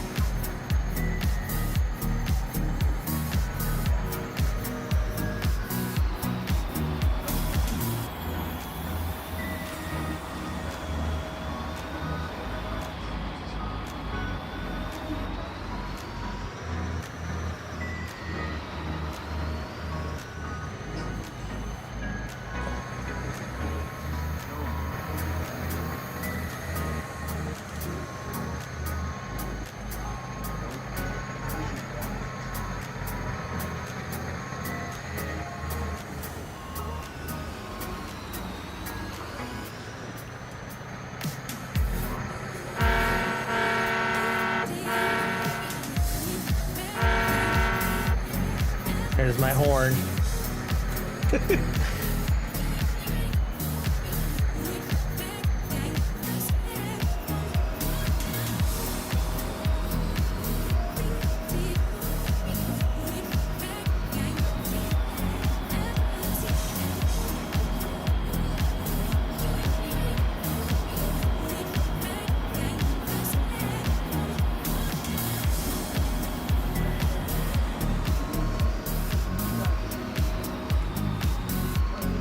Alright, we're gonna go and lower this down.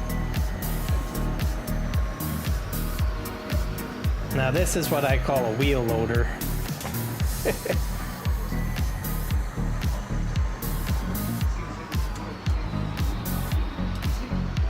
gonna go and clear out this pile.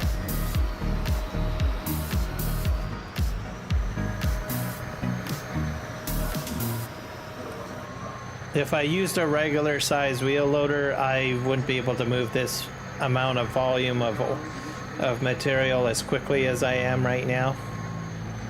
That's why I'm using an industrial mining loader.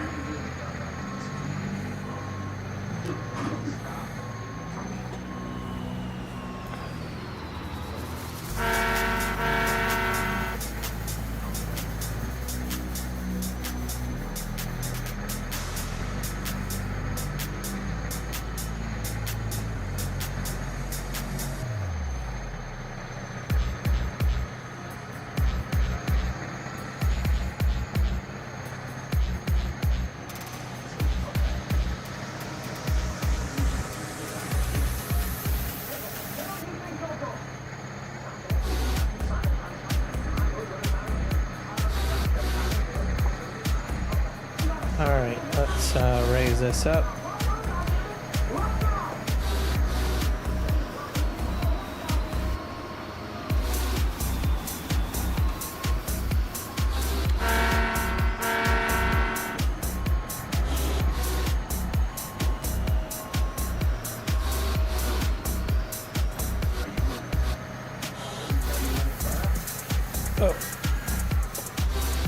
I don't want to take the tree out.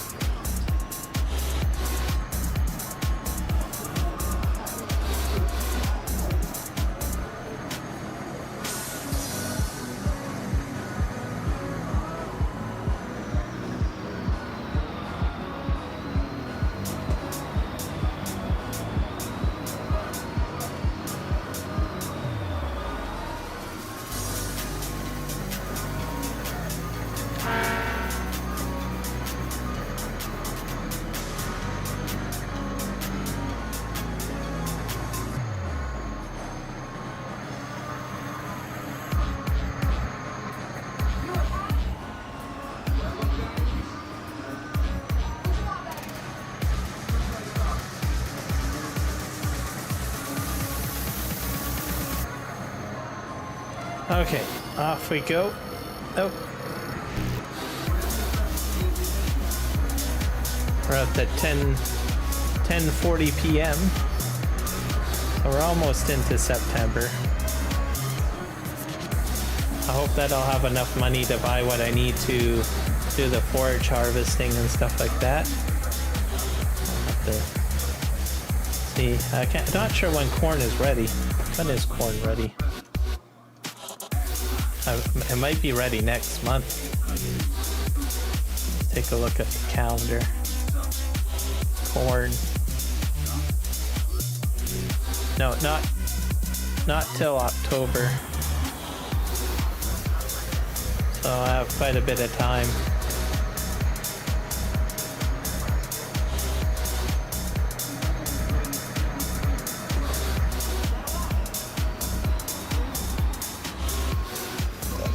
We'll have to check that bridge again.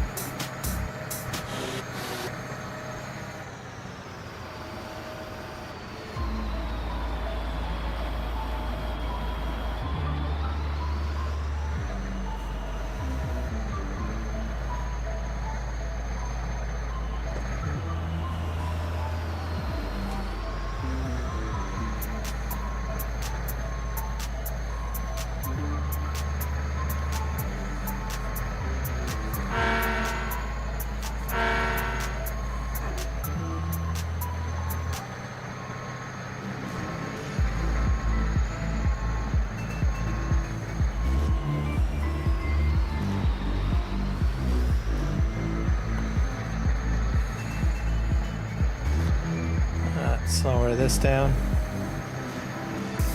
I'm gonna go get another sip of pop here.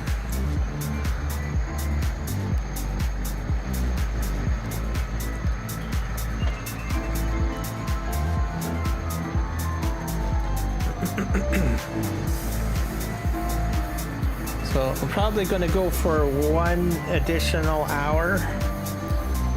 So probably about an hour and 20 minutes, I guess. For this. So I'm going to end the stream at probably 7 p.m. Pacific Standard Time. So that's adding an additional 2 hours onto the live stream for Extra Life.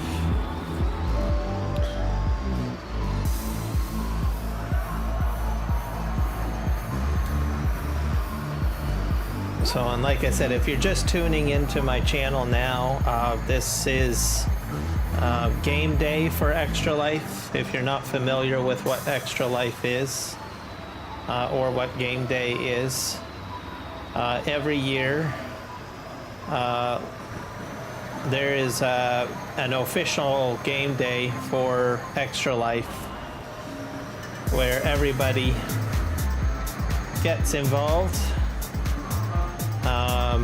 with live streaming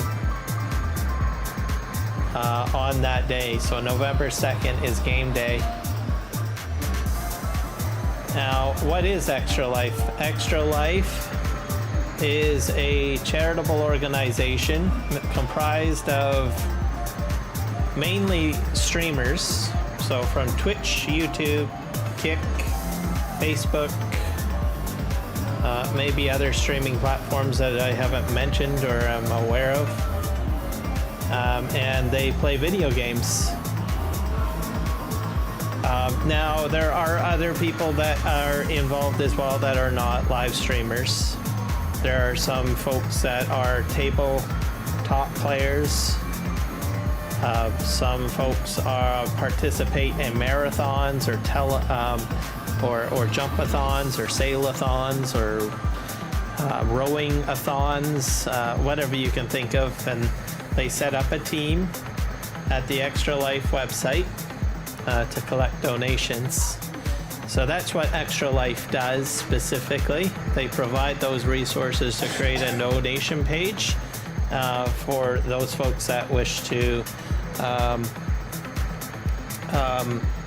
try to raise funds for charity.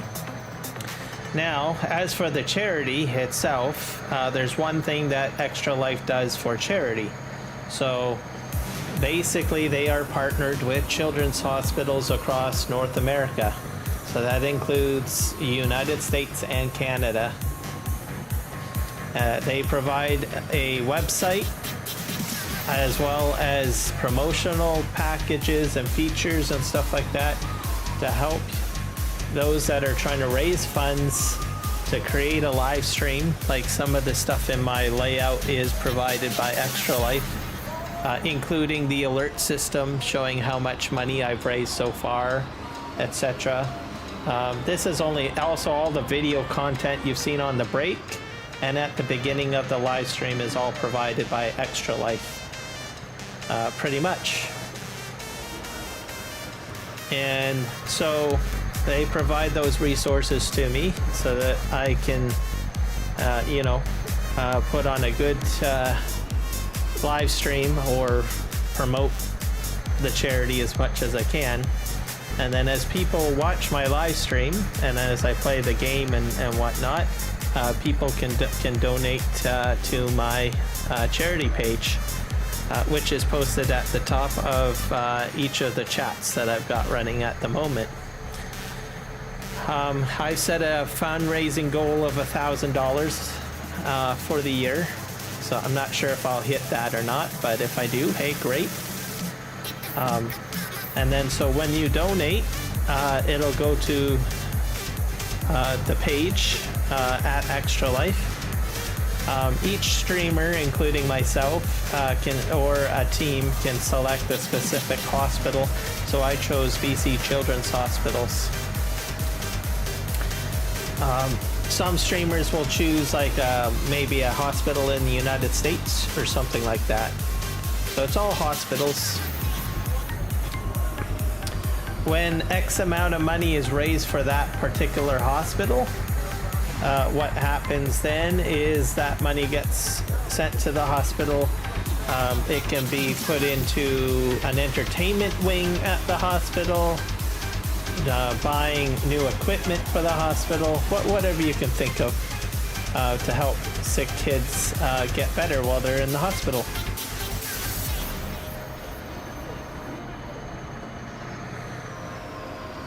So I think it's a good way of doing it. A lot of the times they usually put in things for kids to do while they're there.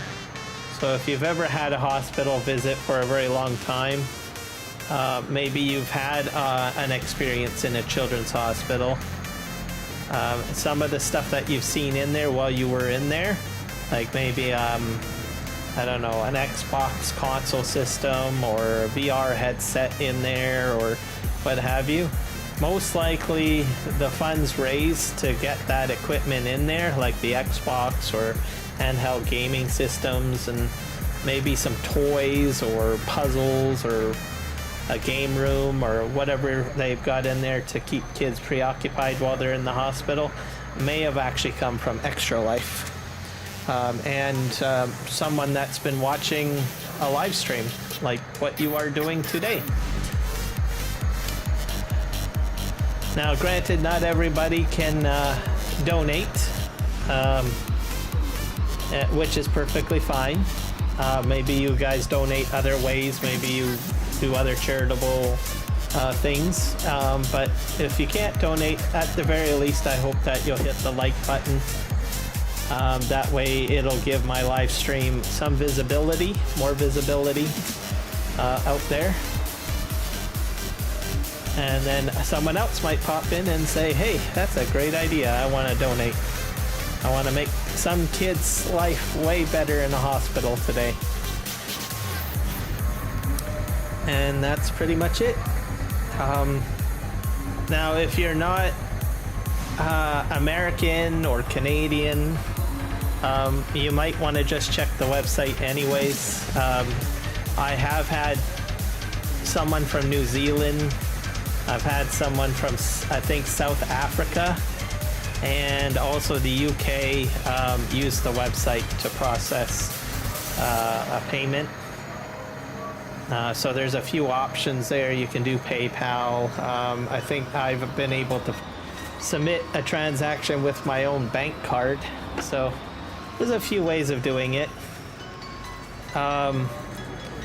So I would prefer that it goes that way. Worst case scenario, you can super chat me, but I would strongly recommend do the donation directly at the website, because something that you may not be aware of, in as much as I appreciate the super chat to support the channel, YouTube takes a cut of that, right? So if you donate to, you know, through a super chat to my channel, always remember that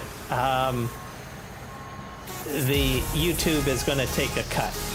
So that means I think they take about 15%. I think is whatever is sent by super chat. So if you want it to directly go to the charity, go to the website and process it there. But I understand if by chance you find the website too complicated, or maybe it's not working for you and it's just easier to process a super chat, then that's fine. You can do that. Just let me know that that's what you want to do. That the super chat's intended for the charity, and I will go ahead and put it in myself.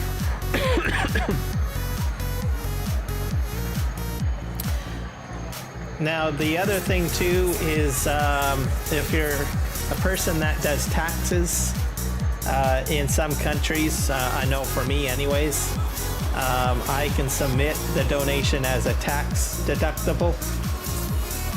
So that means that you will get a receipt from Extra Life. Mainly I would process it pretty much. I go to the site, I see the actual thing there. You'll get a receipt and you can probably submit that on your taxes. I think you can do that in the United States as well. So just something for you to be aware of.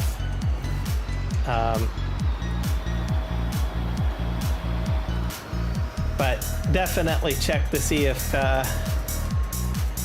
that's an option in your country. Keep the receipt, file it with your taxes. Who knows, you might get, it might give you a good reimbursement. Or reduce your taxes, how much you owe or whatnot. Oh boy, what's going on now? Am I stuck? I think I'm stuck. I don't know why I'm stuck.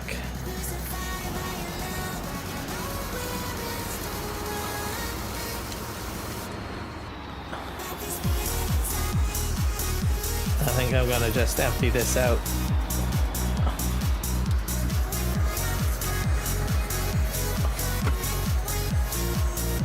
I got a little bit of dirt on the ground here.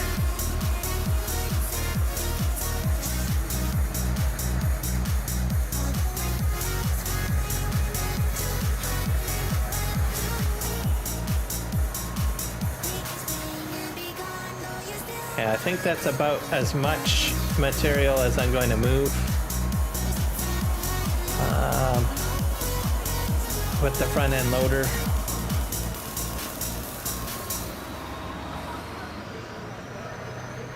Well, what do you know? It's actually auto rising for me. That's sweet.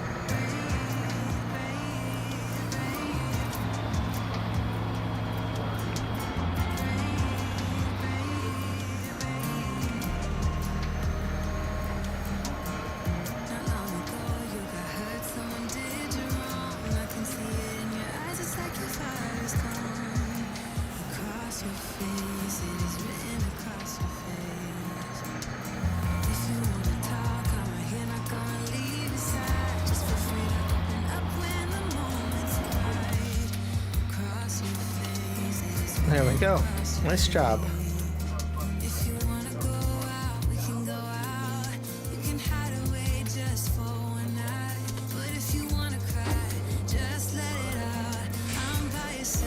I'll get back into the Komatsu here.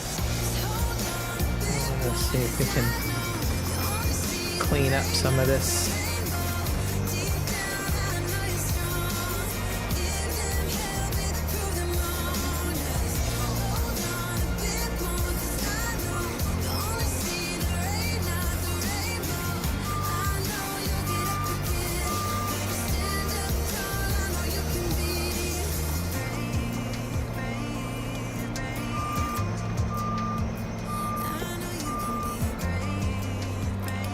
Alright, let's back up.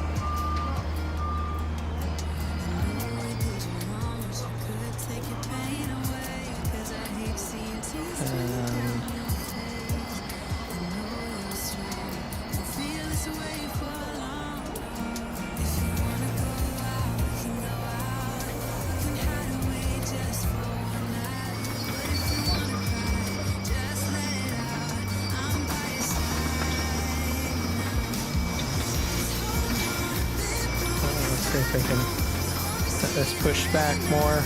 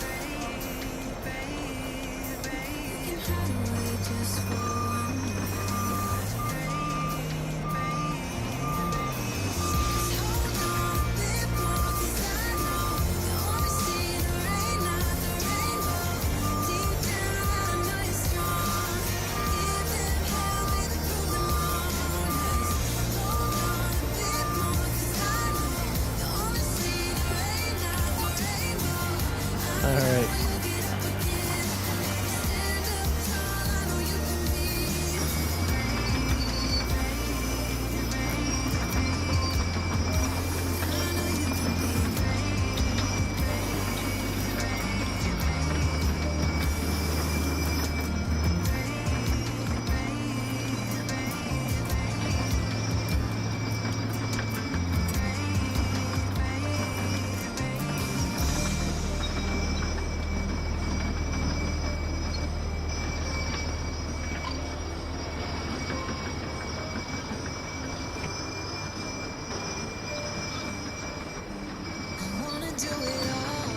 I'll have to go into the other cut after I do this cut.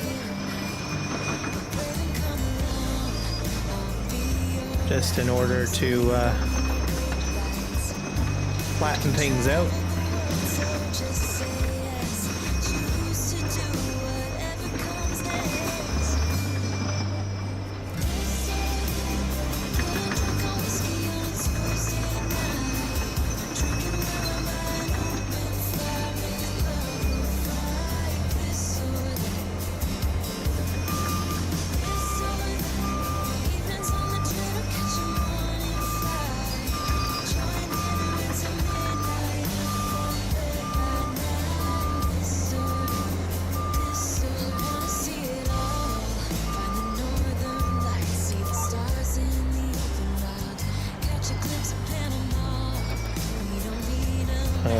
Off we go. We're gonna cut in here. We're doing a great job, I think.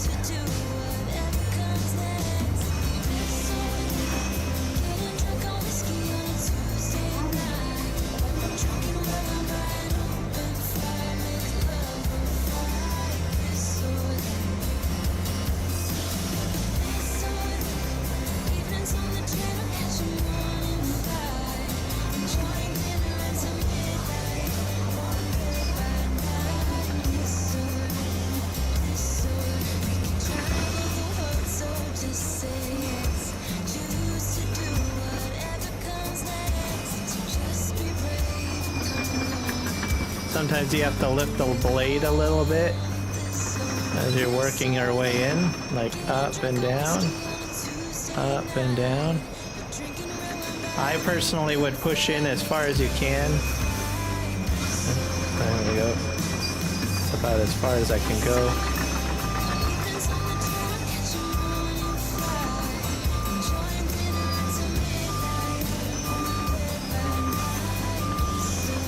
And then normally I go back in the reverse direction.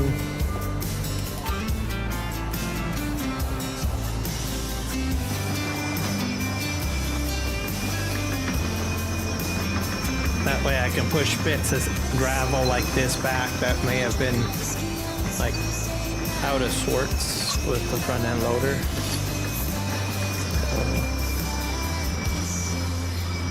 And also to rivet out any like bumps or stuff like that.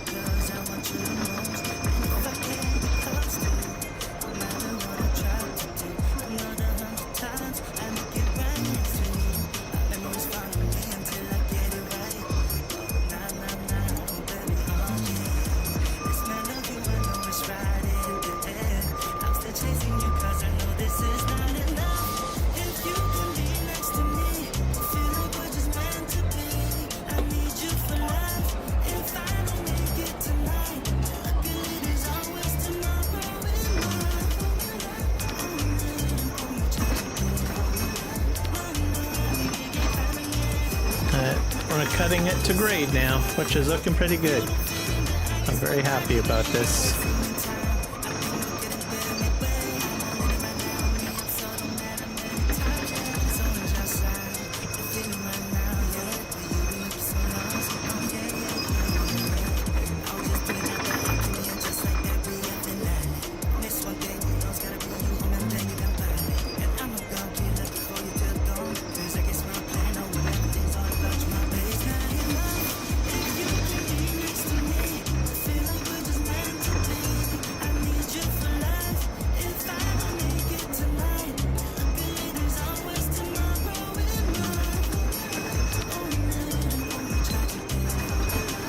Just slightly elevating and lowering the blade. That's sometimes you need to ramp up a bit. So I think I'm doing quite well pushing this in. So I'm probably gonna go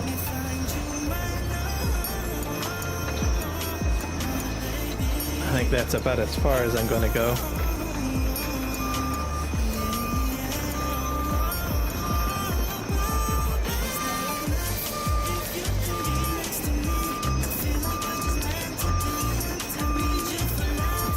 Eventually I'll flatten it out, but I'm gonna do the next hill over.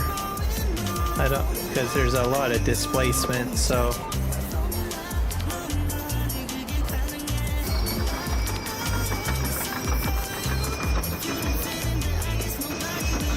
So I'm taking off a bit off of the top, and then I'll slowly smooth it out. Plus I've got all that gravel that I can push back further. So. But that was a good push, that last one. So hopefully I can get that far back again. with the next bunch. Hard to say.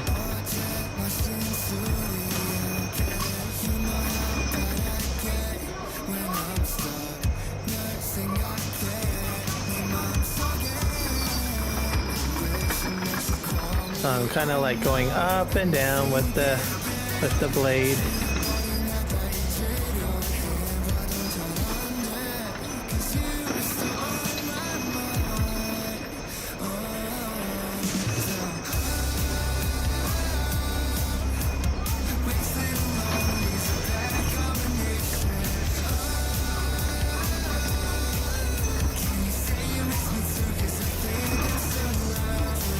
And if you create a ramp like that, that's fine.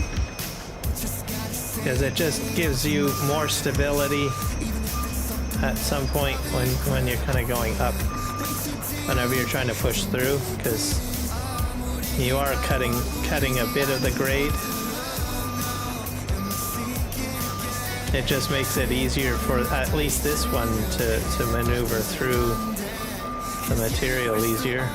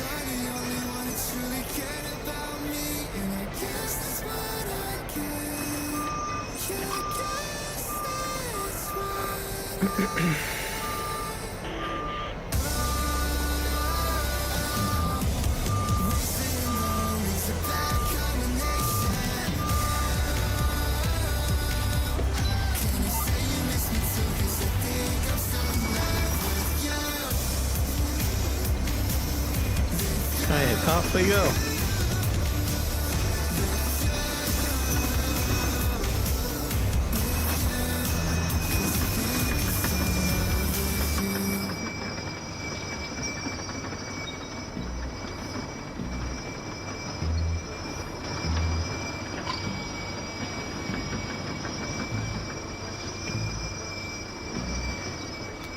I'll have to ramp this up a bit, I think.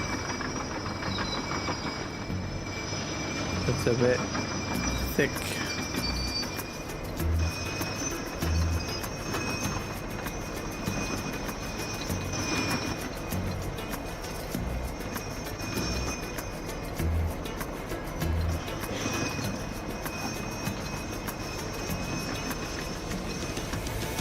All right, I think that's about as far as I can go.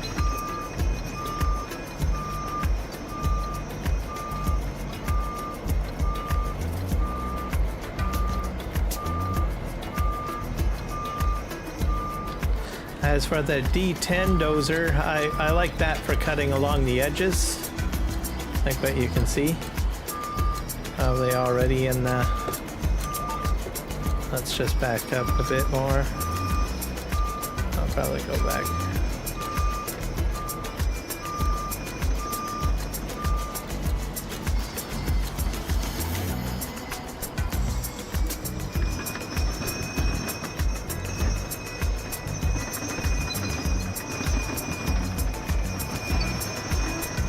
I'm curious to see how well I do, like if I had sand. At some point I'll probably have to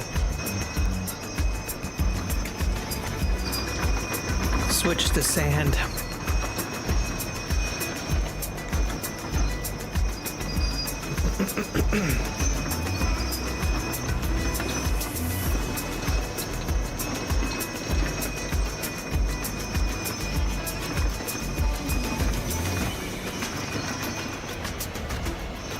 There we go.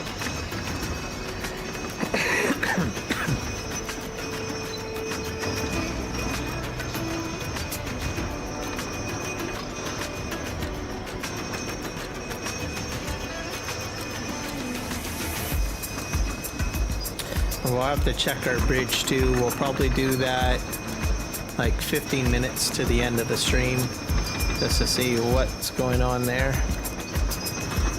Maybe the bridge will be done for all I know.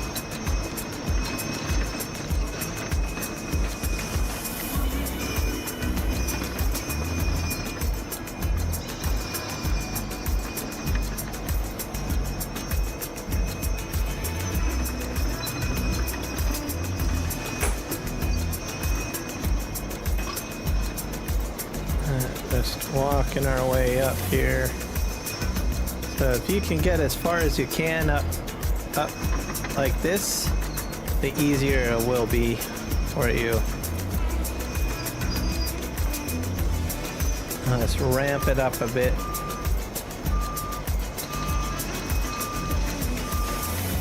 We're gonna try to push this stuff forward.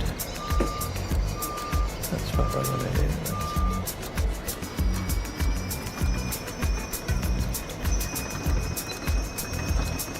Just a little bit of a cleanup.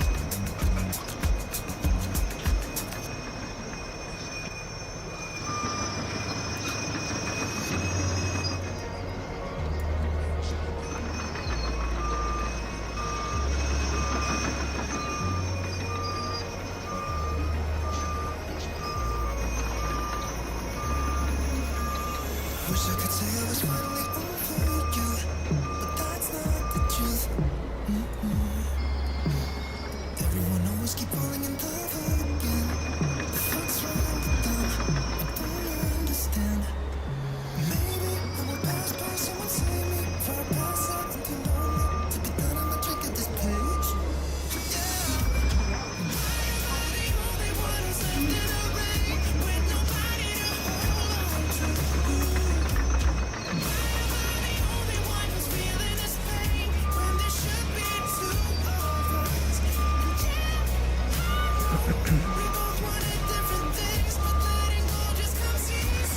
I'll have to use a smaller front end loader to get the stuff off of the road. There you go. But I'm using the road because it's flatter.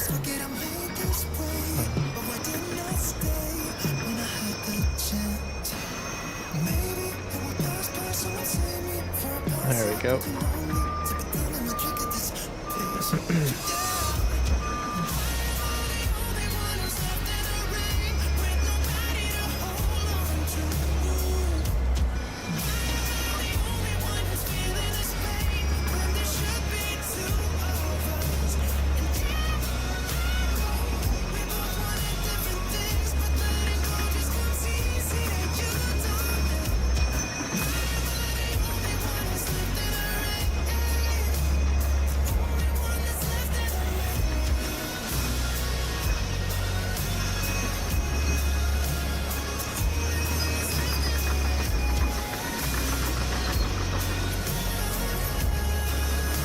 Stuck. Happens. This guy does not like uneven ground. That's all I can say. Let's go the other direction again. Back up here. Wish I could say I was finally over you, but that's not the truth.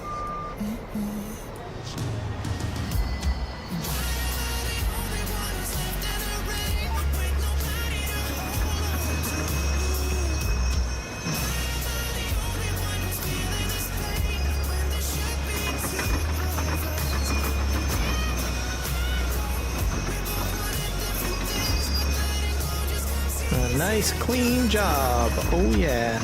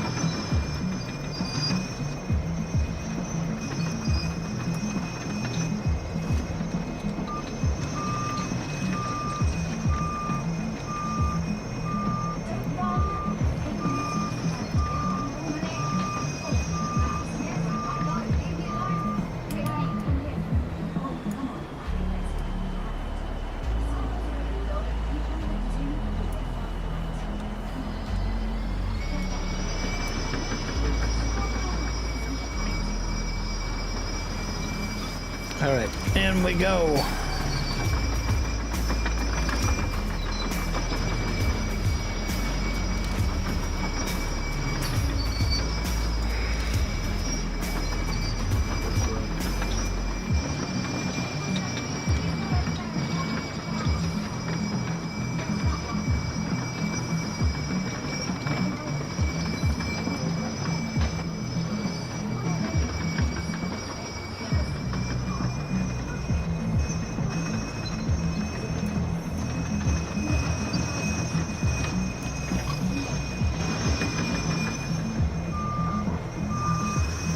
That might be as far as I can go at the pile.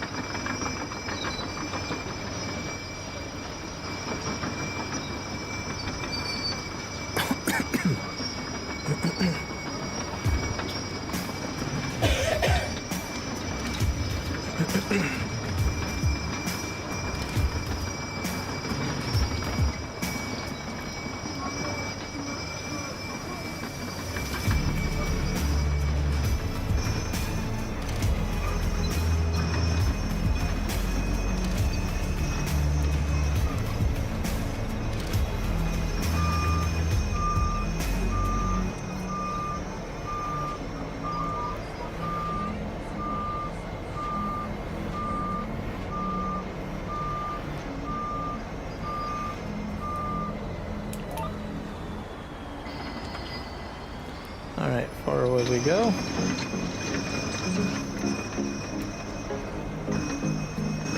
Clean work of this area.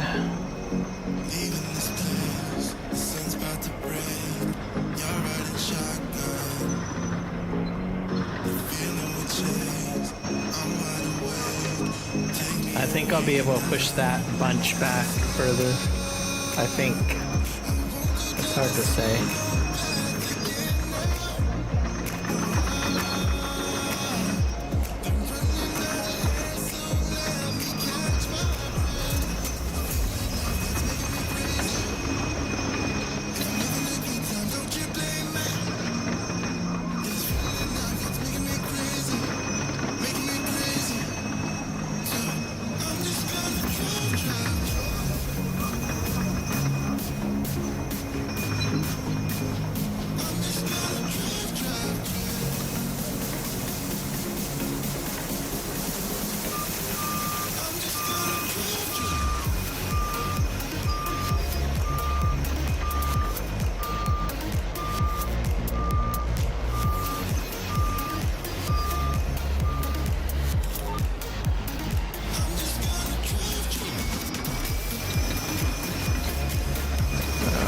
In we go.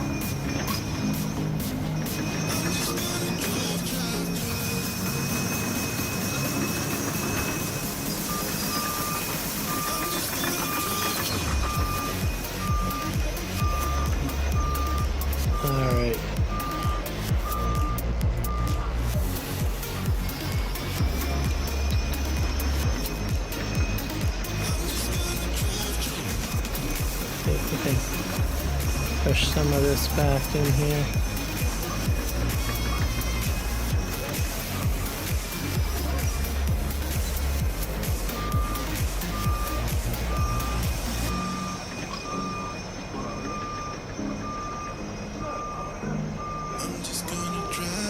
All right, we're doing great.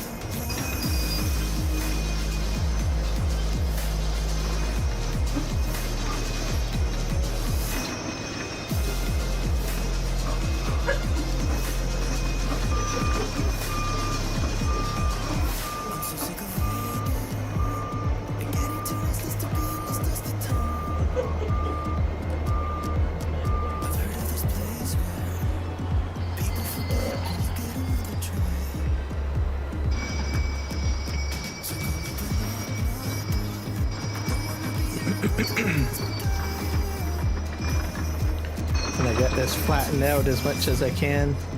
Yeah, there we go. We're lowering it. Making it smooth.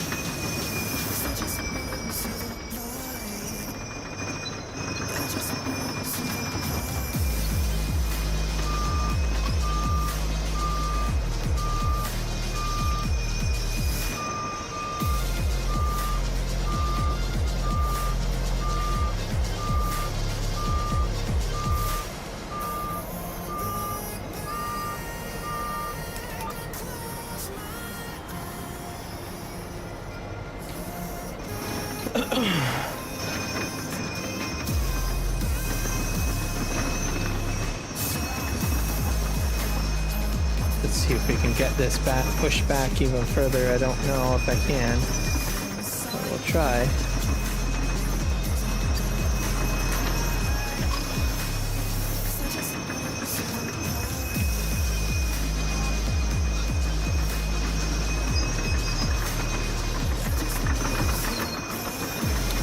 There we go.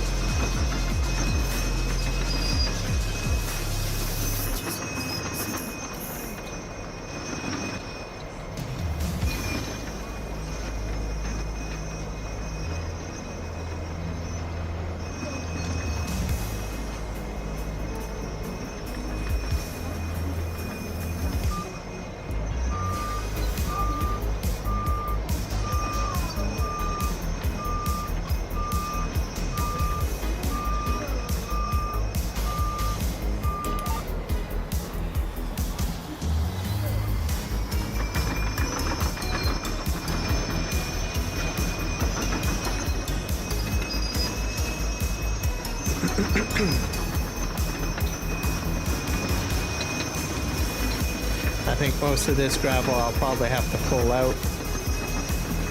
I think.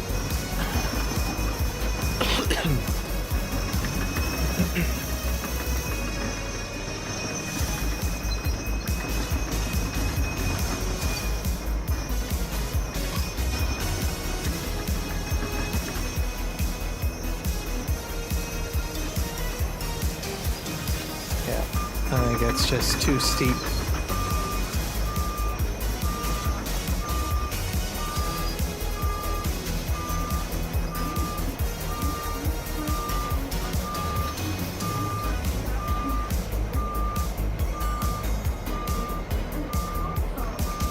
Back this up into the tree line here,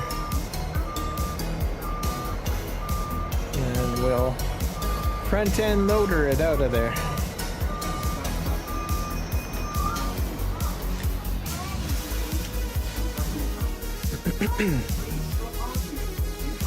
think I'll try to get my dump truck full of gravel here. Start selling most of it.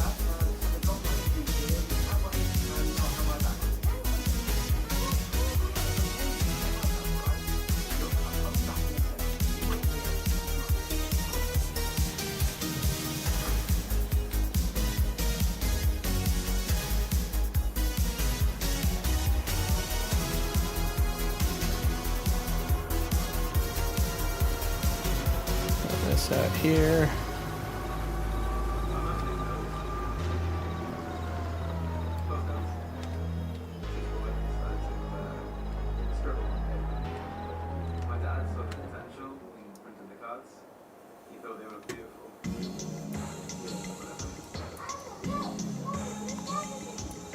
There we go. I'll get the dump truck under it.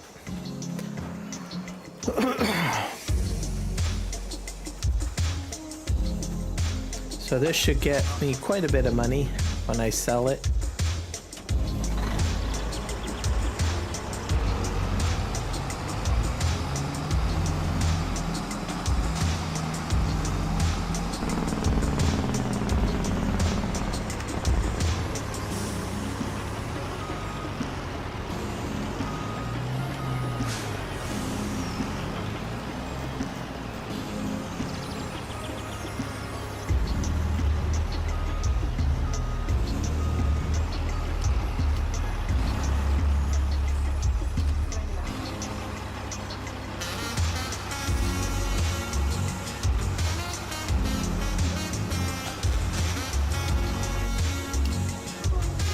Go. I might have to move some of it forward. This big guy.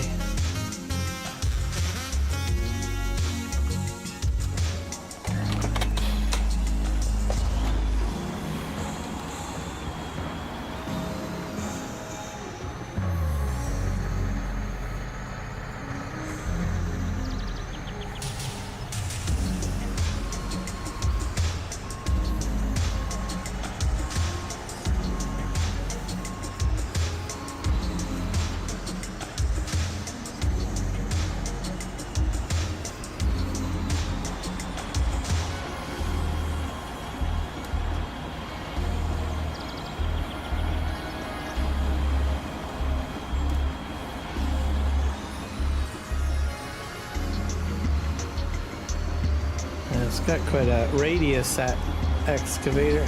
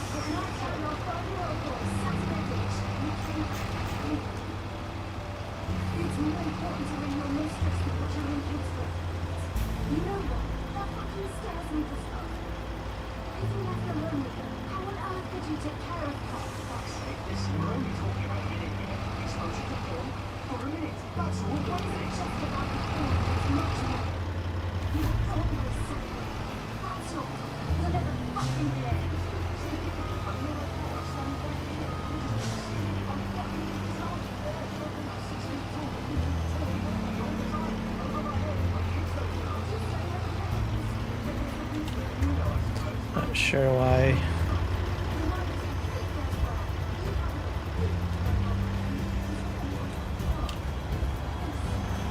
There we go.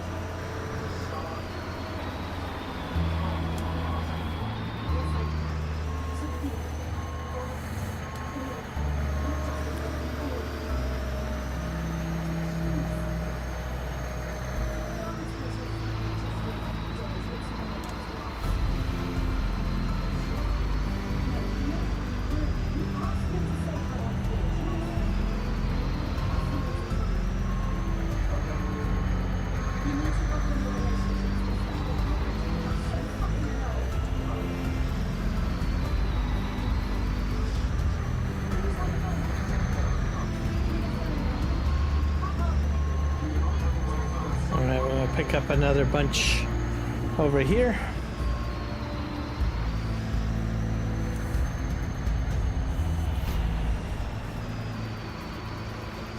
Perfect, 36,000 liters.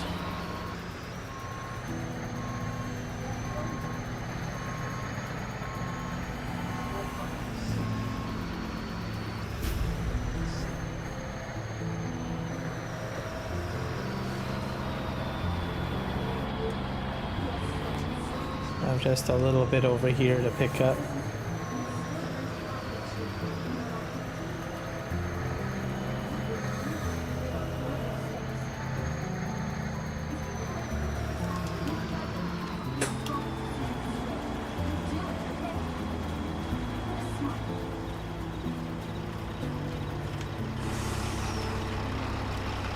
This thing likes to be babysat,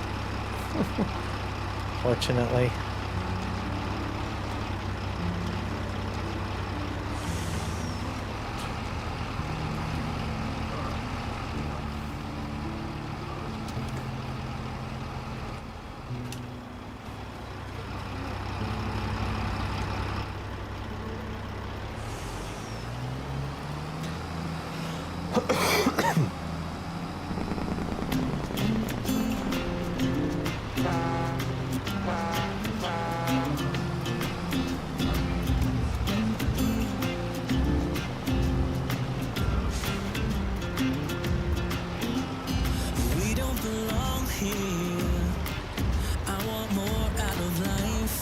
Get some money.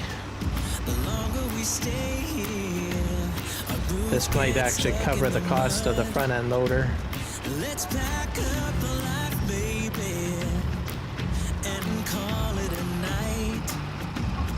I think it was at 1.8. That was 123,000, 127,000, sorry.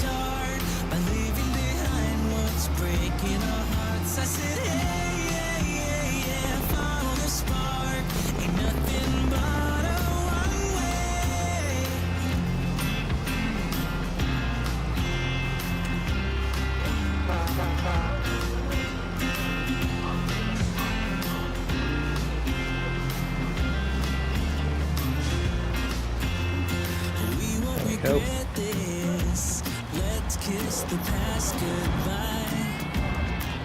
I'm longing to live this free life we've been hearing about. You will see us howling.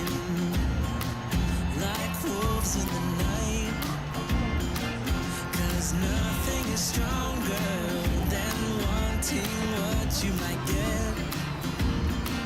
I said, hey, yeah, yeah, yeah, call it a start by leaving behind what's breaking our hearts. I said, hey, yeah, yeah, yeah, follow the spark.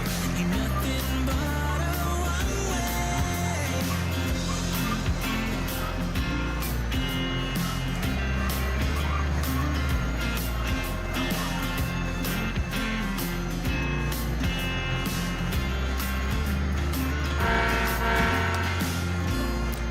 Ain't no worries, ain't no worries.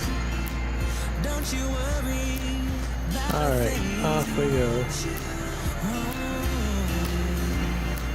Cause as long as we're together, home can be a million different things.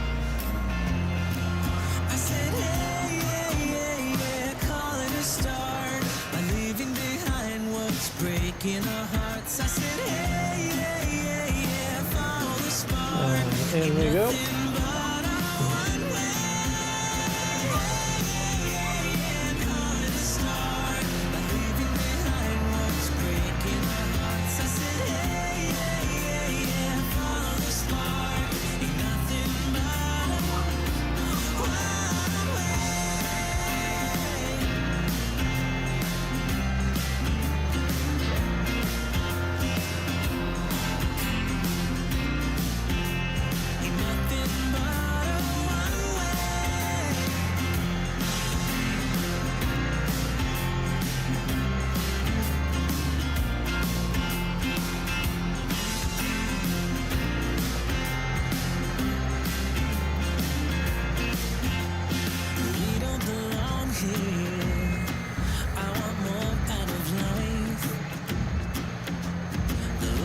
Stay here, our boots get stuck in the mud.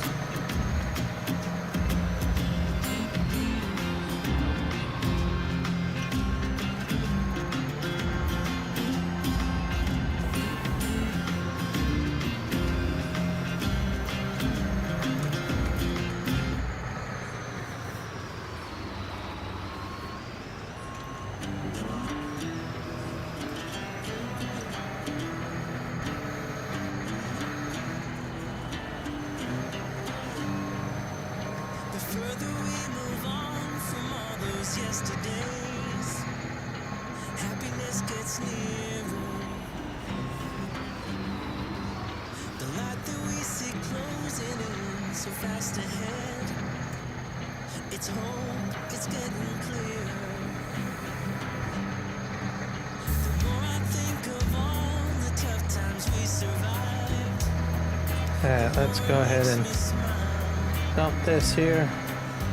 if nothing's broken us, and nothing ever will, 'cause dreams are hard to kill. And I know somewhere's a place where we can build our memories.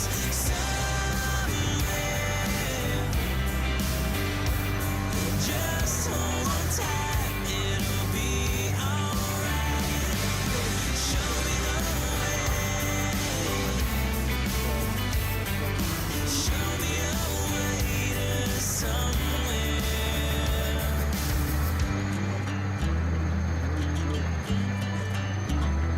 To somewhere. Nothing from the past can hurt us anymore. We're free of what we lost. Not anything or anyone will hold us back, no matter what the cost. And I know somewhere's a place where we can build our memories. Somewhere, Let's grab this little bit here. hold on tight, it'll be alright. Show me I'll have to come in here with a smaller front end loader, but if I can get a large scoop like that out of there, saves me quite a bit of work.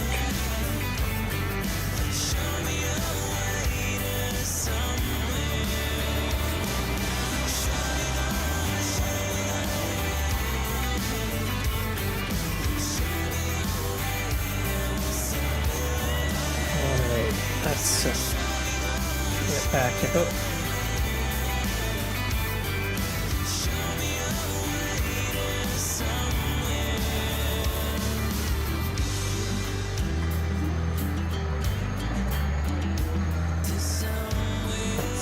Pick up more.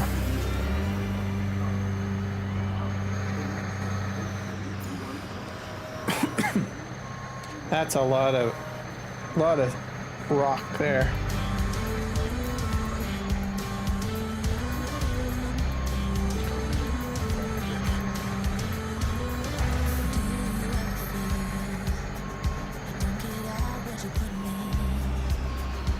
All right. Forward we go.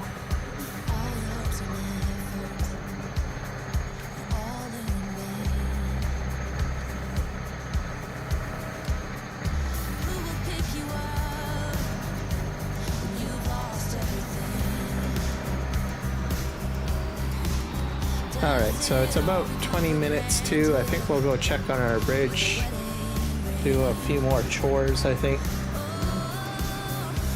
We'll probably remove more of this stuff on the next stream, which is probably tomorrow.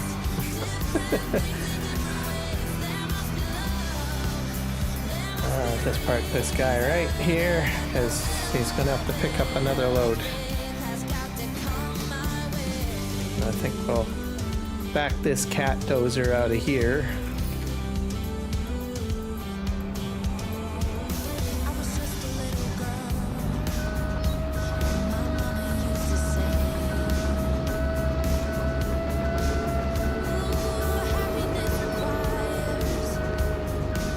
Use him to maybe push some of this stuff up.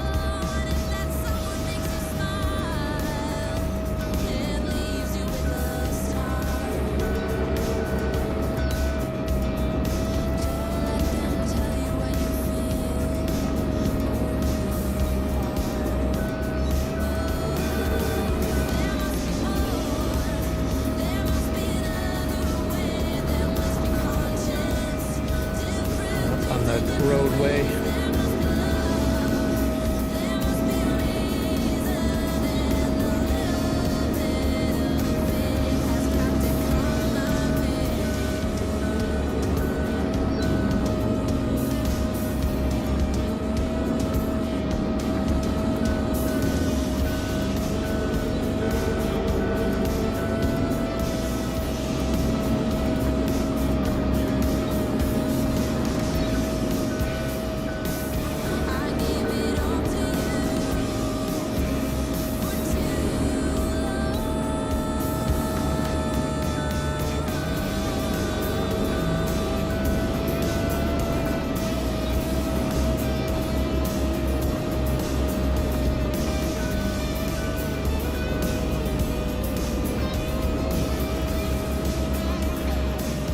There we go. Park him here. Okay, let's go and go to our map. Zoom out. I'm gonna go to the truck, I guess. See how our bridge is coming along. Railings are getting put in place. I'm running low on nails though, and metal. I have to bring more in here, and concrete. Is this all enough to walk on? Nope. How high is this hitbox this time? Almost up to the top of the light. No, it's about the same height. That's not too bad. We'll have to get more nails and more metal, I guess. So Let's hit F5 again. Concrete, wood beams, concrete. Let's just do a screenshot. That way I don't have to think about it.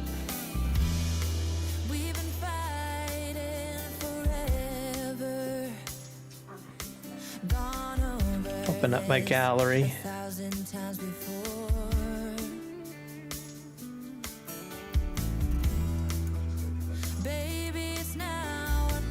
There we go. Yeah, I'm gonna need concrete. Not sure. I'll take this truck back.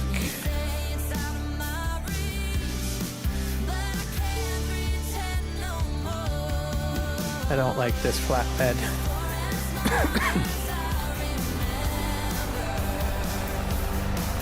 We'll need nails.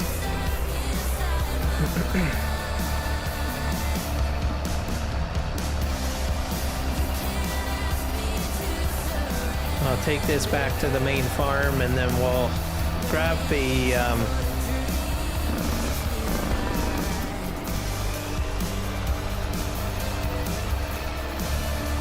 flatbed, the A-train flatbed.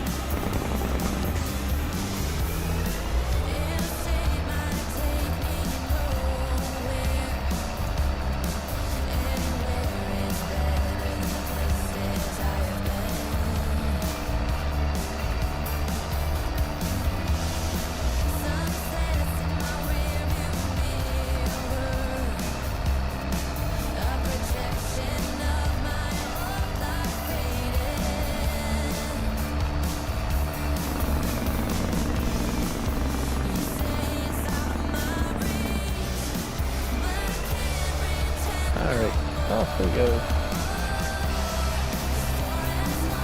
So yeah, I definitely have problems with the bridge construction there, and short of resources.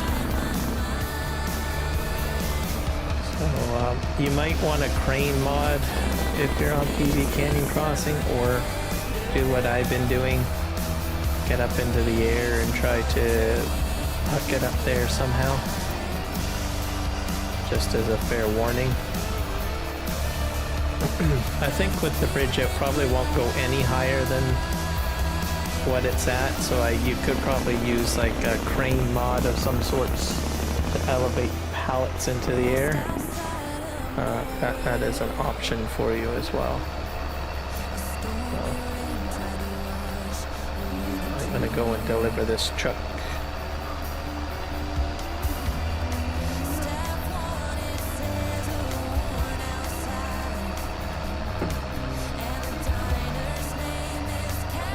Pick up a load of material.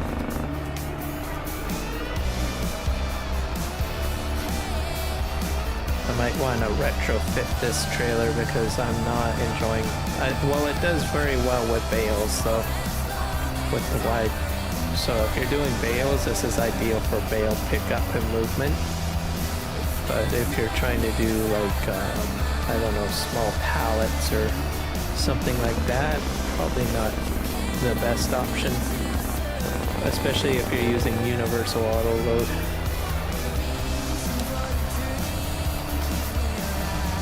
So we'll take this back to the farm and we'll load up some metal, nails, and concrete and wood beams, I guess.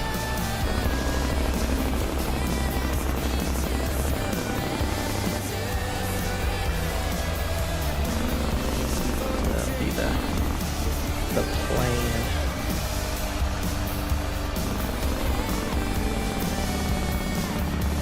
Park this right here. There's my B train or A train.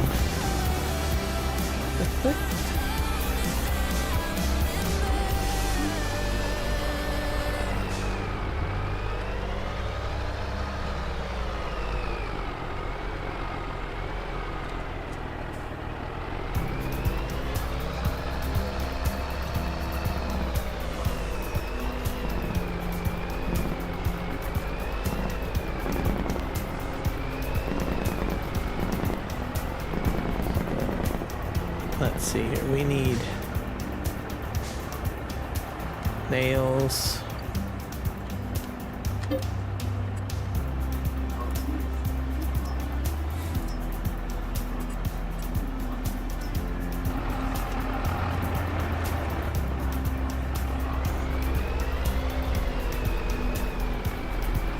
Let's drop this up here.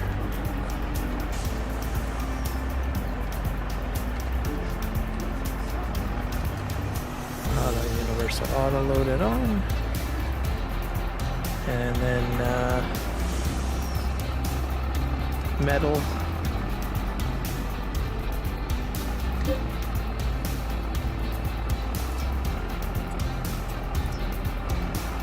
Not sure how much metal I need, but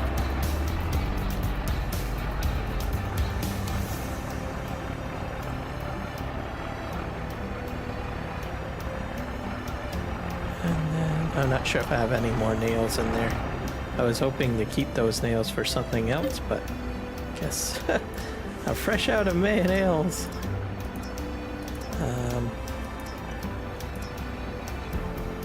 Metal pipe.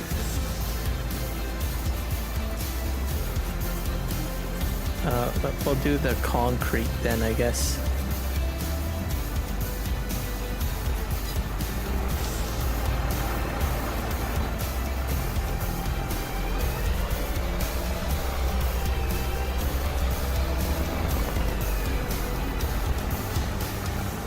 Right here.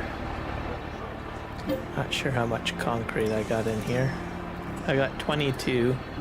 Good thing I didn't start selling concrete and I just continued stockpiling it, because that's quite a bit of concrete right there.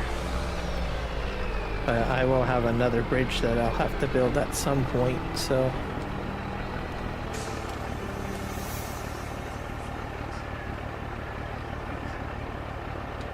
can I get any more on there? Not sure. Okay, that is loaded up. So we will universal auto load the rest onto the rear trailer. And then we're going to need wood beams next, which is down at the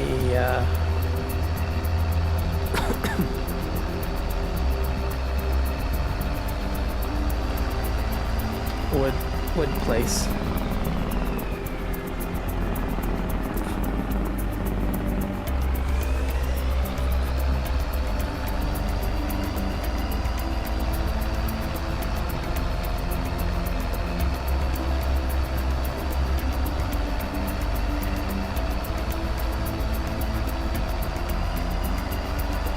I can't see myself having to use this much material. I think the bridge is really close to finishing.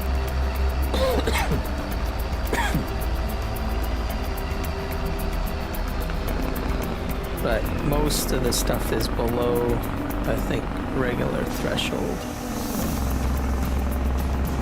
Like the nails for sure probably need to be, and metal is probably very low. Hello, Ghost Gamer Boy. Welcome into the live stream. In the process of trying to get my bridge sorted out, I will show you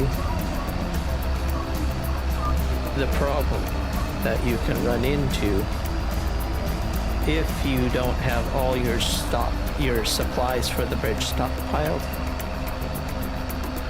I'll show you once we get there. Right now I need to pick up at least one more load of wood beams. Oh dear.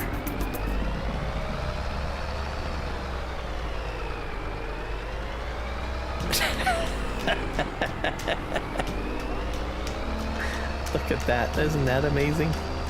It's magic.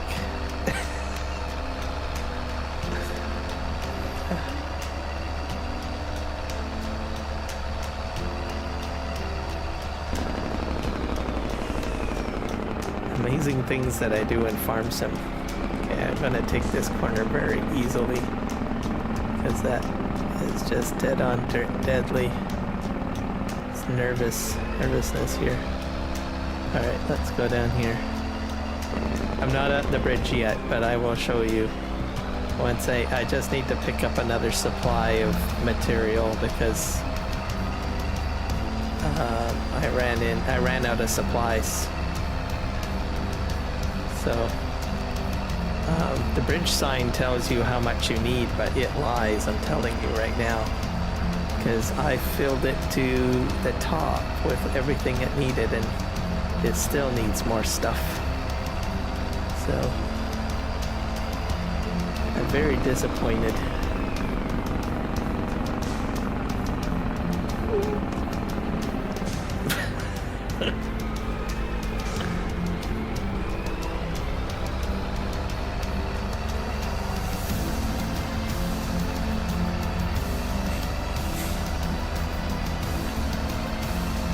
I'll try to fill this up. I need wood beams, is what I'm after right now. Wood beams. The corn's not quite ready.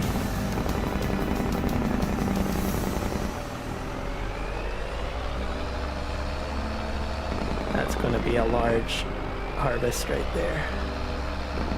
Alright. Take it easy in here. Oh, I forgot about that mess.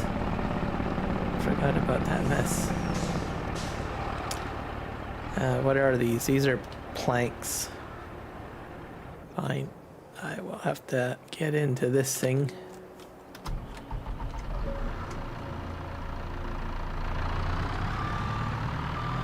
Let's push them in because I don't need them. I need planks is what I mean wood beams.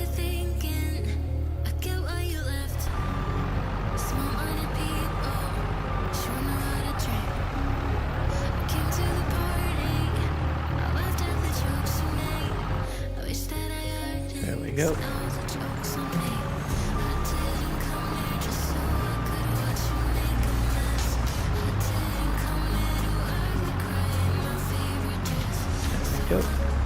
Easy does it.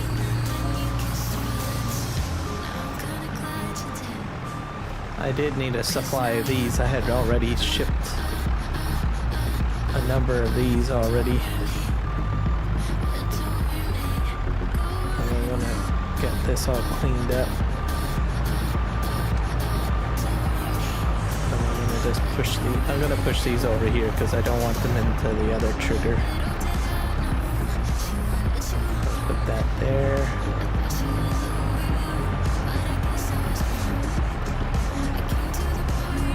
Push that there.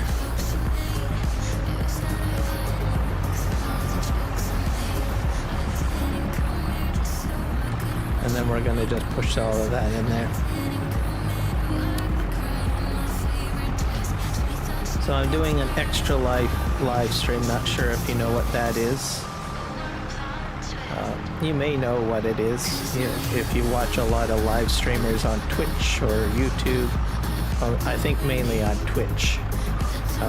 They partner up with Extra Life, and Extra Life is a charitable organization. So the live streamer will raise money for Extra Life, which partners up with children's hospitals. So this is a live stream for BC's children's hospitals, to be exact. So if you want to donate, you can. There's a link up at the top of the live stream. You just have to click on the pinned notification. There's a link that will take you to my Extra Life page, and you can find all of the details there. Just click the donate button, and there's options to allow you to donate. So the money then goes to the hospital, and then hospital can use that to better the lives of kids that are in the hospital receiving treatment. And that's pretty much how it works. We need wood beams. Wood beams, long planks, prefab walls, wood beams. Let's take up 25 of them.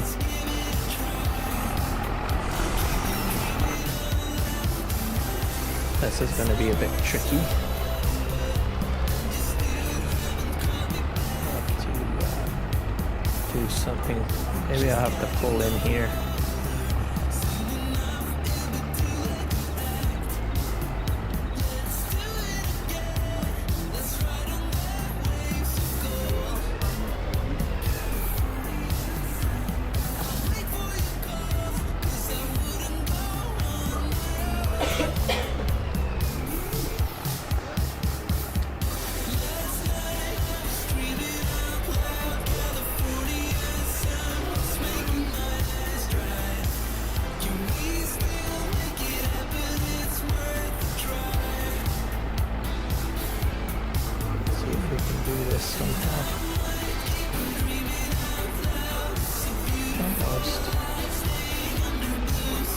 Business.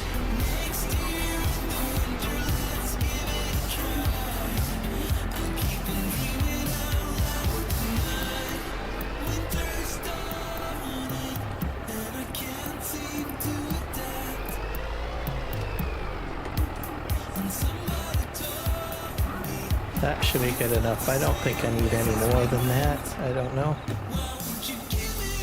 Hopefully I don't. Just move that back in there.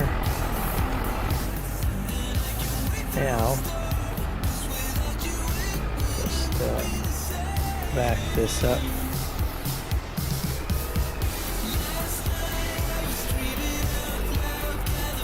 So that we don't end up driving into the trigger. That was so close.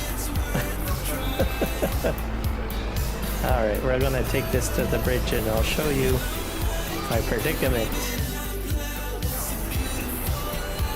By golly, there is definitely a predicament. Alright. Now make our way through here. I might have overdone it with the supplies that I need, but I honestly don't know.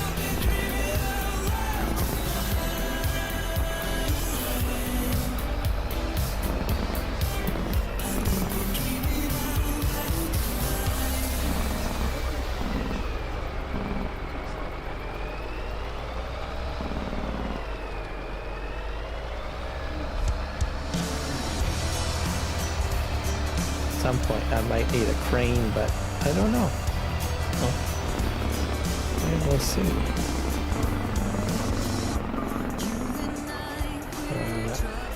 Turn around this corner.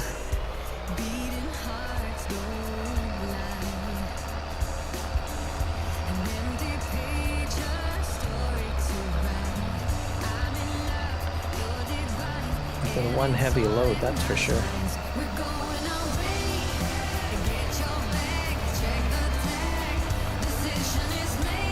I got all sorts of stuff on here. I got metal, nails, concrete.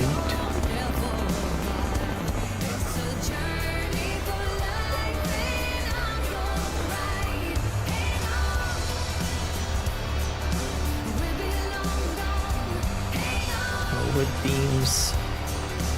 I'm hoping that this will be all that I need, because I honestly don't know. Metal and nails is probably where my problem is. I'm not sure.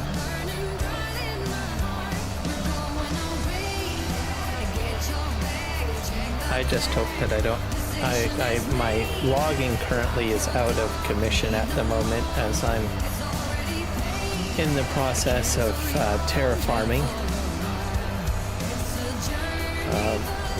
That's been my main focus for this stream so far.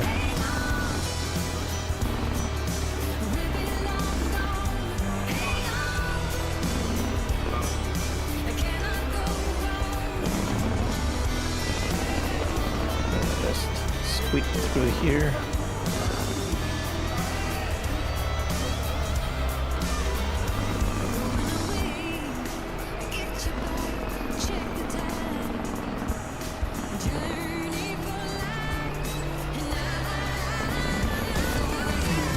here.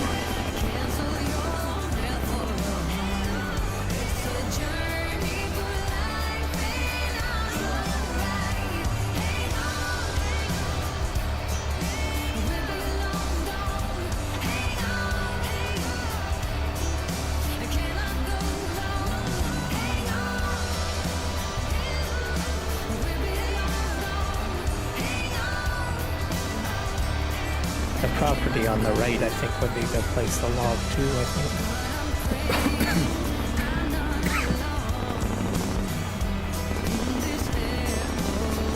I think this road is what I want to take. There we go.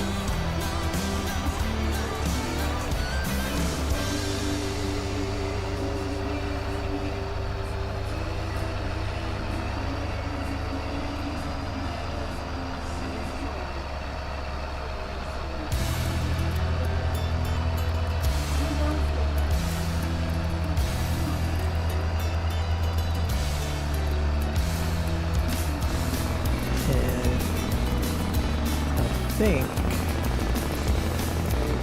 here's my bridge. Oh, the bridge is done. Yay! That is, I didn't have to bring all this supply here. Let's see if we can drive up the bridge.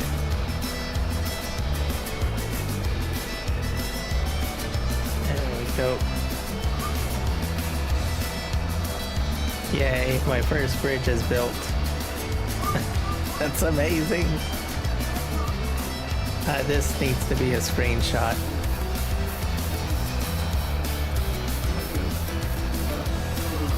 Bridge number 1. This is going up onto my community page.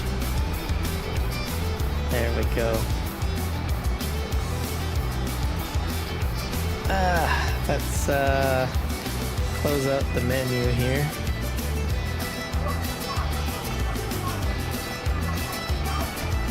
I'm a happy camper now. The bridge is built. Okay, let's screen capture this.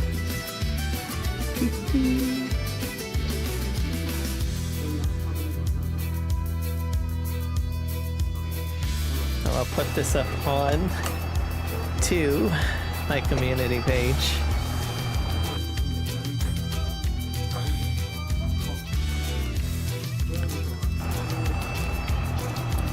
I think I'm also going to get a bit bigger image.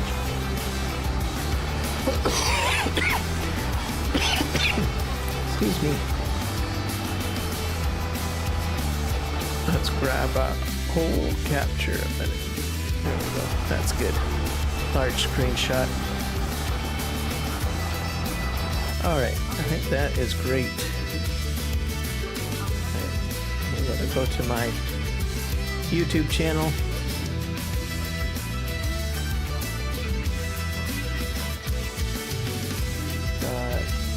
YouTube.com.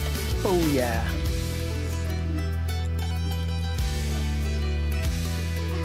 And we'll put it up on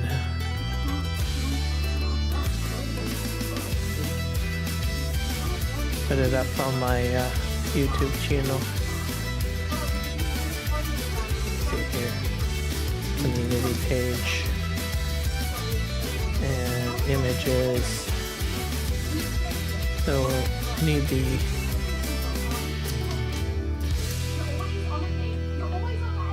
all right. I do, Anna. I didn't want you to come in. I don't care what your fucking day. Awesome news.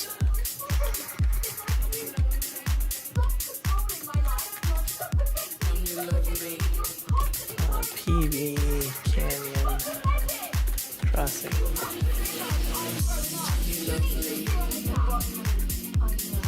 Victory. There we go. I like that post. All right.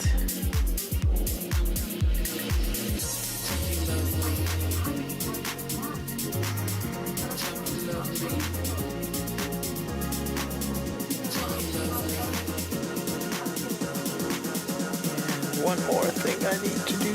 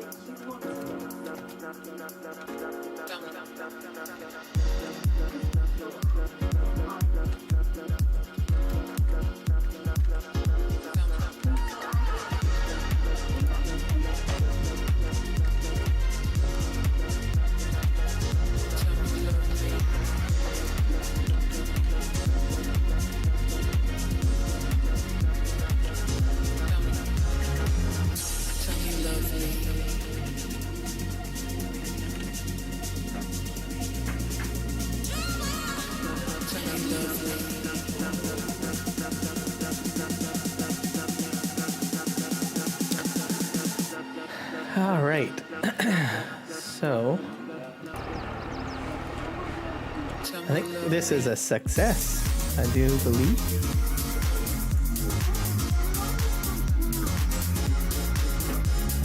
Let me just double check everything here.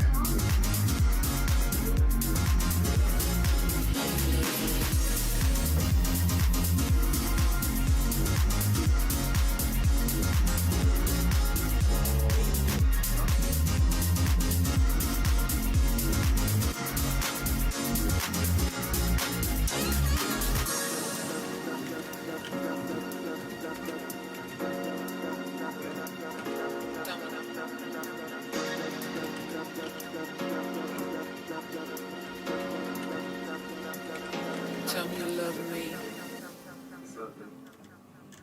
Strongly together, right? And customize. Yeah, I don't know really. But she means well.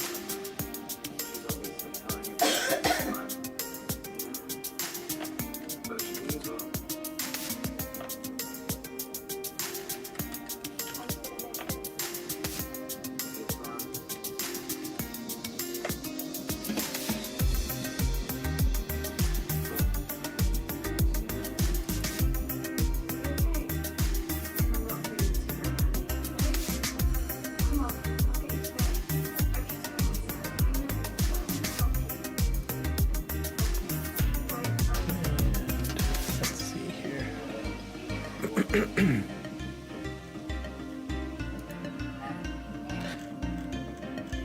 So I think, guys, I'm going to call it a live stream. This has been a tremendous success. Thank you, Luke Burn King, for the $10 super chat. That'll go to Extra Life as a donation.